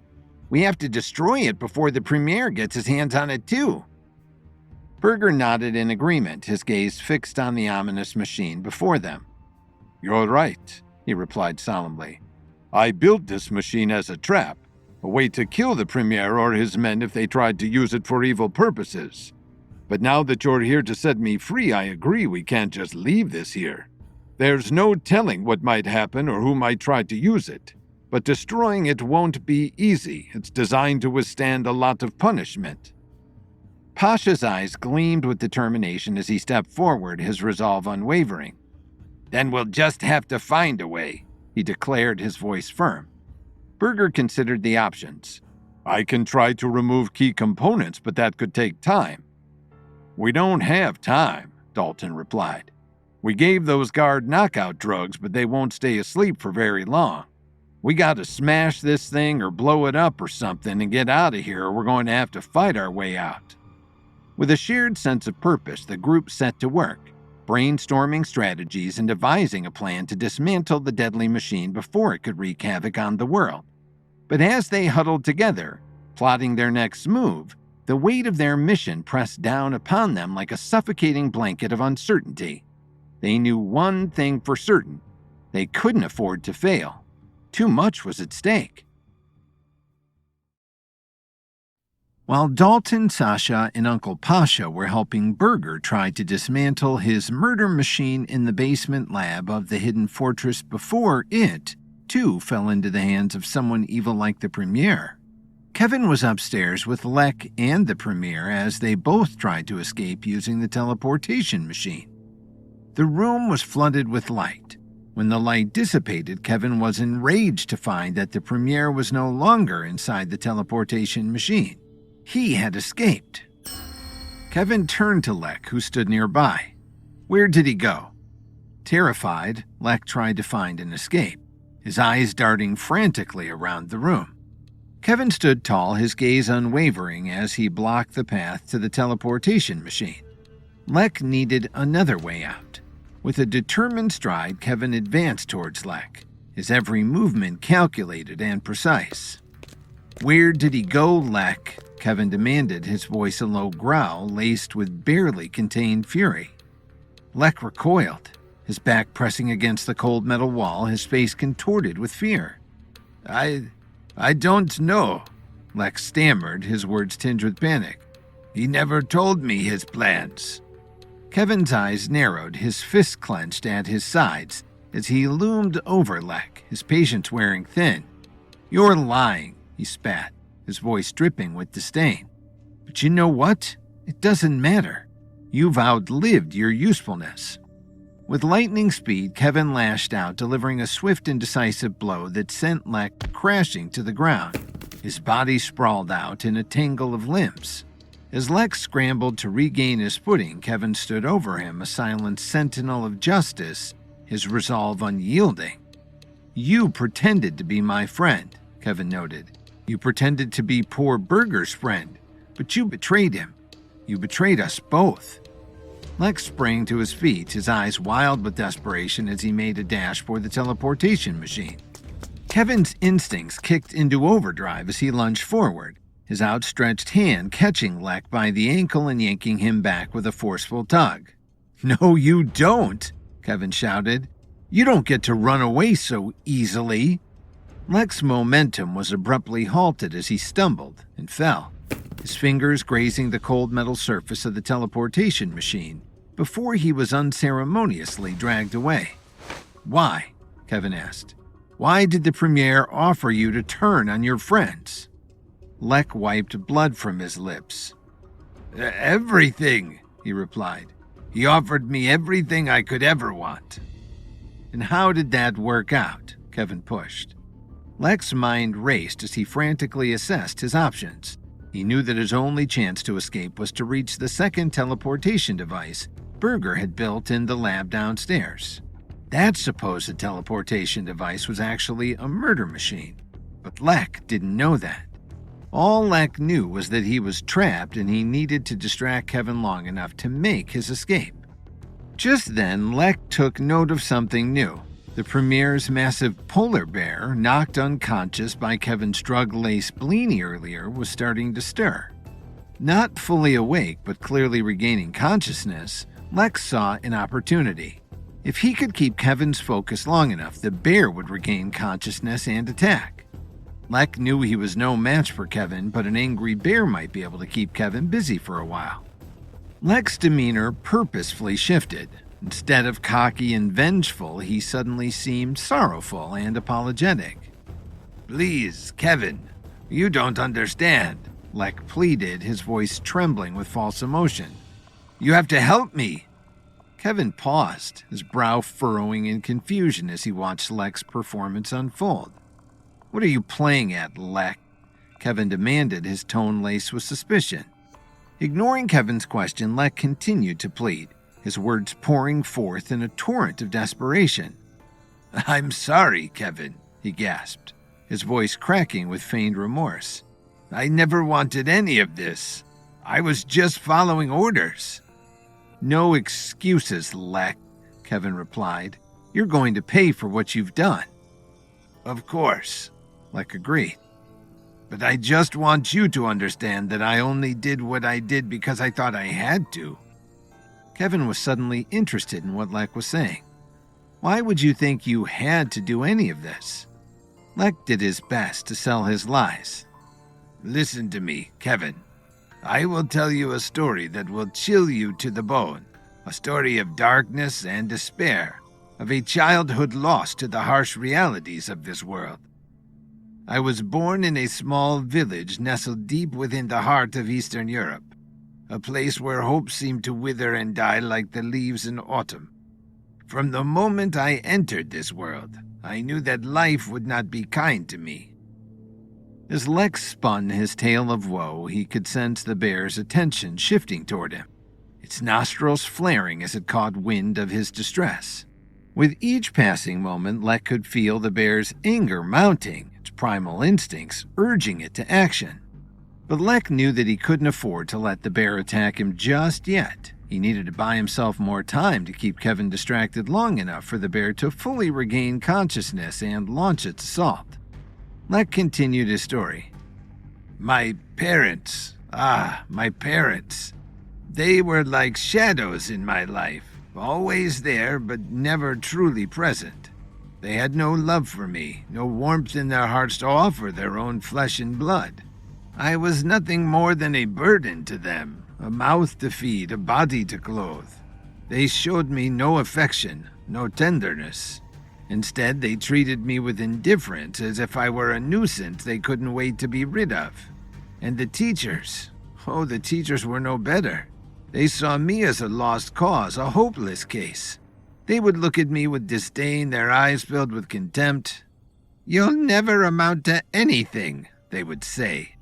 Their words like knives cutting deep into my soul. You're worthless, they would tell me, crushing whatever flicker of hope I dared to hold on to. But it wasn't until I found myself alone and starving on the unforgiving streets of my village that I truly understood the depths of human cruelty. I was a mere child, yet I was treated like a stray dog, kicked and beaten by those who passed me by without a second glance. I was hungry, so hungry that the ache in my belly felt like a gaping chasm threatening to swallow me whole. As Lex spun his tale of hardship, Kevin's expression softened, his guard momentarily lowering as he listened to Lex's words. The echoes of pain and loneliness in Lex's voice stirred something within Kevin, a flicker of empathy for the man who had once been his adversary. Lex's story painted a vivid picture of a life marked by struggle and adversity, a life that had shaped him into the person he had become today. Kevin couldn't help but feel a pang of compassion for the man standing before him, his hardened exterior momentarily giving way to a glimmer of understanding. As Lex spoke of his longing for companionship and acceptance, Kevin's heart went out to him. Despite the countless times Lex had stood against him, Kevin couldn't ignore the underlying sense of vulnerability in his words. For a brief moment, Kevin considered the possibility that perhaps Lex was sincere in his desire for redemption. Maybe, just maybe, there was a chance for them to set aside their differences and work together toward a common goal. With a sigh, Kevin extended a hand toward Lex, his gesture a tentative offering of friendship. "I hear you, Lex," he said quietly, his voice tinged with empathy. "We've all got our demons to wrestle with. But if you were serious about turning over a new leaf, then I'm willing to give you a chance." Lex's eyes widened in surprise at Kevin's words, a flicker of hope igniting within him. Tentatively, he reached out and clasped Kevin's hand in his own, the gesture a silent promise of solidarity. "Thank you, Kevin," Lex said. "But there's only one problem."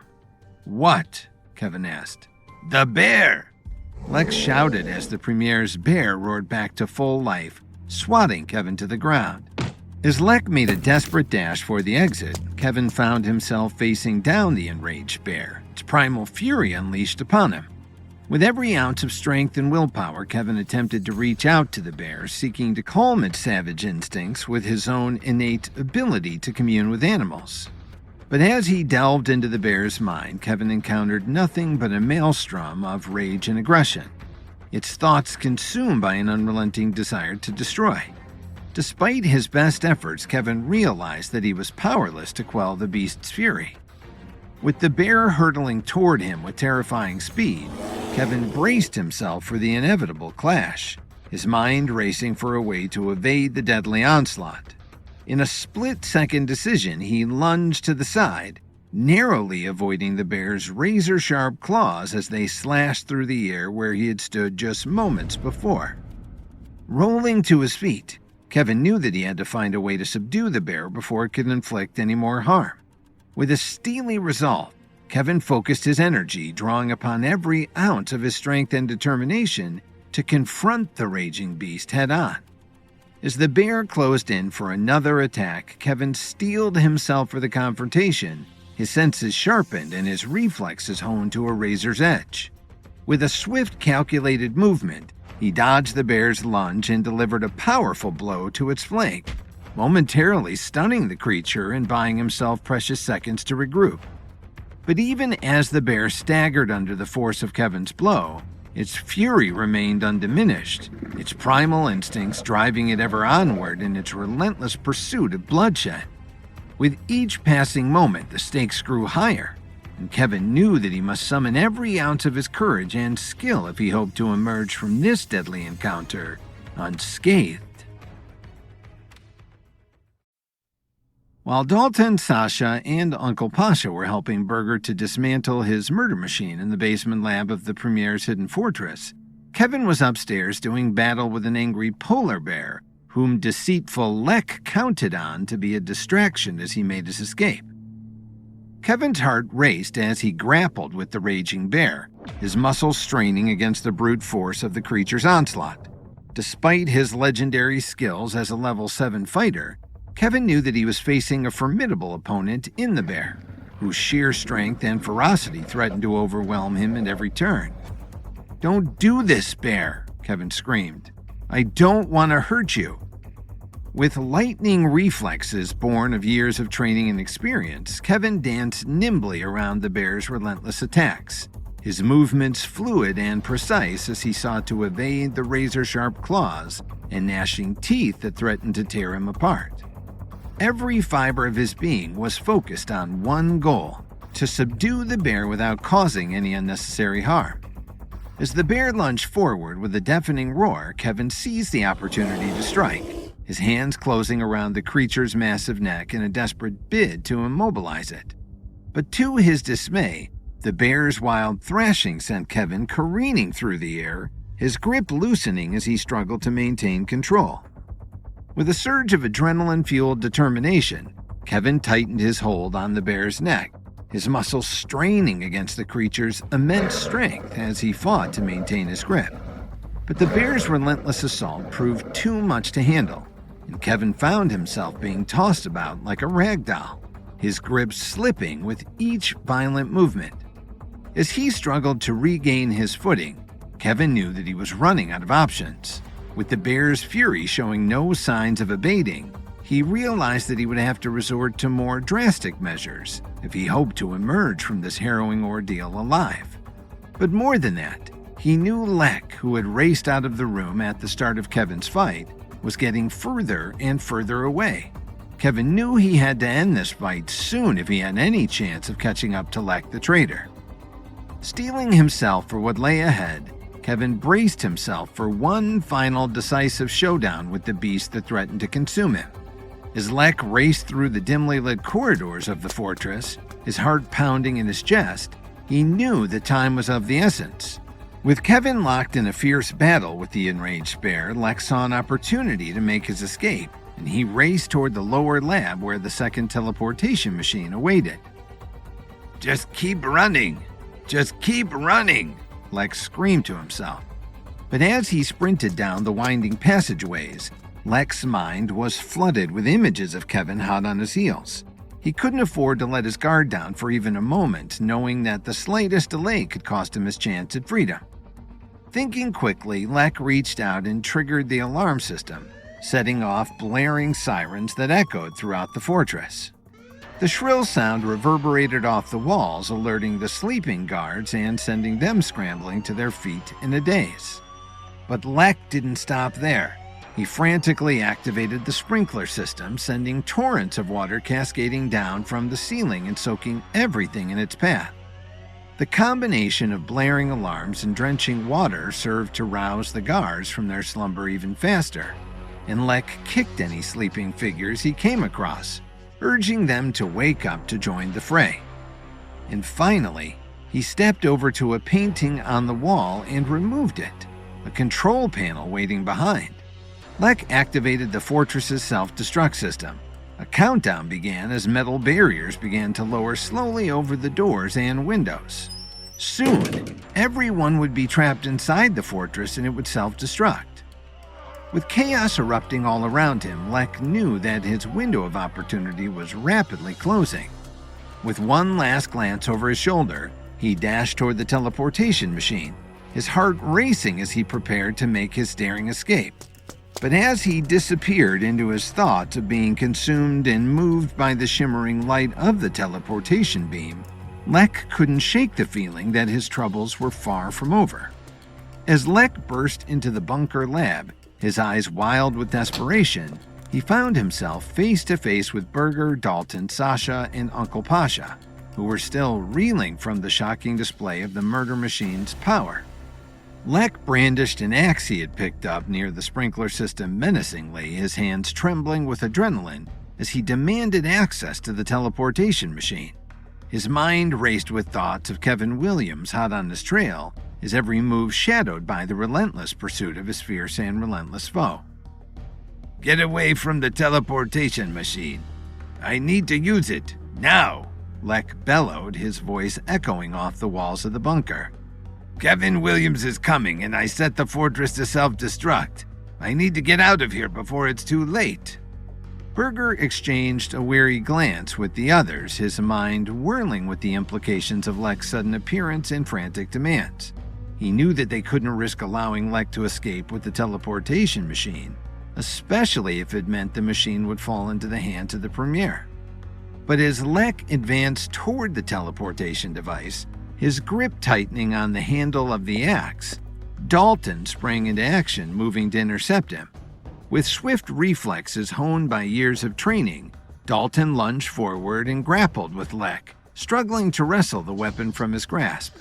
Sasha and Uncle Pasha moved to assist, their faces etched with determination as they joined the fray, their combined efforts aimed at subduing the frenzied Lek before he could carry out his escape plan. Meanwhile, Berger frantically assessed the situation, his mind racing with possibilities as he searched for a way to defuse the tense standoff unfolding before his eyes. Lek finally broke free and was about to reach the machine when Berger stepped in front of him. It's not a teleportation machine, Berger admitted. It just looks like one. It's a murder machine. If you step in, you'll die. As Berger attempted to reason with Lek, desperately hoping to appeal to his sense of reason, Lek's eyes flashed with defiance. The weight of the axe in his hand seemed to bolster his resolve, fueling his determination to escape the clutches of his pursuer, Kevin Williams, at any cost. You're lying to me, Lek spat, his voice laced with venom as he glared down at Berger.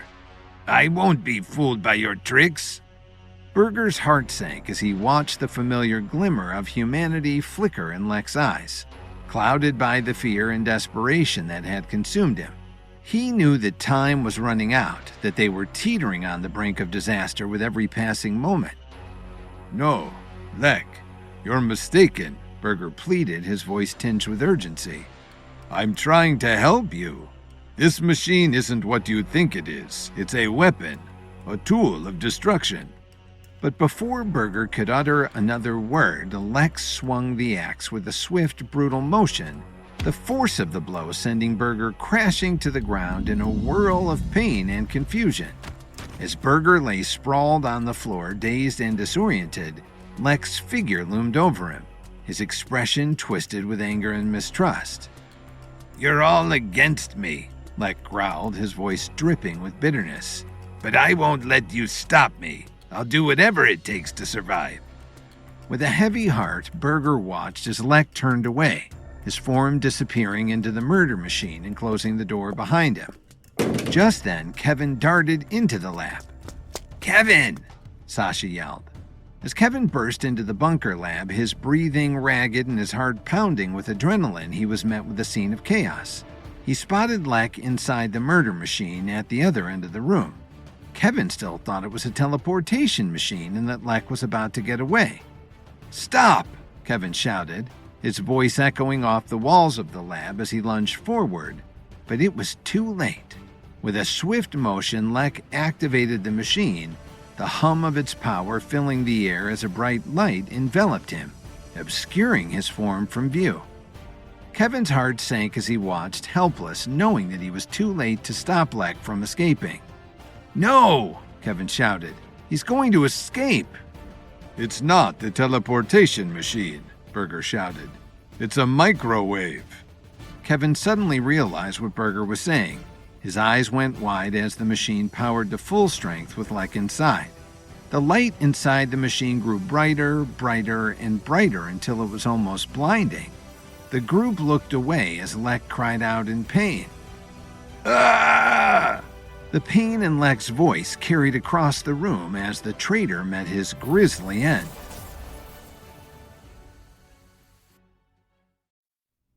Trying to escape from Kevin, Lek climbed into the murder machine, thinking it was a teleportation machine that would teleport him to a new location. But as Lek powered on the device, it was clear he had made a terrible mistake. Ah! Lek screamed from inside the murder machine. After what felt like an eternity, the screaming faded and the blinding white light from the machine dimmed back to a soft glow. Shocked at what he had just witnessed, Kevin walked past Berger and opened the door to the machine. Did he just... Kevin asked in disbelief. Burger's heart sank as he beheld the swirling mist that once was Lek. His one-time friend, now reduced to a mere vapor, dispersed through the air of the bunker lab because of Burger's murder machine. Desperation and grief welled up within him, but amid the sorrow, a glimmer of determination shone in his eyes. No, no, Burger exclaimed, his voice trembling with emotion as he rushed forward, reaching out to capture as much of the mist as he could. With careful hands, he filled the bell jar, sealing it tightly in a desperate attempt to preserve what remained of his dear friend. Dalton and Sasha watched from close by. They shared a look. "What are you doing, Burger?" Sasha asked. Science moves so fast. Burger muttered to himself, his mind already racing with plans and calculations. In 10 months, I know we can recreate my friend. We can bring him back. Kevin shook his head. "It's a shock," he offered. "Just let him be." Uncle Pasha stepped forward curiously, his grizzled features betraying a hint of satisfaction. He licked his finger, swirling it through the mist before bringing it to his lips, tasting the essence of Lek. "Tasty," Pasha declared, his voice gruff but filled with a strange sort of satisfaction. "Uncle Pasha?" Sasha shouted. "What?" Uncle Pasha replied. "He was working for the Premier. We tried to stop him." "Fine," Sasha replied, "but have some respect for the dead." Yeah, don't eat his vaporized remains, Dalton added. Dalton turned to Kevin, who had just entered the lab a moment earlier. Any luck with the Premier and the real teleportation machine? Dalton asked. The Premier used the teleportation machine to get away, and then Lek unleashed a mighty polar bear to distract me, so he could try to escape to this teleportation machine. At least that's what he thought, Kevin noted. It's not a teleportation machine, Burger explained. It's a murder machine. I built it to try to kill the Premier. It's all right, Burger, Kevin offered. Lek made his own choices. What happened to the bear? Sasha asked. We fought, Kevin explained, but I couldn't overpower the beast without killing it, so I just made a break for the exit instead. We're lucky the bear didn't follow you down here, Dalton noted. Just then, a mighty roar could be heard as the bear crashed through the door and into the lab. The beast was enraged. Its eyes were red. Its teeth were hungry for blood. Dalton sprang into action, lunging forward in an attempt to tackle the beast head-on. But the bear was too swift, too powerful. With a swipe of its paw, it sent Dalton hurtling through the air, his body slamming into the wall with a sickening thud. Sasha watched in horror as Dalton fell, a surge of adrenaline coursing through his veins. Sasha leapt at the beast, trying to grab hold of his massive jaws. The beast swung Sasha to the side. The rage-fueled bear next turned its attention towards Burger, the fragile inventor. With a snarl, the bear prepared to charge, its massive claws poised to strike. But before it could make its move, Kevin stepped forward, his voice ringing out in the tense silence of the lab. "Get behind me!" he yelled, his eyes locked on the bear's ferocious glare. Without hesitation, the others obeyed, seeking shelter behind Kevin's determined stance. Kevin braced himself for the impending clash, his fists clenched tight at his sides. The bear hesitated for a moment, sizing up its new opponent before launching itself forward with a deafening roar. Kevin met the charge head-on. Blow after blow rained down upon him, the bear using its paws to pound Kevin into submission. But Kevin stood his ground, his determination unwavering. With each passing moment, he pushed back against the relentless assault, refusing to yield to the bear's overwhelming strength. Slowly but surely, Kevin began to gain the upper hand, his movements becoming more fluid, more precise. With a final surge of effort, he delivered a powerful blow to the bear's side, sending it staggering backward with a mighty roar. For a moment, the lab was filled with nothing but the sound of heavy breathing, the tension thick in the air. Sasha turned to Kevin with desperate looks, knowing of his unique ability to commune with animals. "Can't you meld with him, Kevin?" "I can't reach him," Kevin exclaimed, his voice filled with frustration. "He's like the Premier himself, crazed, and too far gone. It's as if there's nothing left but pure evil." Suddenly, an alarm started to blare. The self-destruction mechanism had started its countdown. It had reached its last 10 minutes and now was verbally counting down to when the entire fortress would explode. "What is that?" Sasha asked. "I think it's the self-destruct warning," Berger noted. "We only have 10 minutes till the entire place explodes." "We have to turn it off," Dalton exclaimed. "And get my teleportation device out of here before it's destroyed," Berger added. "But first we have to get past this bear," Kevin reminded the group. The fortress trembled around them as it went into lockdown, the ominous sound of a timer counting down echoing through the air. Lek had set the building to self-destruct, leaving them with little time to find a way out. As panic threatened to overwhelm them, the idea of using the murder machine to vaporize the bear was raised, but the sheer size of the creature made it impossible. Berger suggested vaporizing a portion of the bear instead, but Kevin shook his head vehemently. With time running out and the bear growling menacingly, they knew they had to find another solution, and fast. As the countdown continued, they racked their brains for any possible means of escape, their hearts pounding with urgency as they faced the threat of imminent destruction. Suddenly, the bear again lunged forward and attacked. Heart racing, Kevin dodged to the side, narrowly avoiding the bear's razor-sharp claws as they swiped through the air.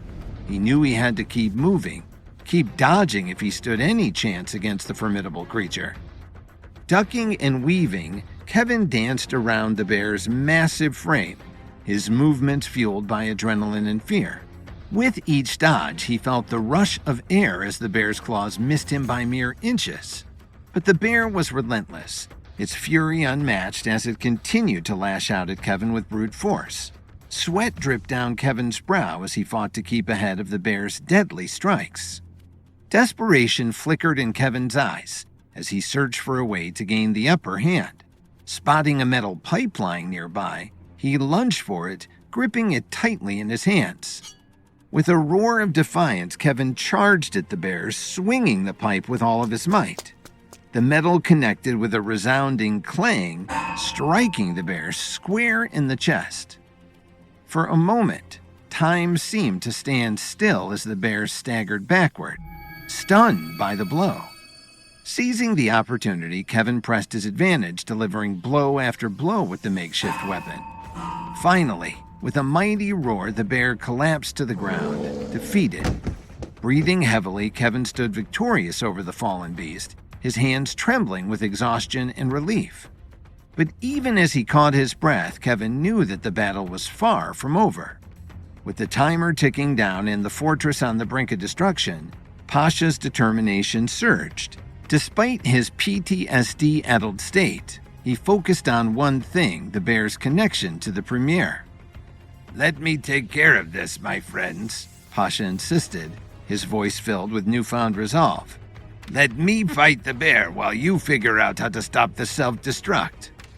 Concern etched on their faces. Dalton, Sasha, and Berger hesitated, reluctant to leave Pasha alone with the ferocious beast. "Uncle Pasha, no," Sasha pushed back. "You don't stand a chance against that animal." "I spent 20 years in a prison camp and survived," Uncle Pasha replied, his heart swelling. "That bear represents the Premier, and I represent all of the people of Belladovna that have suffered under his regime. Leave me with this bear. I will handle it. You, go. Solve this other problem. Stop the fortress from exploding." Kevin understood the depth of Pasha's conviction and the significance of his decision. Reluctantly, he agreed to give Pasha a chance to confront the bear. "Pasha, be careful," Kevin warned, his voice tinged with worry. Pasha's eyes blazed with determination as he stepped forward, steeling himself for the daunting task ahead. With a nod of understanding, Kevin ushered the others out of the room, leaving Pasha alone to face the creature. As the door closed behind them, the timer continued its relentless countdown, each passing second bringing them closer to destruction. Yet, despite the looming threat, they couldn't abandon hope that Pasha's bravery might provide a slim chance of survival in the face of overwhelming odds. With the fortress set to self-destruct, Kevin left Pasha to fight the bear while he tried to stop the countdown clock from reaching 0 and killing everyone still trapped inside the premier of Belladovna's country fortress. Kevin raced out from the basement lab, followed closely by Dalton, Sasha, and Berger. Which way? Sasha shouted. Up, Kevin responded with urgency. We need to get out of the basement and see if we can stop this countdown before it hits 0. We're running out of time, Kevin, Dalton noted. As the group dashed through the fortress, the cacophony of alarms reverberated through the corridors, mingling with the constant patter of the sprinklers pouring down water from above. Kevin's keen eyes scanned their surroundings, noting the thick metal barrier sealing off every possible exit. We're trapped, Kevin muttered grimly, his voice barely audible over the blaring alarms.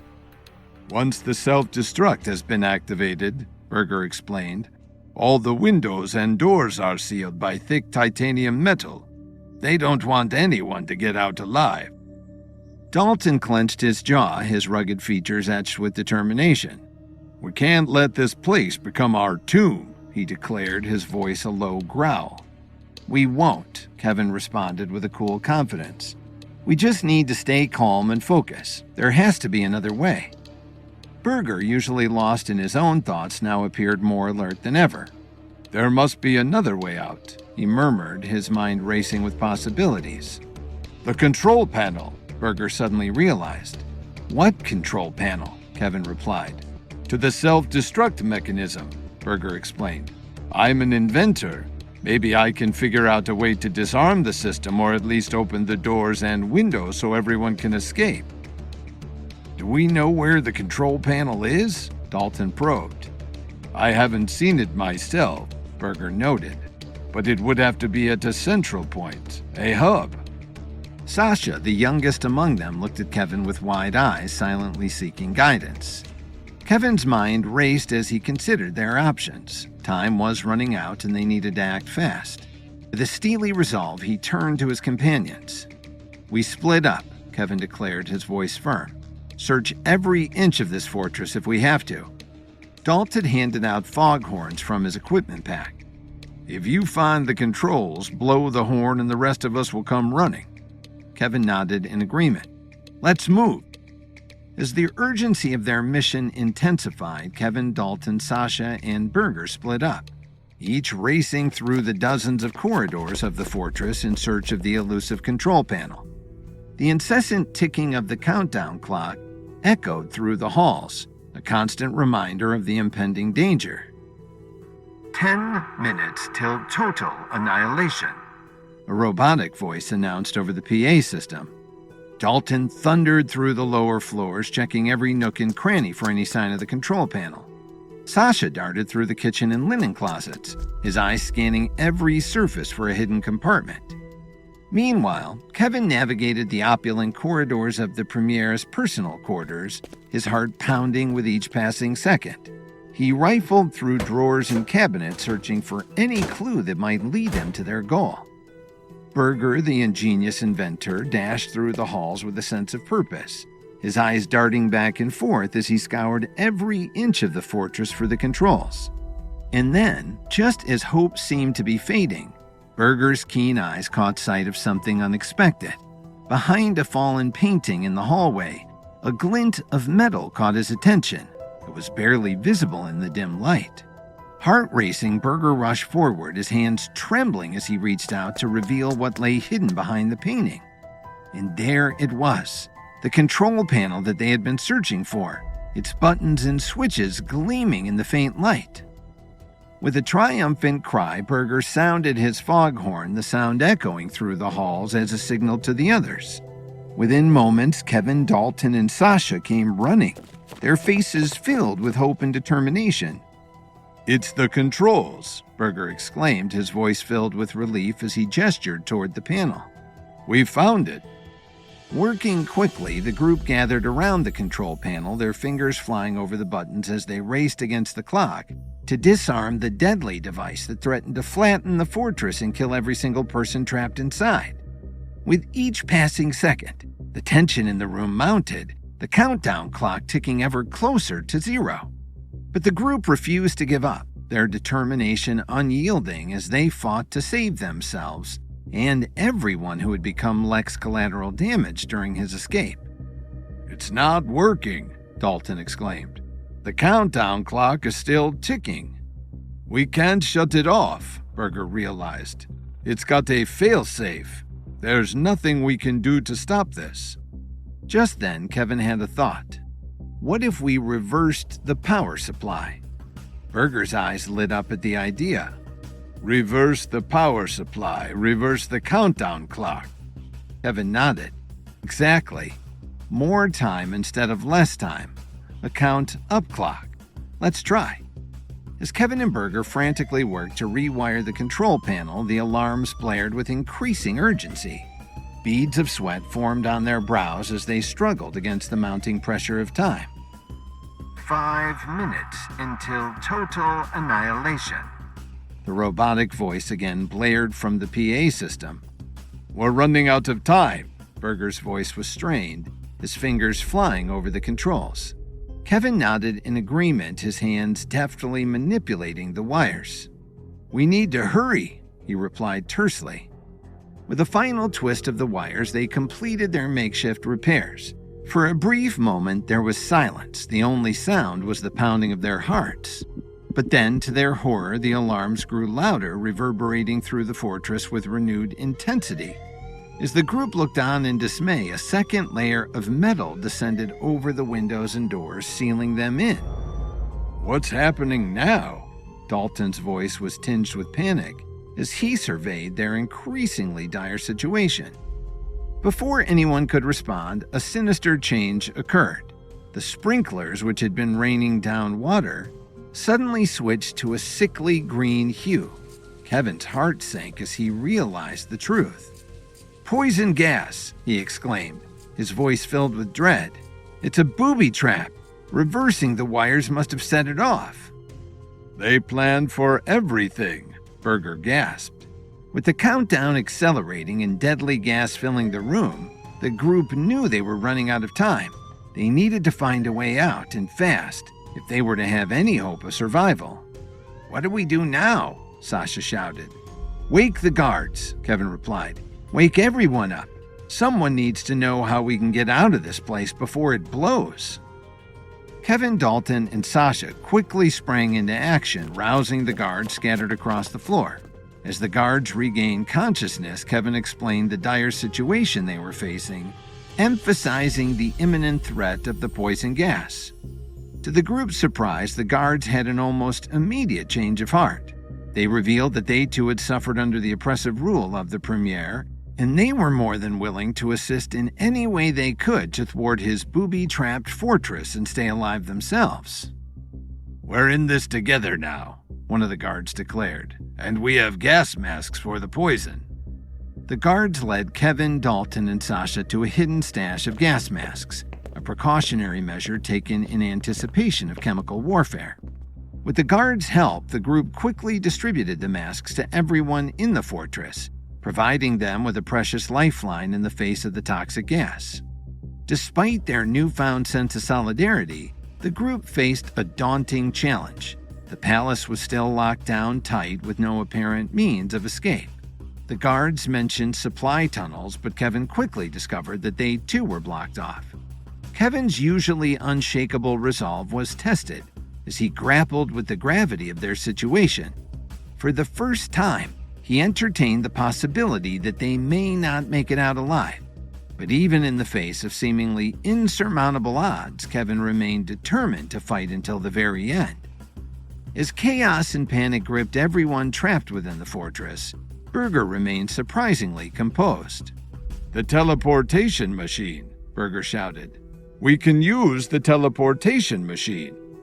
Kevin suddenly realized, yes, it's still in the Premier's chamber, but we'll never be able to teleport everyone out safely in time. "The power supply for the countdown clock, it's outside," Berger explained. If I can get to it, I can pull the plug on all of this. Kevin knew the inventor was right. "Follow me," Kevin shouted as he led Burger into the Premier's chamber. The teleportation machine sat in the corner of the room, waiting. Burger quickly adjusted the dials. With a determined gleam in his eye, Burger stepped into the machine and sealed himself inside. The machine hummed to life, emitting a soft glow as it prepared to transport him. Suddenly, the room was flooded with light. After a time, the light faded. The countdown clock grew dangerously close to 0. 10, 9, 8. The robotic voice echoed through the space. "Did he do it?" Sasha probed. "Did he teleport outside?" The robotic voice continued. 3, 2. Suddenly the voice faded and the metal barriers blocking the windows and doors sprang up, revealing light from outside. The poison gas stopped spraying and the alarm died off. Kevin realized he did it. A collective sigh of relief could be heard as the threat of imminent destruction dissipated. The booby trap had been neutralized and the danger had passed. "That was close," Sasha noted. Just then he spotted his Uncle Pasha stepping into view and holding the bear's heart in his hands. "Uncle Pasha!" young Sasha exclaimed. "We are free," Pasha declared, his voice ringing with pride and resolve. "This bear's heart represents a symbol of our strength against tyranny for the people of Belladavna." With the threat of the Premier's tyranny finally extinguished, the group stood united, ready to face whatever challenges lie ahead. As dawn broke on the horizon, they emerged from the fortress, victorious and undaunted, prepared to rebuild their shattered homeland and forge a brighter future for all. With the fortress safe from being blown apart with everyone in it and Burger the Brain now free from the Premier's control, Kevin would soon turn his attention toward the teleportation machine and how to get it back to Chicago for the upcoming World's Fair. But first, there was rejoicing from the guards whose lives had been saved by Kevin's heroics. "We're alive!" one guard shouted. "You did it! You all did it!" Another guard exclaimed as he bowed toward Kevin and his team. "You saved us!" Amid the gratitude from the guards, Kevin stood tall, his expression one of quiet focus, deciding what to do next. Sasha hugged his Uncle Pasha. Sasha was glad the older man had survived his battle with the monstrous bear in the Premier's basement lab. At the same time, Dalton turned to Burger, the inventor who had cut the power outside and saved the group. "Good job, Professor," Dalton offered with a wink. "I'm not a professor," Burger replied. "Just a humble inventor, but thank you for the compliment." Kevin took center stage, his voice booming as he addressed all the guards in the room. "You have all endured hardship and tyranny," Kevin began, his tone resonating with empathy. "The Premier was a dictator who took advantage of all his people. But today you are no longer prisoners. You are free to go." The guards exchanged glances, disbelief mingling with relief in their eyes. One stepped forward, his voice tremulous with emotion. "Thank you, sir," he murmured, his gratitude palpable. "You owe me nothing," Ben replied, a faint smile playing at the corners of his lips. "But promise me this. Never forget the strength that lies within each of you. With unity and courage, you can overcome any obstacle." Kevin turned to his team, Dalton, Sasha, Pasha, and Burger, and nodded in thanks. With a chorus of heartfelt thanks, the guards dispersed, their footsteps echoing down the corridors as they made their way to freedom. "We're free!" one guard shouted as he disappeared outside toward the waiting forest. Meanwhile, Uncle Pasha wasted no time rallying the formerly oppressed kitchen staff of the fortress. With newfound freedom coursing through their veins, they set about looting the building, reclaiming what had been unjustly taken from them. "Take what was rightfully yours," Pasha declared, his voice ringing out with fierce determination. "Today we seize back our dignity and our freedom." The staff, their faces glowing with determination, heeded Pasha's call, their hands moving swiftly as they gathered up the spoils of their former oppressor. "These are not the Premier's things," Pasha added. "He didn't work for them. He made you work for them, made you work for him.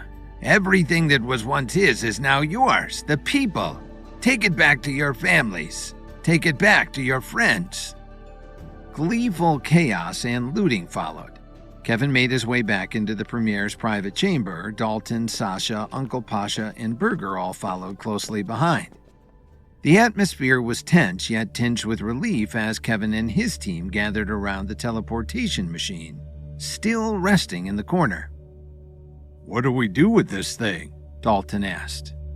Kevin asked that it be brought to Chicago for his wife Lily in the Chicago World's Fair, Sasha said.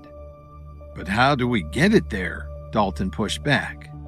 "You all will teleport back using the machine," Kevin responded. "Then I'll travel with Berger and the machine by boat and make sure it makes its way to Chicago without further incident." "But Kevin," Dalton interjected, his voice firm with conviction. "Lily is waiting for you. She's 8 months pregnant. She could go into labor at any moment." "She's on a plane right now," Kevin added. "On her way home from Poland. She lands within the hour, but I need to make sure the machine stays safe. The last time I took my eyes off this thing, we ended up here." Dalton's grizzled features softened with empathy as he placed a reassuring hand on Kevin's shoulder. "You've done enough, Kevin," he said solemnly. "Let us take care of the rest. I can take Berger and make sure the teleportation machine reaches Chicago safely. And I can call in Interpol agent Karen Stone and get an escort from the Reaper Squad. We'll be okay." Berger, the reclusive inventor, chimed in with a rare display of emotion.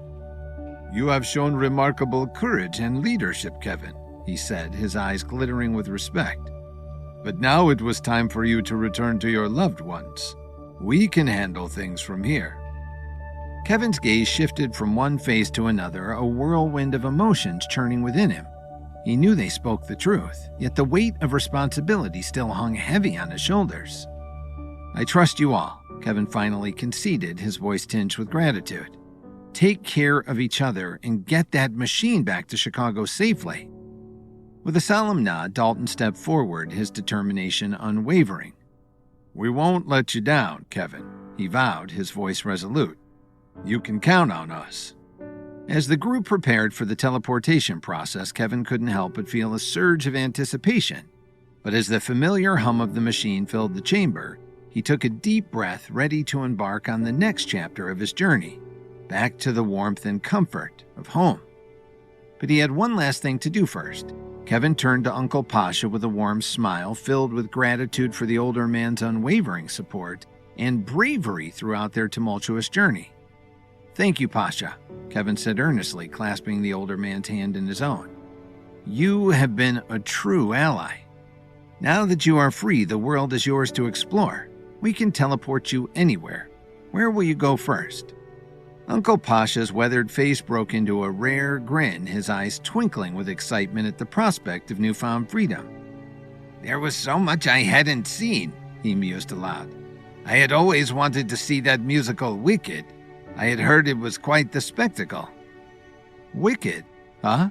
Kevin chuckled, impressed by Uncle Pasha's choice. "It's playing in London right now. That sounds fun." Uncle Pasha nodded eagerly, his spirits lifted by the thought of experiencing something new and exhilarating. "Yes, London it is. Then perhaps I can make my way to Chicago to spend some quality time with my extended family." Uncle Pasha turned to his young nephew Sasha.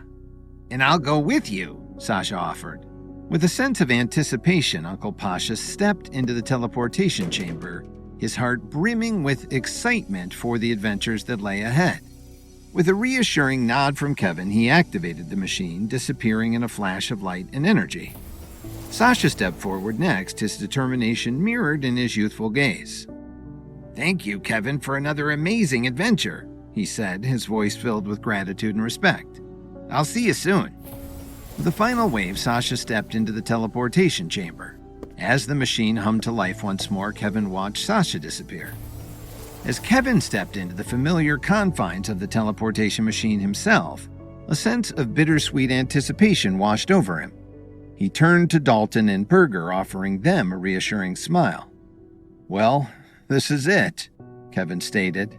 "Thank you both for everything, and I'll see you in Chicago." Dalton nodded solemnly. You got it, Kevin. I'll make sure the teleportation device gets to America safe and sound. Berger offered a nod of agreement, his expression filled with relief. Indeed. Safe travels, my friend. See you on the other side. With a final wave, Kevin activated the teleportation device, feeling a rush of energy enveloping him as he disappeared in a glorious flash of light. Back in Chicago, Lily trudged wearily into the mayor's mansion, her suitcases in tow. Exhaustion weighed heavily on her shoulders as she pushed open the door, expecting to find her mother Dorothy, or worse, nothing but empty rooms. To her utter astonishment, she was greeted not by an empty house, but by the sight of Kevin standing before her, a warm smile lighting up his face. Shock and disbelief washed over Lily as she dropped her suitcases, unable to believe her eyes. "Kevin?" she breathed, her voice trembling with emotion. Kevin stepped forward, his arms outstretched in a gesture of welcome. "Hey, Lily." Surprise. Tears welled up in Lily's eyes as she rushed into Kevin's embrace, holding him tightly as if afraid he might disappear. "I can't believe you're here," she murmured, her voice muffled against his chest. Kevin held her close, feeling a rush of love flood. "Couldn't wait any longer," he admitted, pressing a tender kiss to her forehead. "I had to see you. I missed you too much." "But how did you beat me home?" Lily asked in stunned disbelief. "Remember that teleportation machine I went looking for?" Kevin asked playfully. "Well, I found it." Lily couldn't help but smile at the response. Together again, Kevin and Lily looked forward to the days ahead, knowing that whatever challenges they faced, they would always have each other by their side. Kevin managed to save Berger the Brain and his teleportation device from falling into the hands of the evil premier of Belladonna, and had also allowed his friends and ally Dalton Steele to oversee getting both Berger and the machine to Chicago, so it could be one of the centerpieces of the upcoming World's Fair in Chicago that was being overseen by Lily as part of her duties as the city's mayor. After using the machine to whisk himself back to Chicago even before Lily had returned from Poland herself, the husband and wife had a sweet reunion that centered around a discussion of their impending parenthood. In just a few weeks, they would be parents and their lives would change forever. Always in the back of Kevin's mind, even when he was with his darling wife Lily, was his responsibility to the Foundation. The pinnacle was still a looming threat, and that he was about to bring children into the world meant that it weighed on his mind more than ever. That foes like Vincent Reeves had caused the upper realm to be thrown into tumult meant that Kevin and everyone with levels who might be able to put up a battle against the pinnacle was being undermined. And though Kevin was thrilled to be at home with Lily, he knew that it was only just for a night. As Lily slept, Kevin crept into the mansion's den where he thought about their marriage, his pride at Lily's work as mayor, all that he had accomplished with his herbalism and his pharmaceutical endeavors, and the empire that he had created for his family. And those warm and happy thoughts did what they always enabled Kevin to do with his heightened awareness and knowledge of other planes of being. It whisked him out of the mayor's mansion and plopped him in the middle of the lily pad in the upper realm, where he was, once again, greeted by the warm waters and the many croaking frogs who had by now become welcoming friends. Before his foray into Poland and Belladonna, Kevin, with the help of Brett Stewart of the Myriads and Katja Rafferty, the headmistress of Kevin's school in Washington, had trotted over the globe to find the 7 candidates who would be whittled to one, rightful heir to the role of the Keeper of the White Tower in the Upper Realm. Kevin pulled himself out of the lily pond, squeezed the excess water from his dockers and keds, and then headed across the lush, flower-filled fields to the tower to convene with Alohi and the 7 candidates. He had left only because Alohi assured him that there was time before the arena for the contest was prepared. He was able to have precious days with Lily, and he was thankful for that, but also always worried that Alohi's waning strength would spiral into actual death before her rightful heir could be found. Kevin entered the tower just as fate instructed him to do. Alohi, indeed ailing more than when he left, was beginning the contest, And surely she, who knew all things from the plane of existence, had aligned her meeting with the children and teens to begin just as Kevin arrived. Kevin smiled at her. Words were unnecessary, and she returned his gaze as she began her instructions. Alohi smiled over the assembled candidates from the simple pallet that she was too weak to rise from. I welcome all of you as the next potential keepers of the White Tower of the Upper Realm. Unconsciously, the candidates had arranged themselves from oldest to youngest. Pamela, the warrior from Sri Lanka, and Majid, the weather controller from the Maldives, were in their late teens.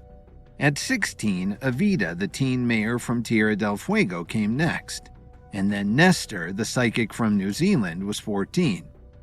Walter, the gaming prodigy from Idaho, was practically the same age as 12-year-old novelist Angel Bebe, a native of Kevin's own Chicago. Finally came Pembroke, the 9-year-old relationship expert Kevin had found in the Bay Area. He was the youngest and the smallest. Looking over them all, Kevin found he couldn't guess which would become the next keeper of the White Tower. They were all extraordinarily gifted with natural levels and hard-won abilities. Every one of them had passed many trials and tribulations to arrive here. But whoever became the next keeper would have to succeed at many more. As all of you know, Alohi continued, the Upper Realm is a state of consciousness. Leveled experts come here so that they can refine their abilities to the highest point of achievement. Avita shuffled her feet and looked nervously at the other kids. I've been meaning to ask about that. Aren't levels for fighters and ninjas and assassins, Nestor added. He was the most recent candidate Kevin had found and brought to the Upper Realm. He had gotten glimpses of his fellow candidates through his psychic visions, but he hadn't had a chance to get to know them personally. He looked even more wary of the others than Avita did. Although he looked toward Kevin and nodded, Kevin could see even the few words she'd spoken today had sapped her strength. Levels are most often used for fighting, Kevin explained. So far, that's where my own levels have been concentrated, although I'm developing new abilities all the time. Kevin thought briefly of his ability to talk to animals and his recent encounter speaking to a dead pharaoh. But levels can be directed into any ability or area of development, Kevin continued. Artistic, intellectual, spiritual, natural, supernatural. Experts come here so they can reach the highest potential in their field and then return to our reality so that they can use their abilities to help others. Alohi nodded. Experts who have been to the Upper Realm help maintain the balance in your plane of consciousness. They benefit the Foundation and keep it safe from those who plot to destroy it. Without the Upper Realm, your reality would be pulled down to the state that is the Lower Realm. And you don't want that, believe me, Walter chimed in with a shudder. Walter hadn't been able to maintain the correct state of mind to reach the Upper Realm on his first try and had wound up in the Lower Realm. The experience still haunted him. You really don't, Pamela added. She had gone with Kevin to the Lower Realm to retrieve poor lost Walter. The key to maintaining the Upper Realm is the White Tower. It is the linchpin that joins this plane to yours and then to the Lower Realm. It has always had a keeper to protect it in the Upper Realm as a whole, Alohi continued. I have been the keeper of the White Tower while hundreds of years have passed in your reality. In the normal course of things, my time as the keeper would be much longer. Oh no, what happened? Angel wanted to know. Alohi was looking tired once more, so Kevin took the story up again. There was an interloper, a woman named Gwen Archer, who entered the Upper Realm without first achieving the correct state of consciousness. This created a dissonance that resonated throughout the Upper Realm and caused instability and disarray. This is the reason Alohi is dying before her time. The instability and disarray had manifested in everything from experts returning to the ordinary world having gone mad to earthquakes powerful enough to shake the Upper Realm to its foundations. But the worst effect had been on Alohi's health. Although Kevin had been able to bring her back from one experience that was so near death it hardly made a difference, Alohi's strength and vitality had never recovered. Kevin thought of the heroic measures they had tried to restore her. His friend Jonah had even invented a new form of interpretive dance to convince a generous octopus to donate one of its hearts to Alohi. But Alohi told Kevin the damage was irreparable. And this is the reason why it's important to begin your testing as soon as possible. Alohi continued, having gathered her strength. If I die before one of you is appointed the next keeper, the upper realm will be lost forever. You mean we're going to have to take over as this keeper person soon? Now? Before we're even grown up? Walter looked slightly panicked. The other kids looked uneasy as well. Even Evita, who had successfully acted as mayor of her hometown, was daunted by the thought of so much responsibility. All of you are ready, or else you would not be here, Alohi kindly told them. And you will not be alone during the testing. You will have a wise and helpful mentor to guide you on your way to victory. The same person for all of us? Majid wondered. Is that, fair? What if he likes one of us more than the others? The mentor has no favorites, Alohi assured him. He will be your protector, your guide, and your ally. You're talking about the Night King, aren't you? Kevin guessed. The Night King had appeared to Kevin many times throughout his adventures, offering sage if mysterious advice and other aid. He had been the one to give Kevin his night dagger and 2 volumes of the secret book. It had been invaluable in many of Kevin's adventures. Alohi smiled weakly at Kevin. No, Kevin, I'm talking about you. You will be the guardian of the test. Me? Kevin jolted in shock. Are you sure about that? Very sure. Have you not already helped all these children on their journeys here? Are you not known and trusted by them already? Who better to help them through their tests? Not me, Kevin protested. I don't even have my levels here in the upper realm. Shoot, I don't even have my herbal ingredients if one of them gets sick or injured. The guardian of the test is not without resources, Kevin. Check your satchel, Alohi said calmly. Kevin glanced into his satchel and was relieved to find his herbal ingredients were just as they had been on the ordinary plane. That's something at least. Okay, Alohi. I'll be your guardian of the test. The kids all smiled at him, relieved they wouldn't be alone. But for the test to be valid, all of you must consent to be tested. Alohi looked over at the children with a sympathetic gaze. Do you all consent? I do. Pamela and Majid instantly said together. Me too, Evita quickly added. Walter jumped in, grinning. It sounds like a game and I'm great at those. I'm in. Pembroke nodded solemnly. I consent. Everyone looked at Angel, who was looking at Nestor. Angel, what about you? Kevin finally prompted. Oh, I'm in for sure. If nothing else, it will be a story to tell. Angel was a gifted novelist and adored stories of any kind. But I have to point out something, she added. Kevin frowned. He had great respect for all of the candidates, even if they were all children. What's that, Angel? Angel chewed a fingernail meditatively. Well, if this was a story I was writing, I'd wonder if including someone who was psychic was a good idea. What do you have against psychics? Nestor glared, slightly defensive. In his old hometown, he had been bullied and even hospitalized because others had thought his visions made him strange and even insane. Nothing personal, Angel quickly assured him. But don't you already know how the testing will end? Kevin saw Angel's point. Nestor might already know the outcome of the competition, and why would he compete if he already knew he was destined to lose? Well, Nestor? Nestor shook his head at Kevin. My visions have stopped for now.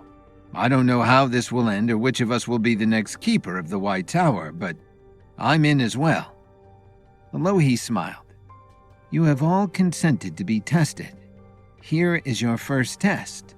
When I am gone, this plane of consciousness will revert to what it was before the genesis of levels and the upper realm. What's that? Kevin asked. Absolutely nothing, she replied. As soon as she said the words, the world went black and Kevin went tumbling through an endless blank void. Returning to the upper realm just before Alohi began the contest to find the rightful heir to her role as the keeper of the White Tower, Kevin learned he was being appointed the guardian of the test, so that the participants would have help and advice during their quest. Once all the children agreed to begin, the world somehow disappeared from under their feet, and the upper realm was as it was before it gained its legendary power. Kevin tumbled through an endless blank void. No sight, no smell, no sound, no touch, no taste. All was nothing. He was nothing. And just when he began to think he'd tumble like this for all of eternity, Kevin suddenly found he'd stopped falling. At least he thought he had. He was at least no longer tumbling. He was standing, although he stood on nothing with nothing around him. "Kevin!" A voice broke the utter silence. Kevin turned to see Angel Bebe, the 12-year-old experimental novelist from Chicago, running toward him and waving. Like Kevin, she ran on nothing, but that didn't stop her from getting closer. "Angel," Kevin smiled. "It looks like you're the first one to be tested." Angel blinked through her thick glasses. "I am? What's my test? What am I supposed to do?" "I have no idea," Kevin shrugged. Angel looked appalled. "You don't? But aren't you the guardian of the test? You're supposed to help and mentor us through this." "I know," Kevin nodded. "But the position didn't come with an instruction manual. We'll have to figure this out together." "But how?" the girl wailed. "There's nothing here to figure out. There's nothing here, literally." Being a novelist, when Angel used the word literally, she meant it. "Then maybe that's your task," Kevin pointed out. "But I'm not a builder," Angel protested. "I don't—" She stopped, and an intrigued look came over her face. Kevin saw a faint blue shimmer around her, which meant her leveled powers were starting to spark. "What were you going to say?" Kevin prompted. "I was going to say I don't create whole worlds," Angel said slowly. "But actually, I do. That's exactly what I do." She smacked her palm to her forehead in exasperation with herself. "Duh, this is only one of the earliest stories in Western civilization, the world created with words." Angel looked around, even though all of the voids were the same. She cried out in a loud voice, "Let there be the upper realm." Brilliant blue light flashed from Angel as her leveled power engaged. Instantly, Kevin and Angel were standing on a bare plain devoid of any features. A dim, diffused light allowed them to see the barren rocks surrounding them. "Not quite how I remembered it," Kevin pointed out. Angel smiled. "Give me at least 7 minutes, if not 7 days. I can win this contest right here. Then I'll be the keeper of the White Tower of the Upper Realm. Now where to start?" After a few minutes of thinking, she described the bright, warm sunshine that seemed to be the only weather the idyllic Upper Realm ever experienced. She called up the mountain at the center of the Upper Realm, describing its height and breadth, the soaring peaks, the shadowed crevices, the cold that never left the top, and the warm lava at its center. As she spoke, the mountain rose up from the plain and shaped itself to her exact specifications. The entire time, the blue aura around her grew stronger. Kevin was impressed. Angel must have done extensive exploring during her stay in the Upper Realm between the time Kevin had brought her there and the time the testing had begun. Once she was satisfied with the mountain, Angel described the steam beds and river courses that ran down from it to the basin below where the sea had once been. "What should I do next?" Angel glanced around. The Upper Realm was still barren, though at least it was more interesting with its topographical features back in place. "Maybe you should take a break," Kevin suggested. He had noticed her blue aura flickering, and his own levels told him that she had already expended a tremendous amount of energy. "You really don't have to create the entire Upper Realm in 7 minutes, you know." I know.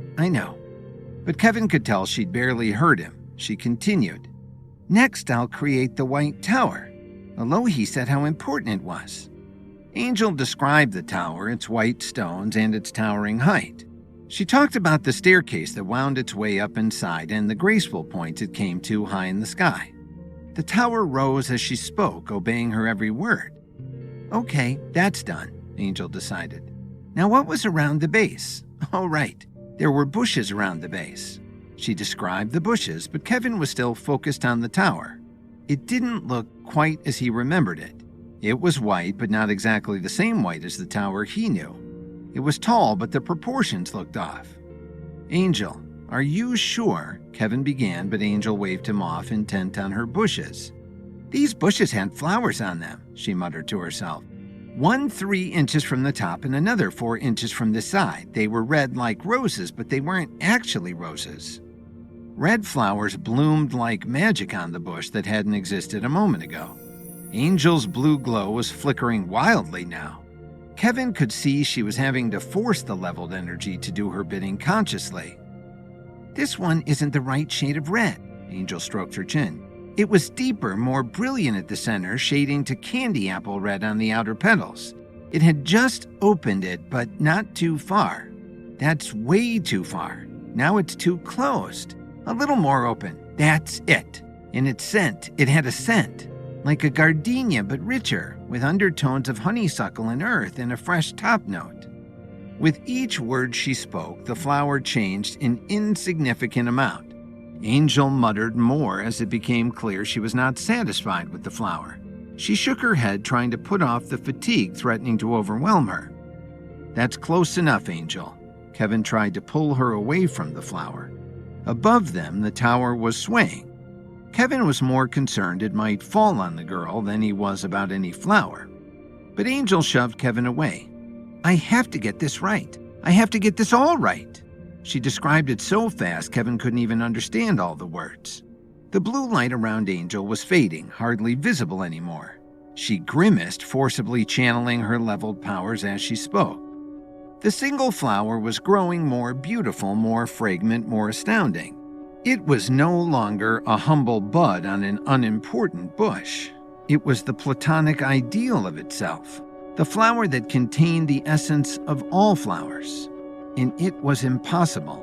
As Kevin watched, Angel spoke even faster and pushed more power into the single blossom, desperate to get it perfectly perfect. But as she corrected one aspect of the flower, some other aspect would suddenly seem off base.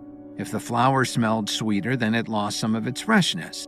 If the petals were even silkier, they suddenly seemed artificial. Suddenly, Angel's voice stumbled to a stop and her eyes rolled back in her head. She collapsed. Kevin leapt forward and caught her in his arms before she could hit the stony ground and possibly be hurt. Around Kevin, the upper realm shook and shuddered. It wasn't an earthquake. This was more like every molecule that this upper realm was made of was suddenly trying to fly apart. The sun dimmed, but when Kevin glanced up, he saw that it wasn't just that the light had changed. The white tower was suddenly casting its shadow over him and Angel, because it was starting to fall. Even as the guardian of the test, Kevin didn't have his leveled abilities back. However, he still had his natural strength and agility. He snatched up Angel and sprinted out of the path of the toppling tower. He cleared the falling stones just in time as they came crashing to the ground. All around Kevin, the other features Angel had spoken into existence began to crumble and dissolve into nothing. Angel gave a slight moan in his arms. Behind her thick glasses, her eyes fluttered open. What happened? She asked. You fainted, Kevin explained gently. I think you expended too much of your leveled energy too fast and your body shut down as a result. Her eyes went wide and alarmed. What about my flower? I worked so hard on it. Kevin glanced over. The falling tower had missed the flowering bush. Although the other blossoms had faded to gray, Angel's perfect flower was unchanged. Your flower is perfectly fine, he told Angel, much to her relief. I just need a minute, and then I can get back to work on it. I'm so close to getting it perfect, she declared. Angel, you need to look around, Kevin insisted. What do you mean? I know there's more to do. I'll get to it as soon as my flower. But Angel did glance around. So much of what she was wrought with her initial energies lay in ruins. Kevin could barely recognize the place as the upper realm anymore. Oh no, Angel exclaimed. Does this mean I failed the test already? And then she fainted dead away. Kevin found himself stranded in nothingness with the first candidate to be tested, Angel Bebe, the 12-year-old experimental novelist from Chicago. Together, they realized Angel had to use her leveled powers of creativity to speak the upper realm into existence. But Angel's attempts to perfect a single flower exhausted her powers and sent everything she created into dust before she passed out. Kevin stood in the ruined wreck of the upper realm that Angel had made such a good start on. The mountain was crumbling and ashy.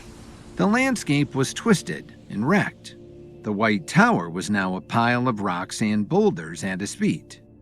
Also at his feet was the small, unconscious body of Angel. She had exhausted her leveled abilities.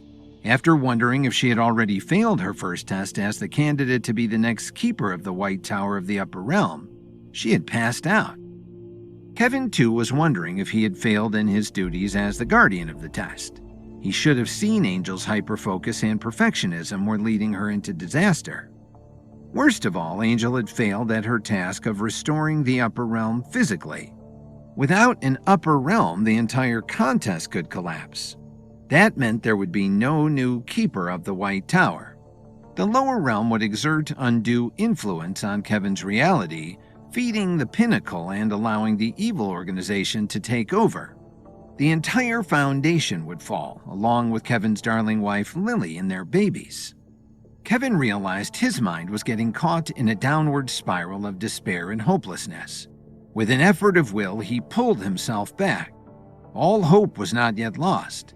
He needed to take stock of the situation, organize his priorities, and take action. Although he wouldn't have made Kevin the guardian of the test if he wasn't capable of guiding and aiding the kids. This kind of situation was exactly what he was there for. Kevin checked Angel's vital signs. She was not seriously hurt, but he wasn't able to rouse her.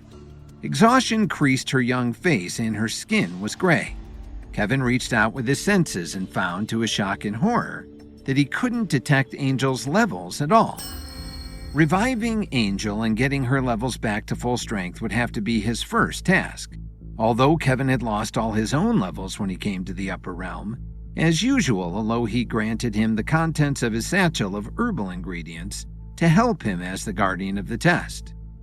Kevin quickly sorted through the contents. There were many options for restoring strength and vitality, not the least of which was his own carefully formulated recovery pills. But even those would not restore Angel's levels quickly enough. As well stocked as his satchel was, it still lacked some key ingredients that would target Angel's levels. Normally, Kevin would search his environment for additional ingredients for his herbal concoctions, but here he was in a catch-22. There was nothing for him to use to revitalize Angel's levels, but nothing could be created without her levels already being restored to her. There were no animals.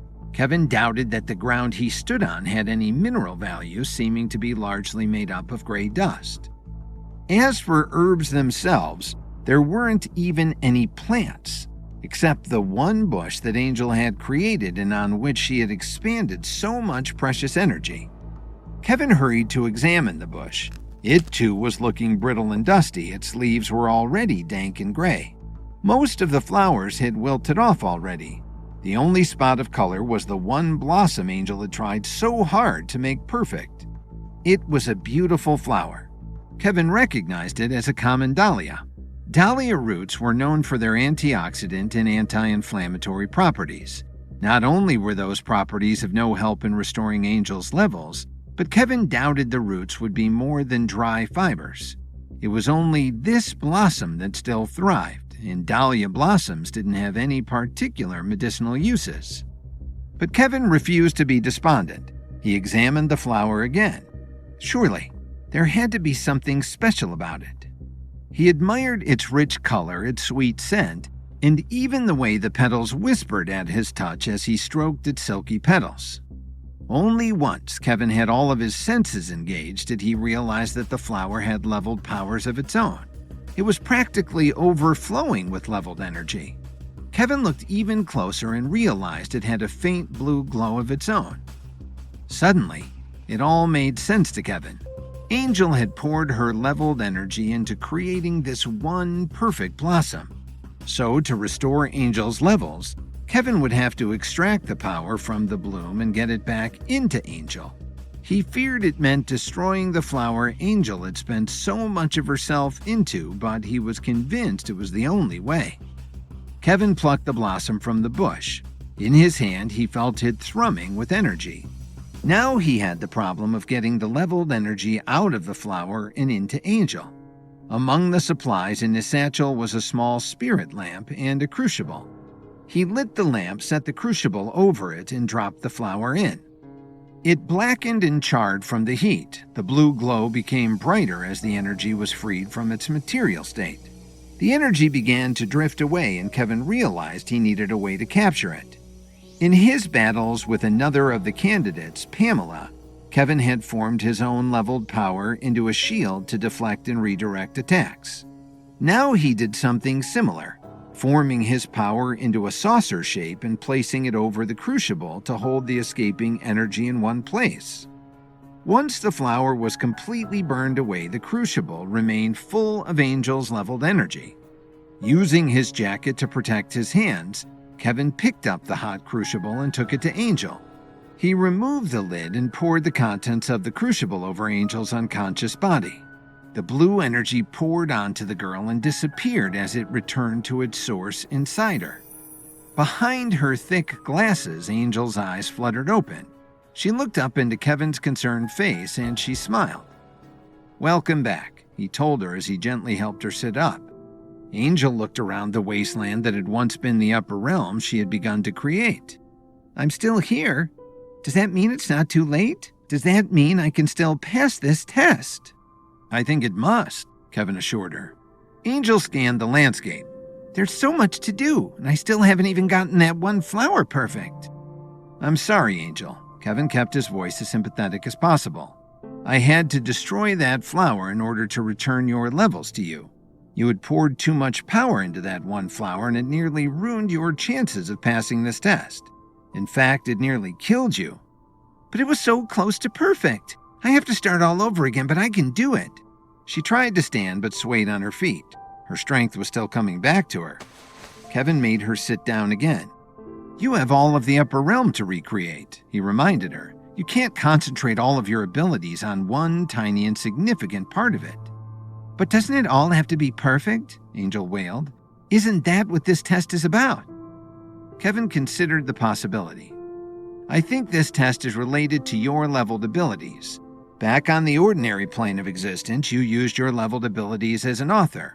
What would happen if you spent all of your time and energy getting just one sentence of a story perfect, writing it over and over again until you had nothing else left?"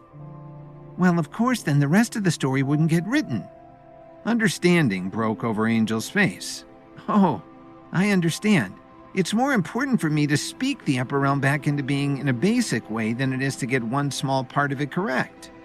Kevin nodded. "The same way that as a writer, you only tell any story in a basic way, and it's up to the rest of us to fill in the details with our own imaginations. There are 6 more contestants to be tested. I'm sure they will all have their own roles to play." "Yes, I understand," Angel smiled with relief. "That really feels so much more doable than creating an entire world down to the last pebble." Angel laid back on the ground and closed her eyes.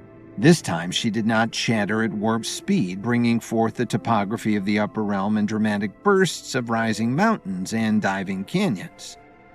Angel muttered at a leisurely pace, telling herself a little fairy tale of a magical place with a mountain and riverbeds, with bright sun and blue skies. Around Kevin, the light gradually brightened and the landscape slowly regained definition. He could sense Angel pouring out her leveled energy, but this time it was measured and calm. At last, the upper realm matched Kevin's memory of it, although the white tower was still scattered. "Good work, Angel," Kevin said as he looked back at the girl, but to Kevin's surprise, she had disappeared. After Kevin revived Angel Bebe using the levels she had channeled into the Dahlia she sought to recreate perfectly, he was able to counsel her not to seek perfection itself again. And she was able to talk, as a novelist does, the upper realm back into existence, before disappearing. Kevin blinked again. The place on the ground where Angel had been was empty. He glanced around. The place he stood now matched the basic topography of the upper realm. A mountain rose from its center with dry stream beds running from it. Rolling hills turned into sunny plains running to the edge of the land. However, the upper realm was far from complete, and Kevin wondered if Angel Bebe's test itself was also incomplete. There were no animals or vegetation. There wasn't even any water. The riverbeds were dry, and the Sea of Possibilities was just a desert basin below the mainland. Even the White Tower still lay tumbled at Kevin's feet. Kevin was wondering what to do next when he saw a tall figure in the distance. "Kevin," the figure waved. Kevin recognized him as Majid and trotted off to meet him. In his late teens, Majid was one of the oldest candidates. He was a native of the Maldives and had used his level abilities to control the tides and weather to protect his little community from the ravages of rising ocean levels. "It looks like you're the next one to be tested," Kevin informed Majid as he greeted him. Kevin realized that Angel's portion was indeed completed, and now Majid was going to be under Kevin's watchful and helpful eye. "What's my test, Kevin? What am I supposed to do?" "I have no idea," Kevin admitted. Majid blinked in surprise. "You are the guardian of the test. Shouldn't you know what the tests are?" "I would have thought so, but Elohi, or whatever powers decide these tests, don't seem to agree," Kevin shrugged. "Angel was the first candidate to be tested. She created everything you see here out of nothing using just her leveled abilities." "Wow," Majid looked around impressed. "She created a whole world. It looks a lot like the upper realm." "I think that's the idea," Kevin agreed, "but it's far from complete." "I'll say. There used to be an entire ocean out there." Majid pointed to the basin where the Sea of Possibilities had once lapped at the sands. That restless body of water that encircled the upper realm contained all the possibilities in existence, many of which washed up on its shore, sometimes in the most unlikely ways. "The upper realm wouldn't be the same without the Sea of Possibilities," Kevin hinted. Majid smiled. "And we won't get any plants or animals without first having water. That sounds right up my alley." Majid considered his options. "Water usually comes from one of two places. Either it comes from clouds above or it comes from the water table below the ground." Majid and Kevin looked up at the cloudless sky. Angel had turned it into a beautiful blue tableau with a warm but gentle sun shining down. "Clouds don't seem to be a likely option," Majid decided. "That means I need to bring it up from the water table below the ground." As Kevin watched, Majid closed his eyes and began to glow faintly blue. Kevin had seen him looking this way before. Majid had first come to Kevin's attention when Brett Stewart, the leader of the Myriads, sent a video to Kevin that featured a strange weather phenomenon. On the far side of the video had been the tiny figure of Majid, glowing blue as he held back the tides to keep them from flooding his low-lying island home. But Majid's glow grew brighter and brighter. His face became strained, and sweat popped out on his forehead. Finally, Majid gave up. The blue glow faded, and he opened his eyes. "It's no use, Kevin. There's water under the ground, but it's so far away, and there's so much rock between it and me that I can barely sense it, much less call it up to the surface." "If the water won't come to us, then we had better go to the water," Kevin declared. On Kevin's prior visits to the upper realm, he had noticed a deep canyon running through the plain. He directed Majid there now. Majid stood on the rim of the canyon and looked down. The canyon was so deep that the bottom was always shaded into blackness except at exactly high noon. "Yes, this is better. I can sense the water more clearly, but I still need to be closer to it to call it forth." There was no path down the nearly sheer sides of the canyon. Kevin and Majid would have to climb down without the aid of ropes or other gear. The two of them levered themselves over the edge and began to make their way down gradually. Kevin insisted on going first to find the best hand and footholds. At one point, the narrow ledge of rock under Majid's foot crumbled away, and pebbles and dust rained down on Kevin's head below. "Are you okay?" Kevin called up to Majid. Majid clutched the rock face with both hands as his feet scrambled for a better hold. There was another ledge slightly below the first. He tested it with his weight and the rock held. "I'm okay," Majid assured Kevin, but Kevin could hear his voice shaking. As soon as Kevin found a wider ledge, he called for a rest break. Kevin's and Majid's hands were cut and bruised from sharp rocks. Kevin whipped up a quick healing salve and shared it with the teenage boy. "Thanks," Majid replied as he rubbed the salve into his skin.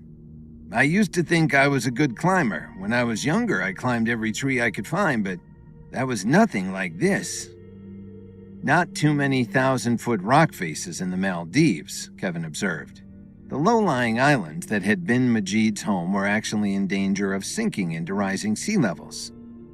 "I'm worried this is taking too long," Majid confessed. "How are we supposed to know how much time we have to complete a test? How are we supposed to know anything at all when the rules are so undefined?" "I can understand that you're concerned about time," Kevin nodded, "and not just any possible time constraints on the test. We still need to determine who the next keeper of the White Tower will be before the current keeper, Alohi, passes away. I would hate to get halfway through these tests only to have her expire. Then everything we've done would be for nothing." "I hadn't even thought of that." Majid stood up, eager to continue. "We better move faster. The sooner I can get close to that water, the sooner this contest can progress." Kevin was slower getting to his feet. "Don't be in too big of a hurry. You won't be of help to anybody if you don't arrive safely at the bottom of this canyon." "Don't worry, Kevin," Majid smiled. "I have no intention of taking the really quick way down." Majid held up a hand and mimed something falling from a great distance and landing with a terrible thud. But when they resumed their climb, Kevin could tell that Majid was hurrying. He stayed closer to Kevin now, sometimes almost stepping on Kevin's hands before they could leave a handhold. Dust and pebbles rained down on Kevin's head continuously, and he had to keep his head down or risk getting grit in his eyes. Finally, Kevin came to a particularly smooth portion of the canyon wall. "There aren't a lot of great hand or footholds here," he called up to Majid. "I'm going to search to the left and the right to see if I can find you an easier way down." "I'll be fine," Majid insisted. "If you can make your way down through here, so can I." "Majid, you don't have my experience," Kevin insisted. "Just be patient and wait where you are, and I'll let you know when I find you an easier way." But Majid was already moving, dropping down quickly using Kevin's same hand and footholds. However, at this point, they were more like fingertip holds and toe holds. Some of them were no more than 3 inches deep. "Keep moving, Kevin," Majid encouraged. "I'm almost to you. I don't want to lose momentum. I think I finally have a handle on this rock climbing thing." But Majid didn't have a handle on this rock climbing thing in the least. He didn't have a handle on anything at all as his fingertips, sore and slick with salve and sweat, slipped from the canyon wall. He gave a shout of alarm as he fell backward. Majid plummeted past Kevin, screaming. Nearly losing his own grip on the canyon wall, Kevin made a wild grab for him and missed. Majid flew past Kevin on a collision course with the canyon floor, hundreds of feet below. Angel spoke the upper realm back into being in a basic way, but disappeared before she could recreate the upper realm completely. Next, Majid, the weather controller from the Maldives, appeared. He decided the upper realm needed water next. Kevin and Majid descended into a deep canyon to find water, but in his haste, Majid slipped from the canyon wall. Kevin stared in horror as Majid plummeted past Kevin, screaming. Kevin had nearly lost his own grip on the canyon wall trying to grab the tumbling teen, but he missed. But just as it looked like Majid would fall hundreds of feet to the canyon floor, his shirt caught on a rocky outcropping. The delay allowed Majid to get his arms around the spur, but the boy was tired from the long climb down already. Majid could not pull himself up to safety. "Kevin, help!" Majid screamed. "Hold on, Majid." Kevin edged his way down the canyon wall as fast as he could. "I can't hold on much longer." Majid's arms were shaking. Every time Kevin glanced down, he could see Majid's hand slipping further down the rocky spur. Kevin was still 12 feet above the spur when he realized that there were no more hand or footholds between him and the boy. Kevin had two choices. He could slowly edge his way down and around the smooth spot.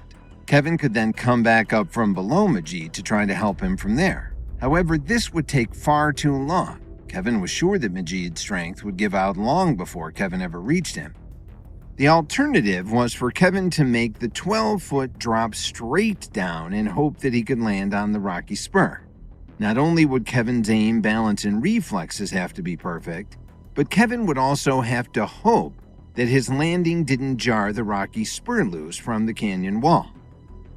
Kevin knew he would have to risk it. There was time for nothing else. Kevin made sure his trusty satchel of herbal remedies was securely around his shoulders. He gripped the lowest ledge possible and allowed his body to dangle, trying to shorten the length of his drop and therefore lessen the force of his impact as much as possible. And there was nothing for Kevin to do then except let go of the canyon wall. Kevin felt himself drop through space.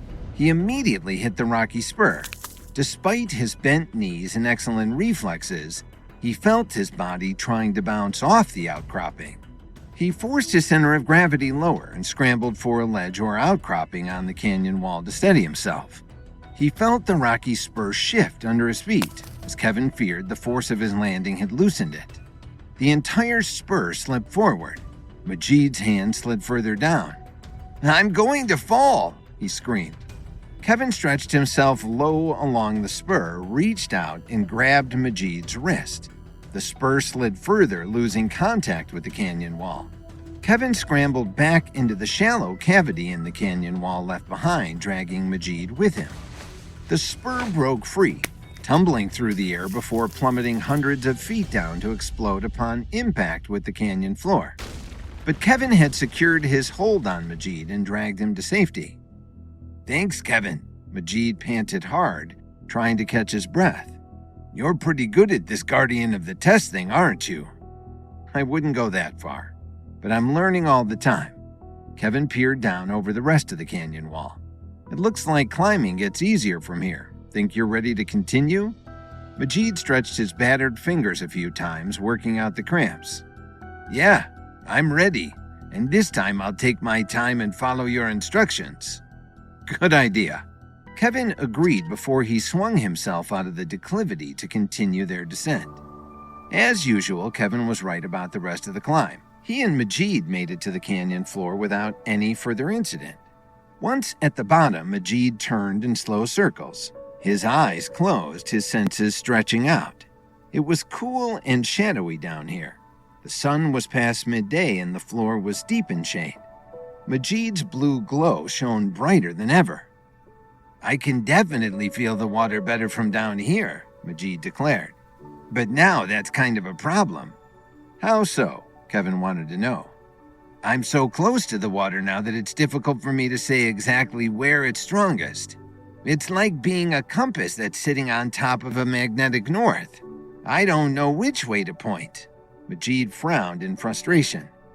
"Some people think that a dowsing rod can help them pinpoint the source of water," Kevin offered.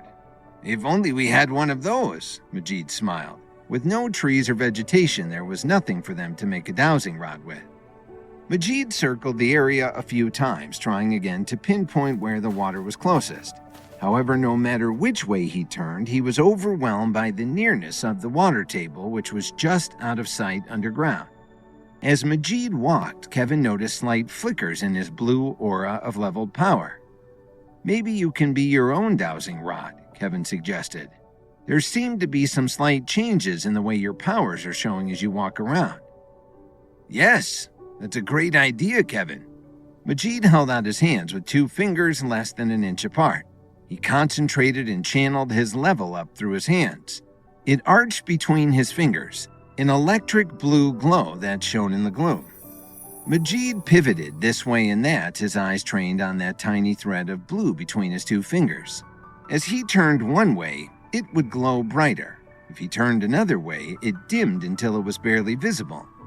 Majid kept moving until he found the place where his energy glowed the brightest, a tumbled mound of rocks at the base of the canyon wall. He placed his hands between the rocks, and when he brought it out, it gleamed with water. "This is it!" Majid waved his hand excitedly. "The water is here. Right here. I can feel how close it is now. It's just below the surface, waiting to come out. Majid and Kevin dug at the pile of rocks, shoving and hauling them out of the way. Soon, a tiny trickle of water began seeping through them. It bubbled up like an artesian well and dampened the dust around the rocks. Majid and Kevin cleared away more debris. Soon they were sweating and covered in mud. Kevin wished he still had his own levels. With them, he could have hammered these boulders away with his bare fists. But like always, he had lost his levels when he had come to the upper realm. It was only because he was guardian of the test that his satchel of herbal ingredients had been restored to him. "This will take forever," Majid finally complained. The trickle was no more than a bubbling brook despite all their hard work. "There's the whole sea of possibilities to fill up, not to mention the other streams and rivers in the upper realm. I'm going to try to call the water, Kevin." Kevin looked up at the steep canyon walls. On one of his prior adventures in the upper realm, he had been caught in a slot canyon on the mountain during a flash flood. This seemed like an equally bad spot to face a sudden onslaught of water. "Maybe we should get to higher ground before you try," he suggested diplomatically. "I know what I'm doing, Kevin. This isn't like rock climbing." Majid took a few steps back and focused on the little spring. "Remember, I'm the guy who held back the tide so that they wouldn't swamp the island my community and I were living in." "Yes, but that was just the water around one small island." Kevin took a few steps back himself and looked for the easiest way up the canyon walls. "If what you suspect is right, there's an entire ocean's worth of water under our feet." But Majid wasn't listening. The blue glow around him grew almost bright enough to blind Kevin as he channeled all of his leveled abilities into reaching the water underground and bringing it forth. Immediately, the flow of water increased from a trickle to a stream. Majid laughed in triumph, but it didn't stop there. The force of the water began to move and shift the rocks on its own. It eroded the dirt and sand that had been holding it back. The gush rapidly increased to a torrent. The water that had been trickling down the center of the canyon suddenly began to fill the entire floor. It was over Kevin's knees within seconds. "Climb," Kevin ordered Majid. They both lunged for the canyon wall, but it was too late. The torrent became a pounding flood as the force of the water widened its entrance. It swept both Kevin and Majid up in its path as it rushed down the narrow canyon with deadly speed.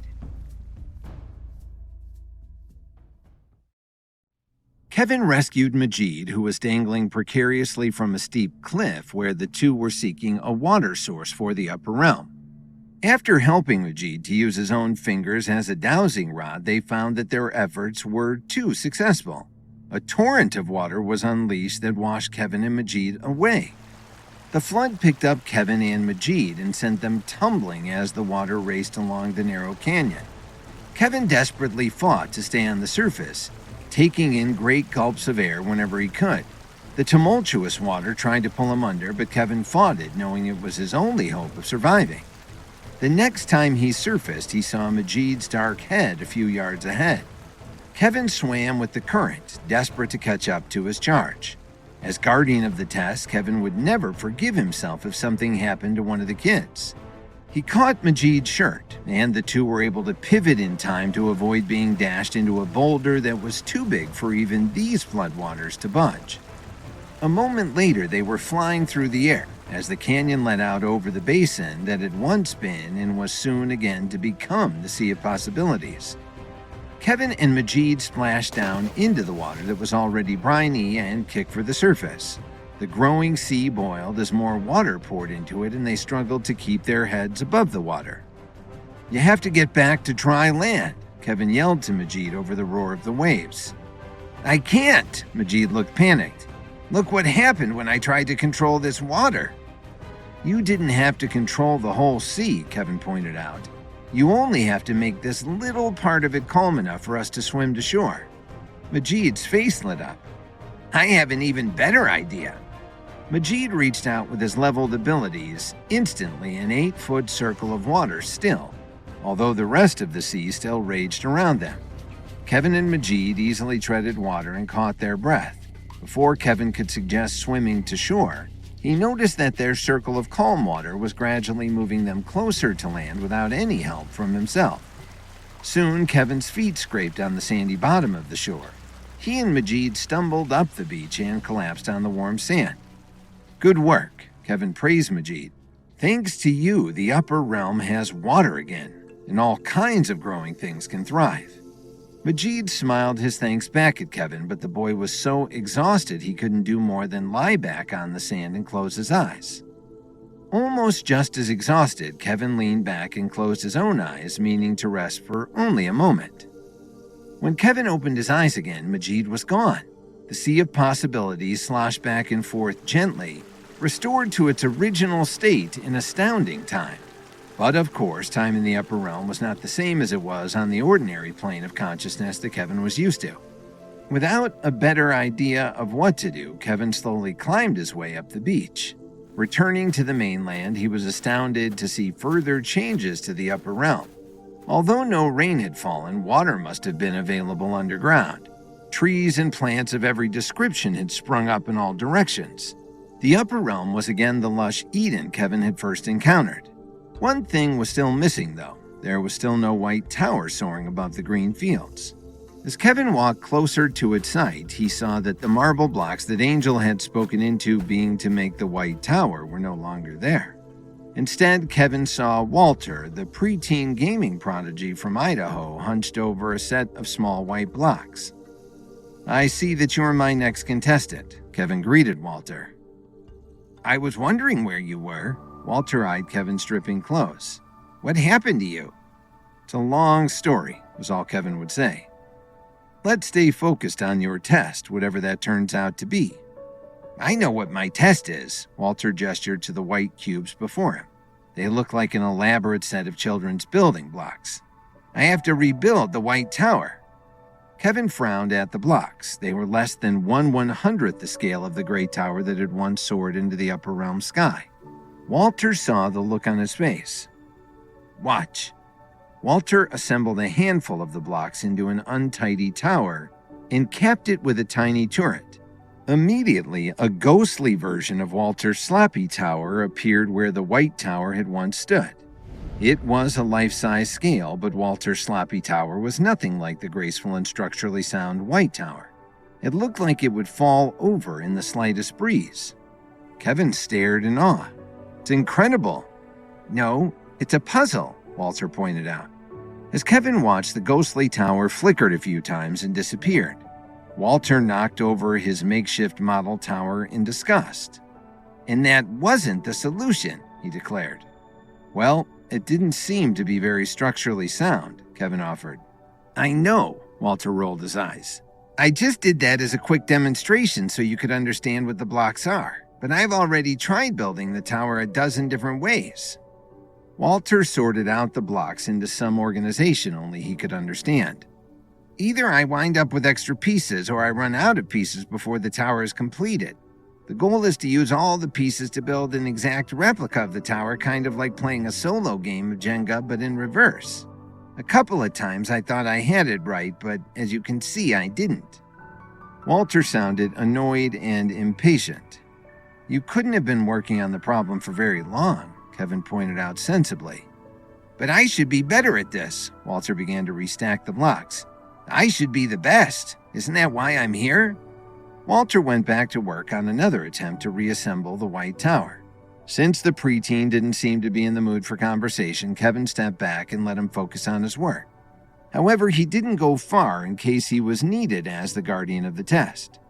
Again and again, the tower flickered into existence only to dim and disappear. Each time, Walter growled and grumbled under his breath, growing angrier and more frustrated with every attempt. Time moved on in the strange way it had in the upper realm. Walter got no closer to a solution. Finally, Kevin felt like he had to say something. "Walter, is there anything I can do to help you?" Walter jumped, startled. In his concentration, he had forgotten that Kevin was there at all. "What? No, of course not. Leave me alone. I'm trying to focus." After that, Walter gave himself a hard shake, took a deep breath, and rededicated himself to his task. He carefully tried again. Starting with the base, Walter checked and rechecked each piece, making sure each was in its correct place and perfectly positioned before adding the next one. The tower grew slowly but surely. It reminded Kevin of how he and other experts had rebuilt the real White Tower after it had fallen due to an earthquake, when Kevin had first come to the Upper Realm and found it in disarray, per Gwen Archer's presence. Kevin began to hope that Walter was finally solving the puzzle and completing his test. Apparently, so did Walter.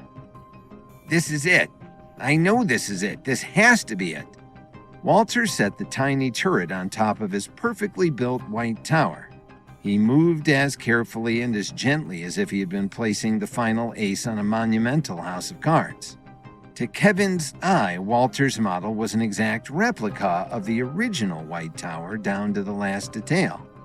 The full-sized White Tower appeared, as beautiful and as perfect as Walter's model. Walter smiled up at it, his shoulders relaxing with relief. I did it. I solved the puzzle. I beat this test. But as he and Kevin watched, the ghostly tower flickered and disappeared. Apparently, Walter had not actually solved the puzzle. Walter gaped in astonishment. This is stupid. Walter jumped up and kicked the blocks, sending them flying everywhere. This is hopeless. He kicked a few more blocks, scattering them in the grass. They're cheating again. There's no solution to this puzzle. I'm not going to do this anymore. Walter, the Upper Realm needs you. Kevin tried to calm the boy down. The Upper Realm can't exist without the White Tower. You have to pass this test. No, I don't, Walter declared, because I quit. Without another word, the boy turned and stomped away, abandoning his test. Kevin gaped after the boy. He had no idea how this would affect the rest of the competition for the next keeper of the White Tower. For all Kevin knew, this could even end the competition forever. After Kevin guided Majid to replenish the Upper Realm's water source and fill the Sea of Possibilities, Walter, the preteen gaming prodigy, had the task of rebuilding the White Tower using a set of building blocks, but gave up in frustration, putting the entire Upper Realm at risk. Kevin stared after Walter as the boy stomped away in frustration. The Upper Realm could not exist without the White Tower, although he had made that perfectly clear. Kevin had solved any number of puzzles and riddles throughout his adventures. He considered the white blocks and stacked them into a configuration that was similar to Walter's last try. He added the turret at the top of the tower and looked around. Each time Walter had completed a miniature tower and added the turret, a ghostly representation of the full-size tower appeared. But when Kevin completed the miniature, nothing happened. Clearly, Walter must be the one to complete the puzzle for the tower to be rebuilt. Kevin was not surprised. He was only the guardian of the test. He could help and advise, but each of the potential next keepers actually had to be the one to complete each challenge. Kevin took off searching in the direction that Walter had left, found the preteen sitting on a boulder overlooking the Sea of Possibilities. Walter spoke before Kevin even had a chance to open his mouth. You might as well send me home now, Kevin. I'm of no use here in the Upper Realm. Do you think my parents have rebuilt their homestead yet? Walter's parents were conspiracy theorists who were convinced the government wanted to kidnap their exceptionally gifted son and turn him into a weapon for international warfare. While the government had never come after Walter, Vincent Reeves had. Vincent's secluded valley assassins had attacked Walter's homestead, and Vincent had burned it to the ground before he went after Walter. Walter's parents had been happy to send their son with Kevin to the Upper Realm when they realized no one, not Vincent Reeves or the government, would be able to get him there. "Let's not consider you going home just yet," Kevin hedged. He felt that Walter was giving up far too soon. Why not? Walter demanded. I'm a big fat failure here. Or is this your way of telling me my parents don't want me back? Kevin's heart went out to the boy. Walter's parents had gone to extreme lengths to try to keep their son safe and obviously loved him, even if they didn't understand his extraordinary leveled abilities. "What would ever make you think your parents don't want you?" he asked in surprise. Why would they? No one does. You know my whole family didn't like me. Walter the weirdo, that's me. Walter's shoulders slumped. Kevin remembered how Walter's cousins had all reviled him, and after his parents moved them off the grid in Idaho, Walter hadn't had any chances to make real friends. His only IRL friend, as Walter put it, had been the noble old oak tree that had housed his high-tech treehouse.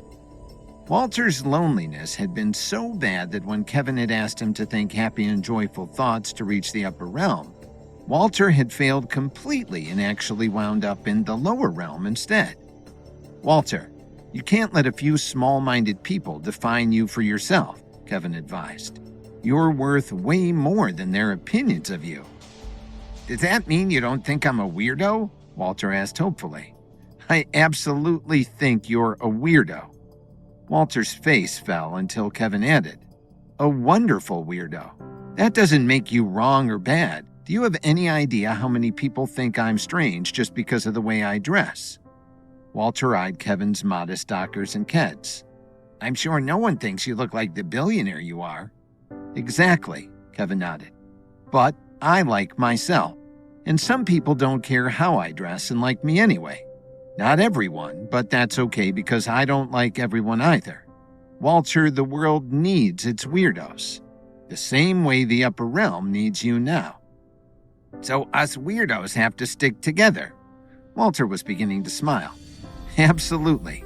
I'll be with you through all the tests, ready and willing to help you and advise you. Then Kevin added, but you have to remember to let me help you. You have to remember you're not still alone, Walter. I can do that, Walter nodded. Do you think it's too late to try to solve that building puzzle and restore the White Tower? Since you're still here, I'm sure it's not too late. Walter ran back to the White Tower building site. He threw himself on the ground and immediately got to work building the tower. He worked quickly but methodically and with absolute precision. Soon he had a perfect replica of the White Tower before him. This time, Kevin was sure it was exactly the same as the real one. Again, the ghostly full-size version flickered into existence and then flickered out. Kevin expected Walter to lose his temper again, but Walter only took a deep breath and scrubbed his hands through his hair. Okay, Kevin, that was absolutely my best effort, and now I'm out of ideas. Is there any help or advice you can give me? It was exactly the opening Kevin needed. He considered Walter's predicament. Kevin realized that in all the time he had watched Walter assemble the blocks for the White Tower, he had never once seen Walter glow with the signature blue light, which meant his leveled abilities were engaged. What do your levels tell you to do? Kevin asked. My levels? Walter echoed. You know, I never really thought about it. When I've used them before, I was already in a gaming flow state. They just kind of engaged themselves. I never had to do it consciously before. Might as well try now, Kevin advised. There's nothing to lose. Walter nodded in agreement. He closed his eyes and felt inside himself for his levels. He made such strange and funny faces while he did so that Kevin had to bite back a laugh, not wanting to hurt the boy's feelings. At last, a faint blue shimmer was detectable around Walter. His eyes popped open. I've got it. My level abilities tell me that I need to think outside the box. You mean to think outside the building blocks? Kevin couldn't resist quipping, hoping to keep the mood light. But Walter took him seriously. Yes, exactly. I've been so focused on getting all the building blocks in exactly the right place, there's something else I've been missing. Kevin, can you help me look around for some missing pieces? Sure. Do you think there's some part of the foundation or the walls that you've missed? No, Walter replied. I think I've missed an even more important part than that. The two of them hunted through the grass. Kevin's sharp eyes caught a flash of khaki among the green. He reached out and picked up a small figurine. I found one too. Walter held up another figure smaller than the one that Kevin had found. These are what I've been missing the whole time. Walter took the two figurines and held them up side by side. Kevin realized that one was a tiny miniature of himself, the other was of Walter.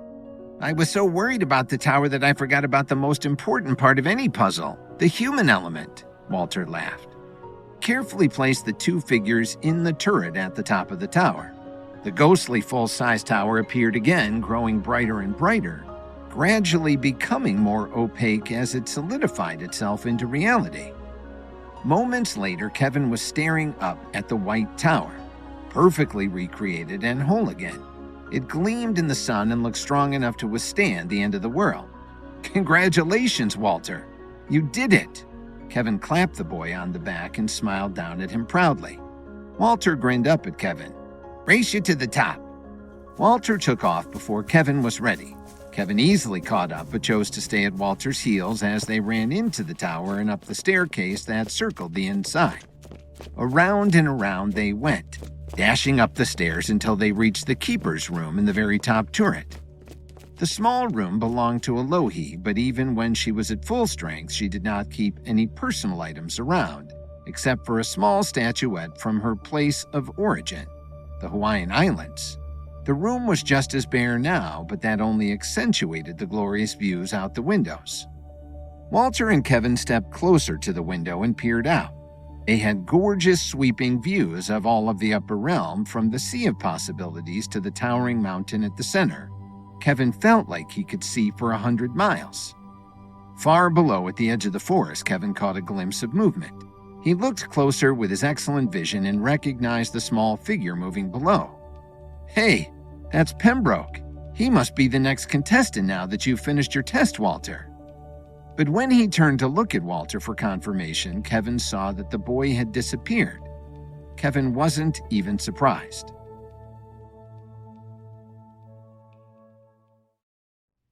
Kevin was able to shore up Walter's waning confidence and assure him that the world and the upper realm needed the talents of weirdos like themselves. After Walter taps into his levels, he is able to reconstruct the White Tower successfully before he disappears, and Kevin spots Pembroke, the next candidate to be tested, nearing. Kevin left the newly restored White Tower and made his way to the edge of the forest where Pembroke, the youngest of all the candidates at only 9 years old, stood. When Kevin had first met Pembroke, he had thought the candidate's leveled power was linked to his prowess at the game of chess. However, it turned out Pembroke Rindoller's true ability was as a relationship expert. His status as a chess phenom was only due to his overachieving, helicopter parents' drive to ensure their child was exceptional. As Kevin approached, he saw that Pembroke had a very concerned and worried look on his young face. Kevin had never seen Pembroke looking so distraught, not even when Pembroke's parents had been arguing viciously, or even when Vincent Reeves had poisoned the boy. "Pembroke, good to see you. I expect you're the next candidate to be tested," Kevin said cheerily, if for no other reason than to calm the clearly worried youngster. Pembroke nodded solemnly. "I expect so, Kevin, though I don't know what I could possibly do here if my levels are supposed to be involved." Kevin frowned. "What do you mean?" Pembroke gestured around them. The landscape was now lush and green, idyllic even. It was hard to believe anyone could look as unhappy as Pembroke did when there was so much natural beauty around them. "There's no one for me to help here," Pembroke wailed. "My abilities are all about healing relationships, bringing people together. But if there's no one to help, what good am I?" "Your value and worth are not only in your leveled abilities," Kevin assured him. "You are always valuable and worthy just as you are, Pembroke." Pembroke only shrugged and didn't look convinced. Kevin had an idea about how to restore the boy's confidence, but thought it might take a little play acting on Kevin's part for it to work. Kevin deliberately hung his head, copying Pembroke's posture. "I guess I know what you mean. I feel the same way about myself." "You do?" Pembroke blinked in surprise. "But you have so many extraordinary abilities, Kevin, and even without them, you are smart and kind and caring." "Yes, but I'm also supposed to be the guardian of the test," Kevin pointed out. "I'm supposed to guide and help you, but I don't even know what your next test might consist of. That means I'm useless here." "You are never useless," Pembroke declared confidently. "You don't have to have all of the answers all at once. Even if it takes you a while to figure out, the important thing is that you don't give up, and you don't lose faith in yourself." "That's very good advice," Kevin nodded. "Maybe you could take some of it for yourself, Pembroke." Pembroke looked surprised, and then he smiled. His little shoulders straightened, and he stood taller, reaching his full height of almost 4 feet. "Maybe I should." You're pretty good at this guardian of the test thing, aren't you, Kevin? I'm learning all the time, Kevin agreed. As for figuring out what your test will be, I think we can start with. Kevin was surprised. It sounds like the animals have returned to the upper realm. That's good. He explained to Pembroke that when he first arrived, there had literally been nothing there. Angel, the experimental novelist from Chicago, had to speak the upper realm into existence, and the following candidates continued to restore it to its present condition. But wolves shouldn't be howling like that in the daytime, Pembroke pointed out. Kevin was impressed. How did you know that? Wolves are social beings just like people. A lot of animals are. I enjoyed learning about them because it helped me in my relationship counseling. Kevin thought the howling wolves were most likely a clue as to what Pembroke's task might be. But before he could mention it, a giant gray wolf bounded out of the woods, followed by its packmates. Kevin stepped in front of Pembroke, pushing the boy behind him protectively. But the wolves dashed right by them. With his ability to communicate with animals, Kevin got a brief impression of fear and panic from them. Whoa, that was weird, Pembroke announced. Shh, listen. What is that? Pembroke wondered. Just then, a giant herd of elk burst from the trees and headed straight for them. This time, Kevin knew he had to act, or else little Pembroke would be trampled under all of those deadly hooves. Kevin snatched up the boy and sprinted ahead of the charging herd. He knew he could not outrun the long-legged animals without his levels, which Kevin no longer had. He saw a slight dip in the landscape, no more than a shallow ditch ahead. He threw himself in with Pembroke and covered the boy's body protectively with his own. They heard the elk thunder over them, leaping over the shallow ditch and leaving Kevin and Pembroke untouched. When the herd had passed, Pembroke and Kevin sat up. Now I know something has gone wrong, Pembroke declared. Elk chasing wolves is definitely not the natural order of things. Sounds like the animal relationships of the upper realm could use your expertise, Kevin advised. How am I supposed to do that? Pembroke wondered. I specialize in talk therapy and I can't talk to animals. Well, I guess I can talk to animals, he corrected himself. But they can't really understand me and I won't be able to understand them. But I can, Kevin offered. He explained his ability to communicate with animals and even a few carnivorous plants. Do you think if you acted as my interpreter, I could help the upper realm that way, Kevin? It's a place to start. Let's see if we can find those wolves and figure out what went wrong. They found the wolf pack hiding in a small clearing. The wolves were obviously exhausted and strung out. When Kevin and Pembroke entered, they barely looked up. Kevin had never seen a group of animals look so despondent. Kevin reached out to them with his mind. Fortunately, Kevin's ability to communicate with animals could be separated from his leveled abilities, as it was a skill gain during his vision quest in the Amazon. His levels heightened his skills, but were not crucial to Kevin being able to commune with fauna. From the wolves, he got an impression of disorganization and chaos. There was none of the typical hierarchy that he expected from a wolf pack. They don't seem to be able to work together, Kevin reported back to Pembroke. Nobody's in charge, so they don't have clear leadership to follow. I got a sense that they were very hungry and attacked the elk herd out of desperation, but they couldn't agree on which elk to attack and all went after separate targets. No wonder they didn't succeed, Pembroke scoffed. You don't have to be an expert at anything to know that a single wolf has no chance of bringing down a full-grown elk by themselves. If we can't help them work together as a pack, these wolves may starve to death. Kevin looked over the animals. They looked back with hope in their dog-like eyes. Tell them they need to choose a leader, or one of them needs to step up to take control even if it's just by force of will. That doesn't always work with humans, but it's the way of wolf packs. It's right and natural for them, Pembroke declared. Kevin passed on Pembroke's advice. The wolves got up and milled around a little. One would try to assert himself, pushing or nipping at the others, but they were often ignored, and the wolf gave up too easily. After 15 minutes, the pack again flopped down despondently. What are they saying now, Kevin? Pembroke looked over the wolves with concern in his eyes. Kevin reached back out to the wolves and got a jumbled sense of their state, but it was difficult to put into words. Kevin had often communicated with animals, gathering information or giving orders, but that was straightforward. This situation called for a more subtle set of skills. Kevin was sure he could develop the skills in time, but he also knew that this was Pembroke's test.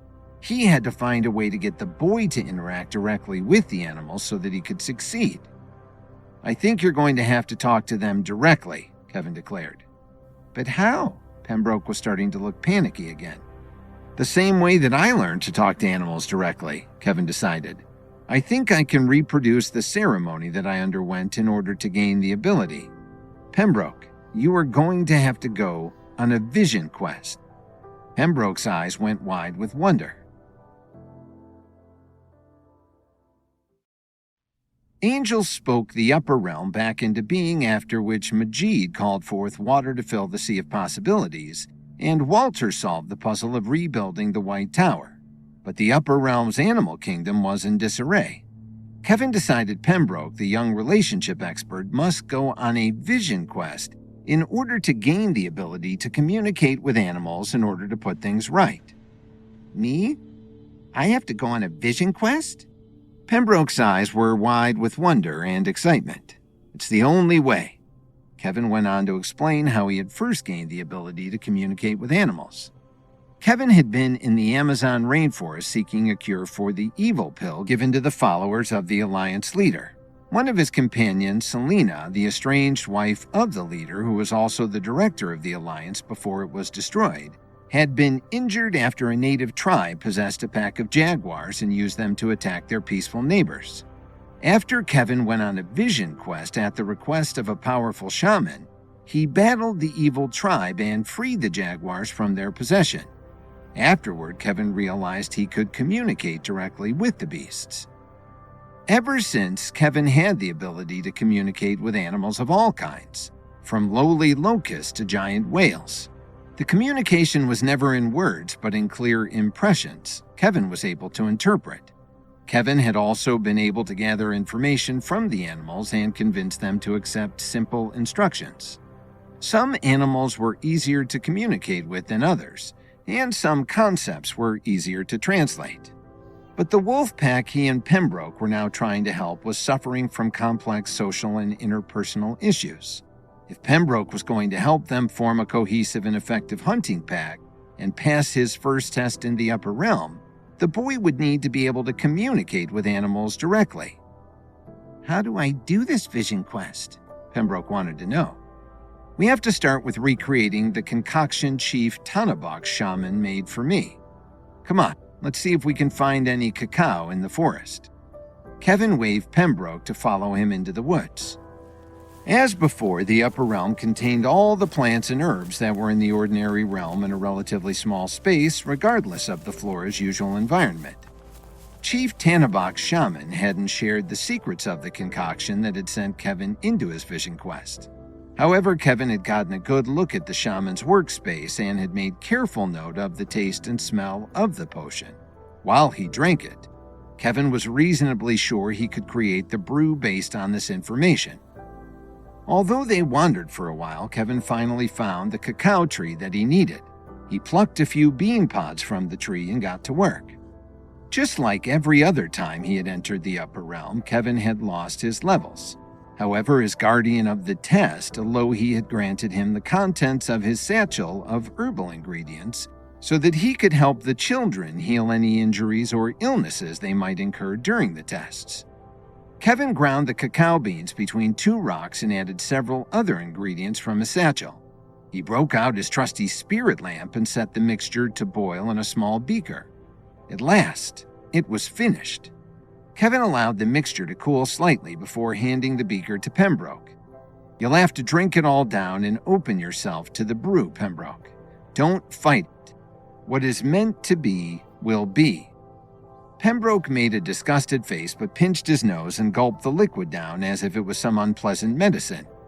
The first thing he felt was a tingling sensation in his throat. "How long does it take to kick in?" Pembroke asked. Kevin smiled, feeling very much like the shaman who had introduced him to the concoction. "Your spirit journey has already begun. Don't be scared, Pembroke. Remember, it's only a dream." Kevin sat beside the boy for an hour. Pembroke twisted and muttered in his sleep. Several times he cried out in fear or sadness. Kevin felt for him. Pembroke was only 9 years old and small for his age. It was easy for Kevin to feel protective, but he also knew that this was a journey Pembroke had to do on his own if he was to reap the benefits of communicating with animals. At the end of the hour, Pembroke gave a deep gasp and opened his eyes. He looked around, blinking. Kevin looked at the boy with concern. "I heard you murmuring in your sleep. Sounds like you've faced many demons." Pembroke frowned.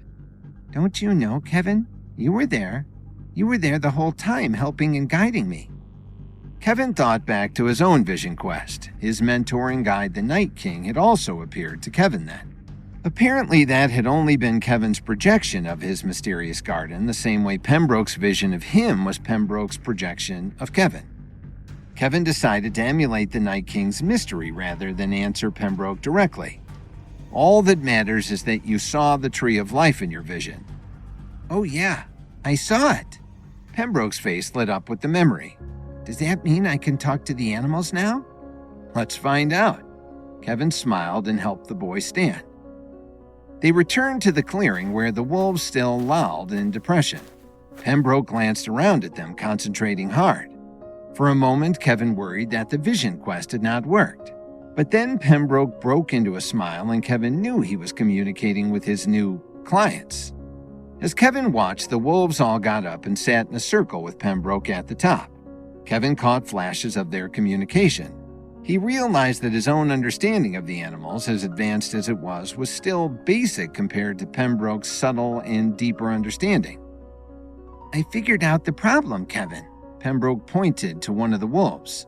It wasn't the largest or the most vicious looking, but Kevin saw that it had far more intelligence in its eyes than any of the others. "This wolf here is the natural leader of the group," Pembroke explained, "but he just lacked the confidence to take control." The leader threw back his head and let out a howl. A few of the other wolves joined in automatically. Several others turned their heads away or growled. Immediately, the leader pounced on them, nipping at their ears and paws. The more unruly members of the pack joined in the group's howl session after that. The leader went up to Pembroke, who was sitting on the ground. The wolf was nearly as big as the boy. Pembroke showed no fear as it got very close, and then the wolf licked Pembroke's face, making the boy giggle. Then, with one more howl, the leader ran off into the woods with his pack on his heels. "That was awesome!" Pembroke jumped to his feet. "I want to see what other animals need my help." Kevin and Pembroke spent several hours roaming the upper realm looking for any animals in need of Pembroke's help. They found a hive of bees in complete disorder. Instead of being a pleasant hum, the buzzing was discordant and off-key. Furthermore, their hive was a mess of misshapen honeycomb, none of it in the neat hexagons healthy bees created. Pembroke coaxed the bees into cooperation, solving minor squabbles between different factions of worker and drone bees. Their queen had gone missing, so Pembroke and Kevin went in search of her and found her being held hostage by a rival hive of wasps. After intense negotiations and a division of territory, Pembroke broke a treaty between the two hives, and the queen was returned to her home. The bees insisted that Pembroke and Kevin sample some of their excellent honey before leaving. Pembroke healed a misunderstanding between a hippopotamus and the oxpecker bird that usually helped keep it groomed and free of parasites. He convinced an overwhelmed Mother Ewe to accept the help of her flock after the difficult birth of rare lamb triplets. Pembroke's final client was a black bear who refused to leave its cave because it had developed a bad case of agoraphobia after a tree branch had fallen on its head randomly. At last, there seemed to be no more animals that needed Pembroke's help. Yet, Pembroke didn't disappear the way the other candidates had when their tests were complete. "We haven't checked that grove of bamboo we passed a while back," Kevin said when they seemed to have run out of ideas. They pushed their way into the dense thicket only to find a large clearing of shorn bamboo in the middle. A healthy female panda sat chewing contentedly among a wreckage of bamboo shoots and leaves. As he'd followed Pembroke around, Kevin had gained a more nuanced understanding of the animals he communicated with. He had no trouble following along as Pembroke politely asked the female panda how she was doing. The female responded that she was well, thank you for asking, but there was another panda on the opposite side of the clearing who could maybe use some help. Kevin and Pembroke trooped over. Pembroke gasped as soon as he saw the male panda curled up in a listless ball. He obviously hadn't been eating and was skin and bones. Little Pembroke blinked back tears. "Have you ever seen anything sadder than a skinny panda, Kevin?" Kevin decided Pembroke, the youngest and meekest of the contestants to be the new keeper of the White Tower in the Upper Realm, needed to gain the ability to communicate with animals via a vision quest. Pembroke was able to heal many animal relationships until they came to his most disturbing case, a skinny panda. Kevin had to agree with Pembroke. There were few sights sadder than a skinny panda. The male was curled into a tight ball, the picture of misery. His bones poked up under his fur, which was dusty and discolored. The black was a washed-out gray, and the white was yellowed. All around the panda, within easy reach, were tender new bamboo shoots, a panda's favorite and primary sustenance. Kevin felt Pembroke reach out to the male panda with his mind, gently probing and asking what the panda's trouble was. The panda immediately sat up and glared across the clearing at the healthy female panda still contentedly munching on a few shoots. "It's all her fault." Pembroke and Kevin picked up from the panda's thoughts. Sometimes the impressions and communications Kevin picked up from animals were vague, but this panda's resentment came through loud and clear. Pembroke asked for more information and learned that the female panda had ended her relationship with the male, as the male put it. "No good reason at all." For now, these were the only two pandas in the entire Upper Realm, and the male now felt rejected and isolated. You didn't have to have Pembroke's relationship savvy to know that nobody, not even pandas, ended relationships for no good reason. But no matter how Pembroke asked the question, he could get no better sense of what had happened from the male. Stymied, Kevin and Pembroke encouraged the panda to at least take a few bites of bamboo to sustain him while they consulted with each other. "This is terrible," Pembroke moaned. "I'm really worried that the panda will let himself waste away if he doesn't start eating again." Kevin nodded. Panda's diet is almost solely vegetarian. They mostly eat bamboo roots, stems, shoots, and leaves, but they're of low nutritional value. Also, pandas don't have the most efficient digestive system. Between the two factors, they have to spend up to 16 hours a day foraging and eating. Pembroke looked around the large bamboo grove. Already quick growing, they could see new shoots sprouting up everywhere. "Getting food isn't the panda's problem. He's surrounded by food here and it doesn't seem likely to run out. He's just not motivated to eat." Pembroke thought some more. "Pandas are notoriously difficult to keep in captivity." Suddenly, the 9-year-old blushed, his ears turning scarlet. "Especially if you want them to, have babies." "But also not a problem here," Kevin pointed out. "The Upper Realm may be smaller than our world in some ways, but it's infinitely expansive in others. The pandas aren't under any kind of duress." Pembroke nodded.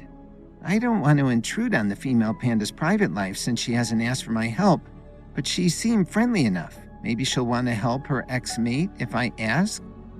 Kevin nodded, approving of the plan. If this was a matter of survival, Pembroke was right to bend his ethical principles. Pembroke returned to the female panda, who continued to munch away at her bamboo contentedly. Pembroke communicated that he was concerned for the male panda's health, especially if he didn't resume eating. The female panda agreed that she was concerned too. Pembroke gently asked if she'd be willing to shed some light on the male's situation and what had happened to cause her to end their relationship. At last, the female rolled her eyes and put down the shoot she was chewing. Kevin had trouble getting all the intricacies of what she communicated to Pembroke, but the boy nodded as if he understood completely. "Kevin, I'm going to put her thoughts into human words so you can follow along," Pembroke offered. The female panda had said, "I didn't break up with my ex-mate, as he said, for no reason. I had a very good reason. He told me he didn't want to have cubs with me. What kind of mate doesn't want to have cubs? That's the whole point of having a mate when you get right down to it." Pembroke looked embarrassed again and coughed discreetly. pointed out that there were other reasons to have a mate, like companionship, mutual aid, and physical pleasure. The female didn't entirely agree, but went on to point out that she still wanted to be friends with her ex. After all, we were the only two pandas in the upper realm, she communicated. It wasn't like I tried to kick him out of the bamboo grove or swore I'd never speak to him again. I just wasn't going to pretend he was my mate anymore. Pembroke nodded wisely. Long-term life goals are important to any couple, whether that's children, property ownership, or any number of other things. Exactly, the female panda said as she chomped a bamboo decisively.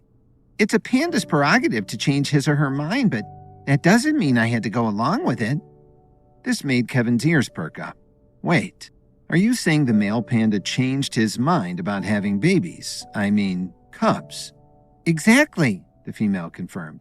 At first, he was even more eager to have cubs than I was. We weren't exactly a couple of bonobos, but we definitely beat the panda average. We even...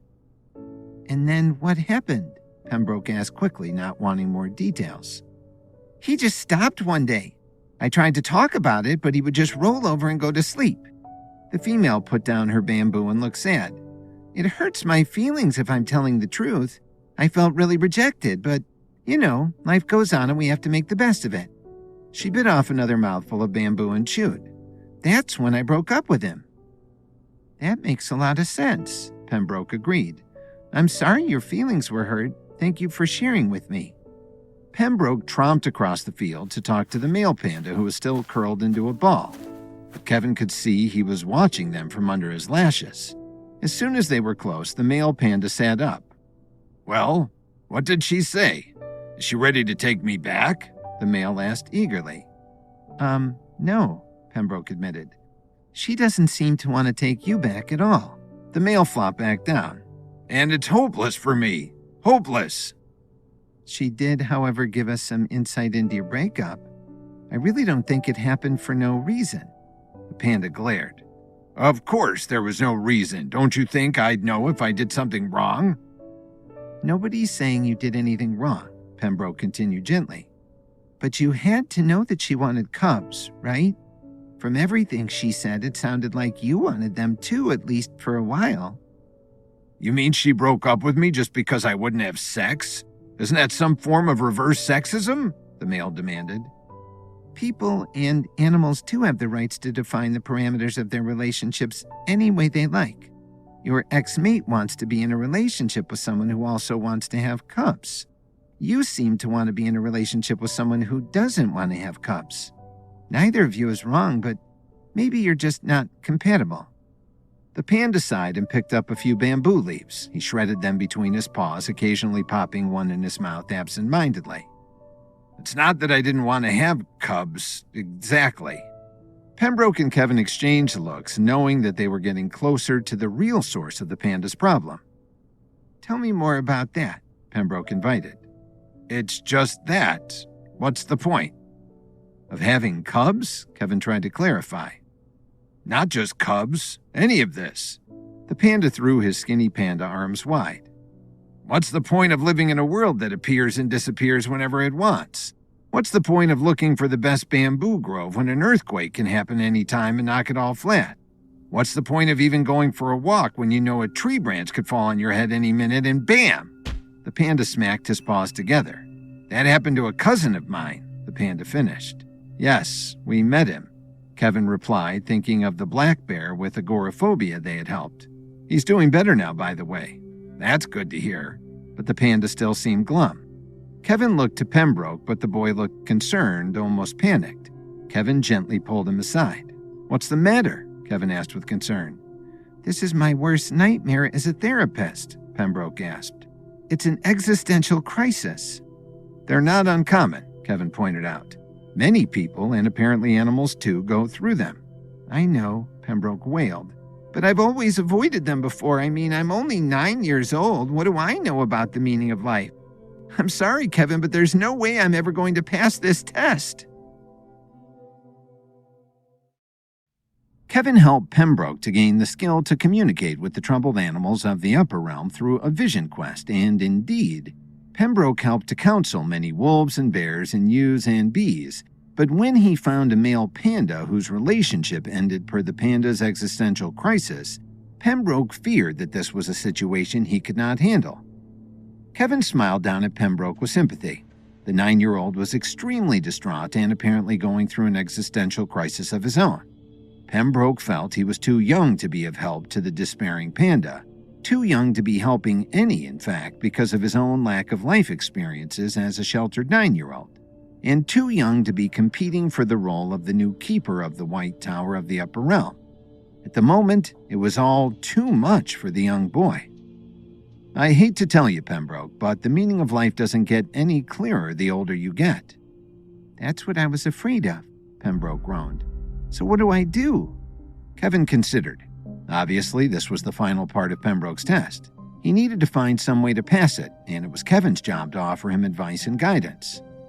The first step to resolving any crisis is to take the time to sit with your feelings and not fight them, he advised. Why not start there? Pembroke didn't look convinced, but sat in the middle of the bamboo grove and closed his eyes. Everything was quiet except for the sound of the female panda chewing her bamboo. Finally, Pembroke exhaled and opened his eyes. Thanks, Kevin. I think I know what I need to do now. He went back to the male. Excuse me, but would you be willing to share some of what you're feeling with your ex-mate? The panda immediately shook his head. She'd never understand what I'm going through. Look at her. She never misses a bite. She just keeps on eating and sleeping like she never had a gloomy thought cross her mind. It's infuriating. Doesn't she see what's going on around her?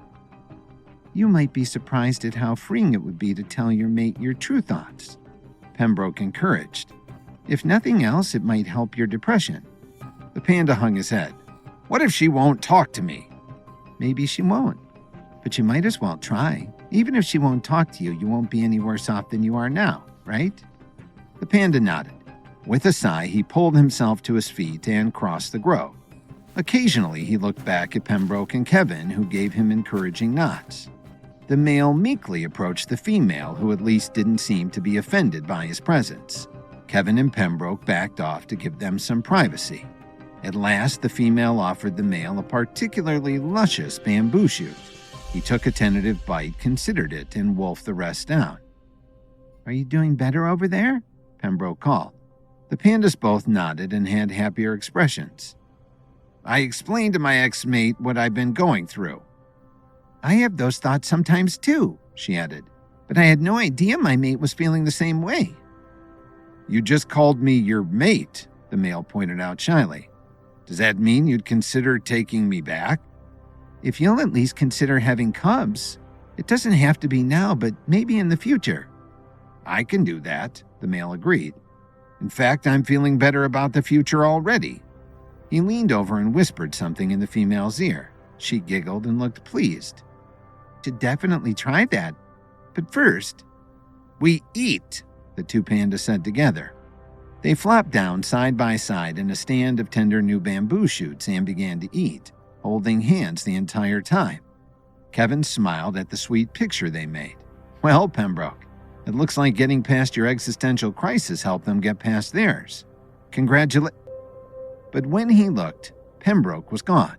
Kevin smiled, knowing Pembroke had passed his test. Kevin left the bamboo grove. 4 of the candidates to be the next keeper of the White Tower had already passed their first tests. Angel, Majid, Walter, and Pembroke. There were 3 candidates left, the warrior Pamela, the politician Evita, and the psychic Nestor. Although he was the guardian of the test, Kevin had received almost no instructions regarding the process. He had no idea which candidate would appear to him next. Kevin decided to return to the White Tower. It seemed like the most likely place for the next candidate to head if he or she didn't happen to appear at Kevin's side as a few of the others had. As Kevin approached the White Tower, he saw a figure at its base. It was Nestor, the 14-year-old boy who had been mistakenly committed to an asylum when people assumed his visions were actually a symptom of insanity. Nestor! Kevin called and waved, but the boy didn't move. Kevin hurried forward, concerned. Nestor was curled into a ball and quietly sobbing. Kevin knelt beside him and laid a gentle hand on the boy's shoulder. Nestor, what is it? What's wrong? Kevin said consolingly. Nestor jerked, startled. But his sobs went on uninterrupted. Kevin, it's you, he hiccuped. Yes, and I'm here to help you. I'm the guardian of the test, remember? What happened? Are you hurt? Nestor shook his head. I'm not hurt, but the visions, all my visions are back, and they're terrible. So very, very terrible. Oh no, here they come again. Nestor threw back his head, his eyes rolled back into his skull, and he howled in misery and terror. Kevin tried everything he could to try to comfort the boy, but it was like Nestor was unaware of Kevin's presence. Kevin knew he had to help Nestor stop his visions. If this continued, the boy would really go mad from the stress and the strain they put on him. Just like every other time he had entered the upper realm, Kevin had lost his levels. However, as guardian of the test, Elohi had granted him the contents of his satchel of herbal ingredients so that he could help the children heal any injuries or illnesses that might affect them as they battled their way through their tests.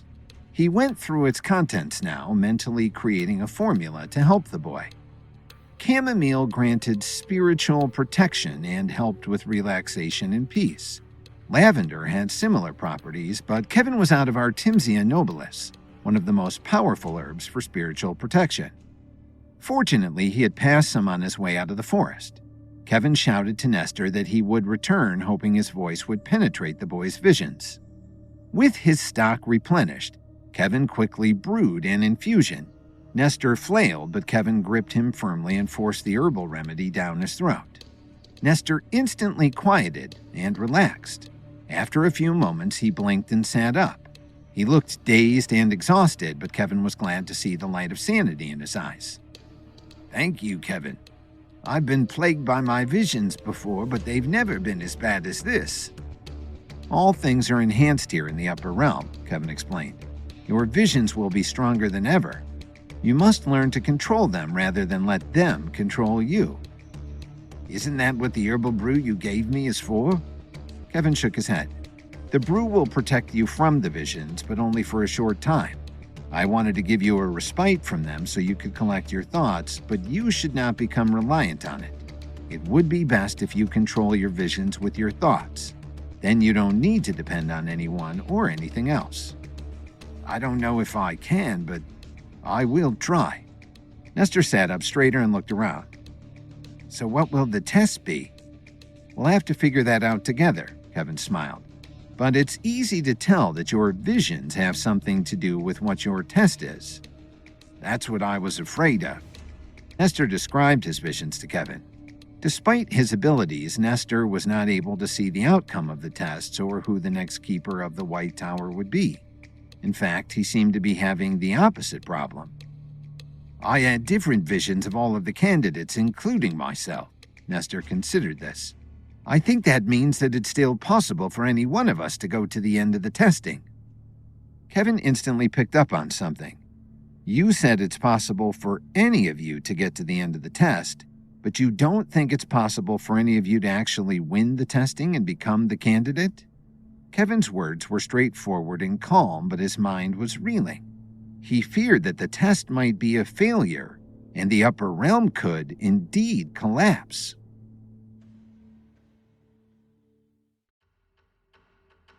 Kevin sought out the next contestant and found Nestor at the base of the White Tower having his own crisis.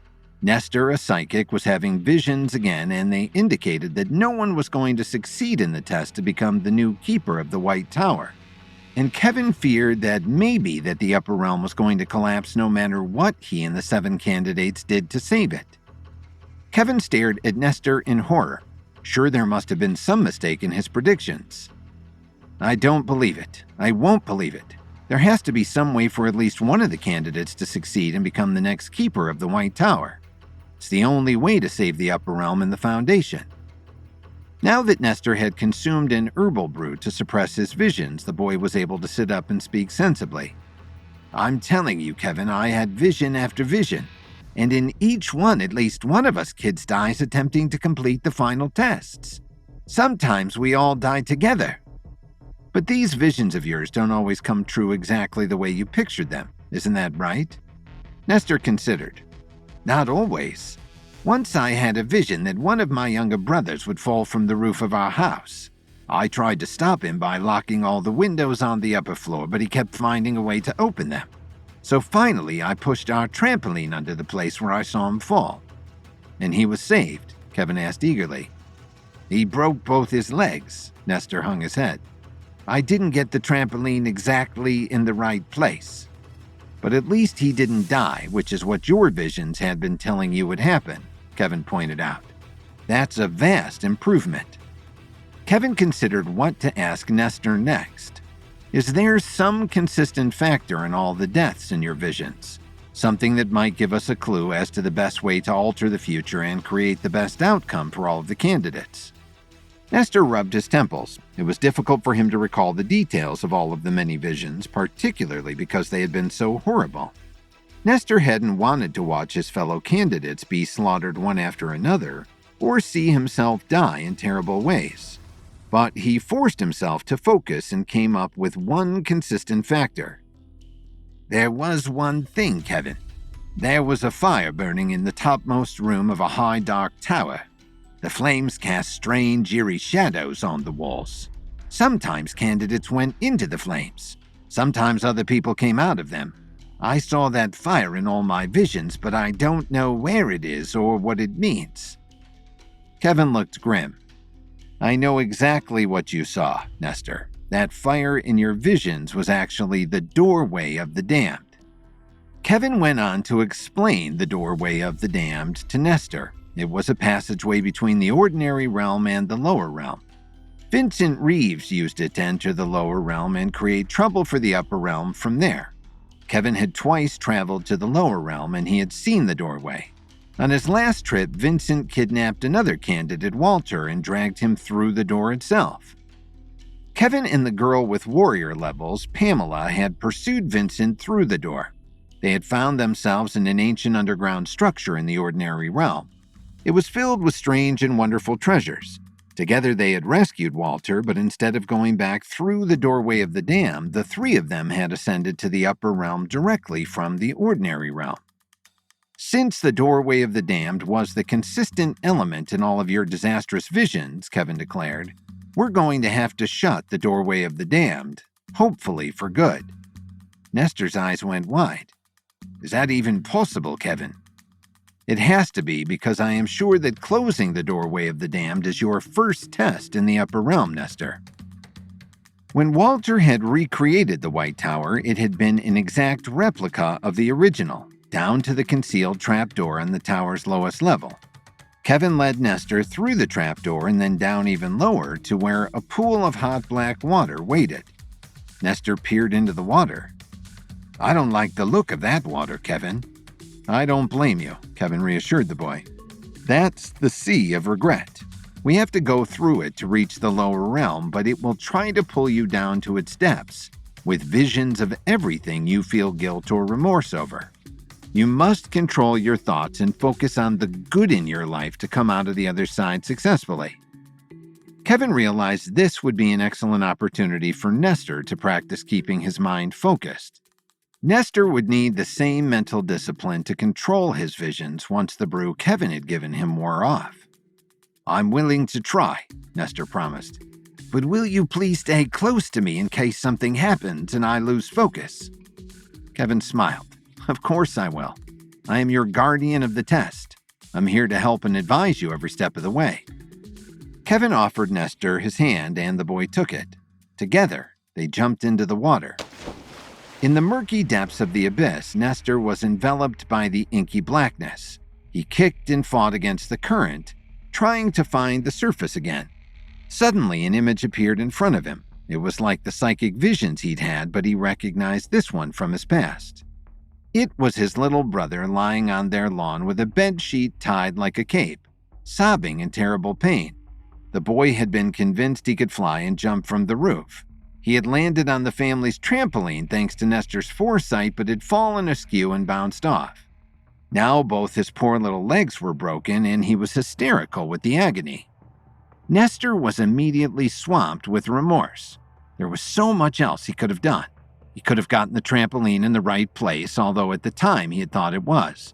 He could have warned his parents, although they almost never listened to him, thinking he was at least half mad.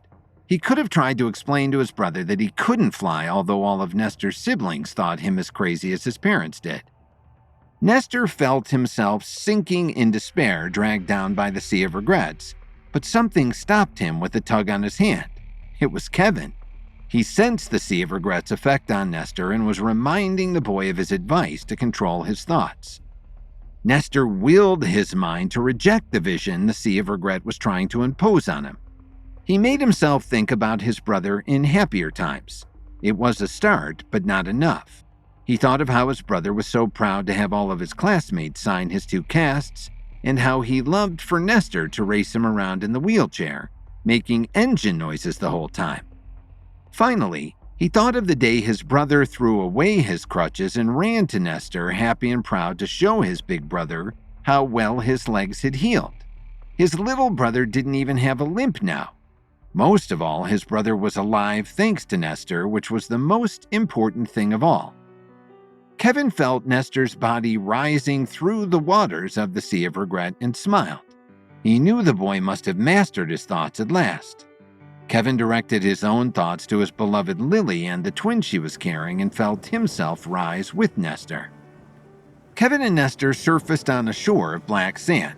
Kevin expected Nestor to be distraught after the harrowing swim through the black waters, but to his surprise, Nestor was grinning. "I did it! I took your advice, Kevin, and controlled my thoughts. And it worked." "I knew you could," Kevin grinned back. "And we made it. This is the lower realm." They looked around. As before, the lower realm stood in stark contrast to the celestial beauty of the restored upper realm. Vibrant and glowing nature was replaced by a desolate, dark expanse where life appeared to have withered away under the oppressive heat. The air was heavy, carrying an ominous weight that permeated everything. "Not a cheerful place, is it?" Nestor frowned. "Let's find this doorway of the dam, shut it, and get out of here, Kevin." Kevin couldn't agree more. The doorway of the damned is at the top of the Dark Tower at the center of the lower realm. The Dark Tower is a mirror to the White One in the upper realm. I know the way from my last visits here. It shouldn't take us long to get there. The 2 of them stood and wrung out their clothes. They were just starting out when Nestor suddenly grabbed his head and moaned.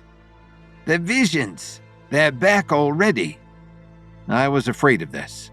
Our trip through the Sea of Regret neutralized the brew I gave you to block your premonitions. You're going to have to control this one with your thoughts, the way we talked about. Kevin waited patiently as Nestor fought his internal battle. Kevin wished he could take the pain and struggle from the boy who was only 14. But there was no time to brew another potion, and Kevin knew Nestor would have to learn mental control at some point. At last, Nestor relaxed and straightened. "I did it! I controlled the vision. I didn't allow it to overwhelm me."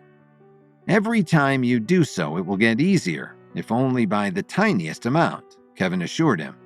"What was your vision?" Nestor's eyes went wide. "It was of the doorway of the damned. Hordes of assassins were coming through to stop us. Kevin, we have to hurry. It might be too late already." When Nestor arrived to be tested, he was overwhelmed by psychic visions of disaster and believed the upper realm was doomed to fail. To prevent his visions from coming true, Kevin and Nestor traveled to the lower realm to close the doorway of the damned. Kevin and Nestor dashed through the lower realm's desolate, dark wasteland where all life had withered away under the searing heat. The air was heavy, carrying an ominous weight that made it difficult to breathe. The very air in the realm could scorch the lungs of those who took it in too quickly and too deeply. Nestor wasn't sure if it was already too late to stop the hordes of assassins that intended to come through the doorway of the damned between the ordinary realm and the lower one. The boy's control over his psychic visions was improving, but he still had a long way to go to mastery. So he and Kevin pushed themselves faster, unwilling to give up while there was still a glimmer of hope to stop the invasion. They crested a rise. In the distance, a blackened structure rose into the sky like a rotting finger. At the top, a single flame could be seen. "That's it," Kevin pointed. "That's the Dark Tower." Kevin and Nestor reached the Dark Tower and raced up it. Kevin helped the tiring Nestor haul himself up the last few flights of stairs. They stepped into the room at the top of the Dark Tower. Just as when Kevin was last in the lower realm saving Walter from Vincent Reeves's clutches, the red flame burning in the center of the tower flickered and danced, casting eerie shadows on the walls. The room had several high windows and a vaulted ceiling with deep stone support beams. Nestor looked around wildly. Where's the doorway of the damned? There were no doorways other than the one he and Kevin had entered by. He tried to maintain his calm, but he was worried that despite Kevin's assurances, his visions were going astray. He was losing trust in his own ability to see into the future. That's the doorway, Kevin pointed at the flames. Didn't you say you saw assassins coming through it in your vision? Nestor shook his head. I just knew they were coming through. My visions aren't always, visual. Sometimes I get images, or sometimes it's just a sense of knowing. The way you sometimes know things in dreams. Kevin nodded to show he understood. In his private thoughts, Kevin knew that Nestor would not only need to control his visions, but also refine them so that the information he gleaned from them would be more useful. But for now, they had to focus on closing the doorway of the dam before it was too late. Kevin stared into the flames. As if he was having a vision of his own, he saw faint outlines of Secluded Valley assassins on the other side of the fire in the mysterious stone structure in the ordinary realm. The assassins were lined up in row upon row, neatly organized and ready to invade. We're not too late, Kevin assured Nestor. I see the assassins still on the other side. We need to close the doorway of the damned now. How? Nestor asked. It's just a bunch of flames. How do you shut a doorway that doesn't have a door? It's like some riddle or brain teaser. Kevin had a few ideas of his own, but this was Nestor's test. As guardian of the test, Kevin was only there to guide and advise, but not hand over answers directly. Think about the clues in your visions, Nestor, Kevin counseled the team. He could see that Nestor wanted to protest, maybe even tell Kevin that his visions were useless. But Nestor showed the courage and tenacity any keeper of the White Tower would need. He closed his eyes and tried to focus. I'm trying to call up a vision. Kevin knew that Nestor was only speaking aloud to talk himself through his visions and to find the answer he needed, so Kevin stayed quiet. I'm calling up a vision of the doorway of the damned when it has been closed. Nestor's forehead wrinkled and he shook his head. But all I'm getting is blackness, complete and utter darkness. I don't think my visions are working, Kevin. But what if they are? Kevin willed the boy to reach the same conclusion that he already had.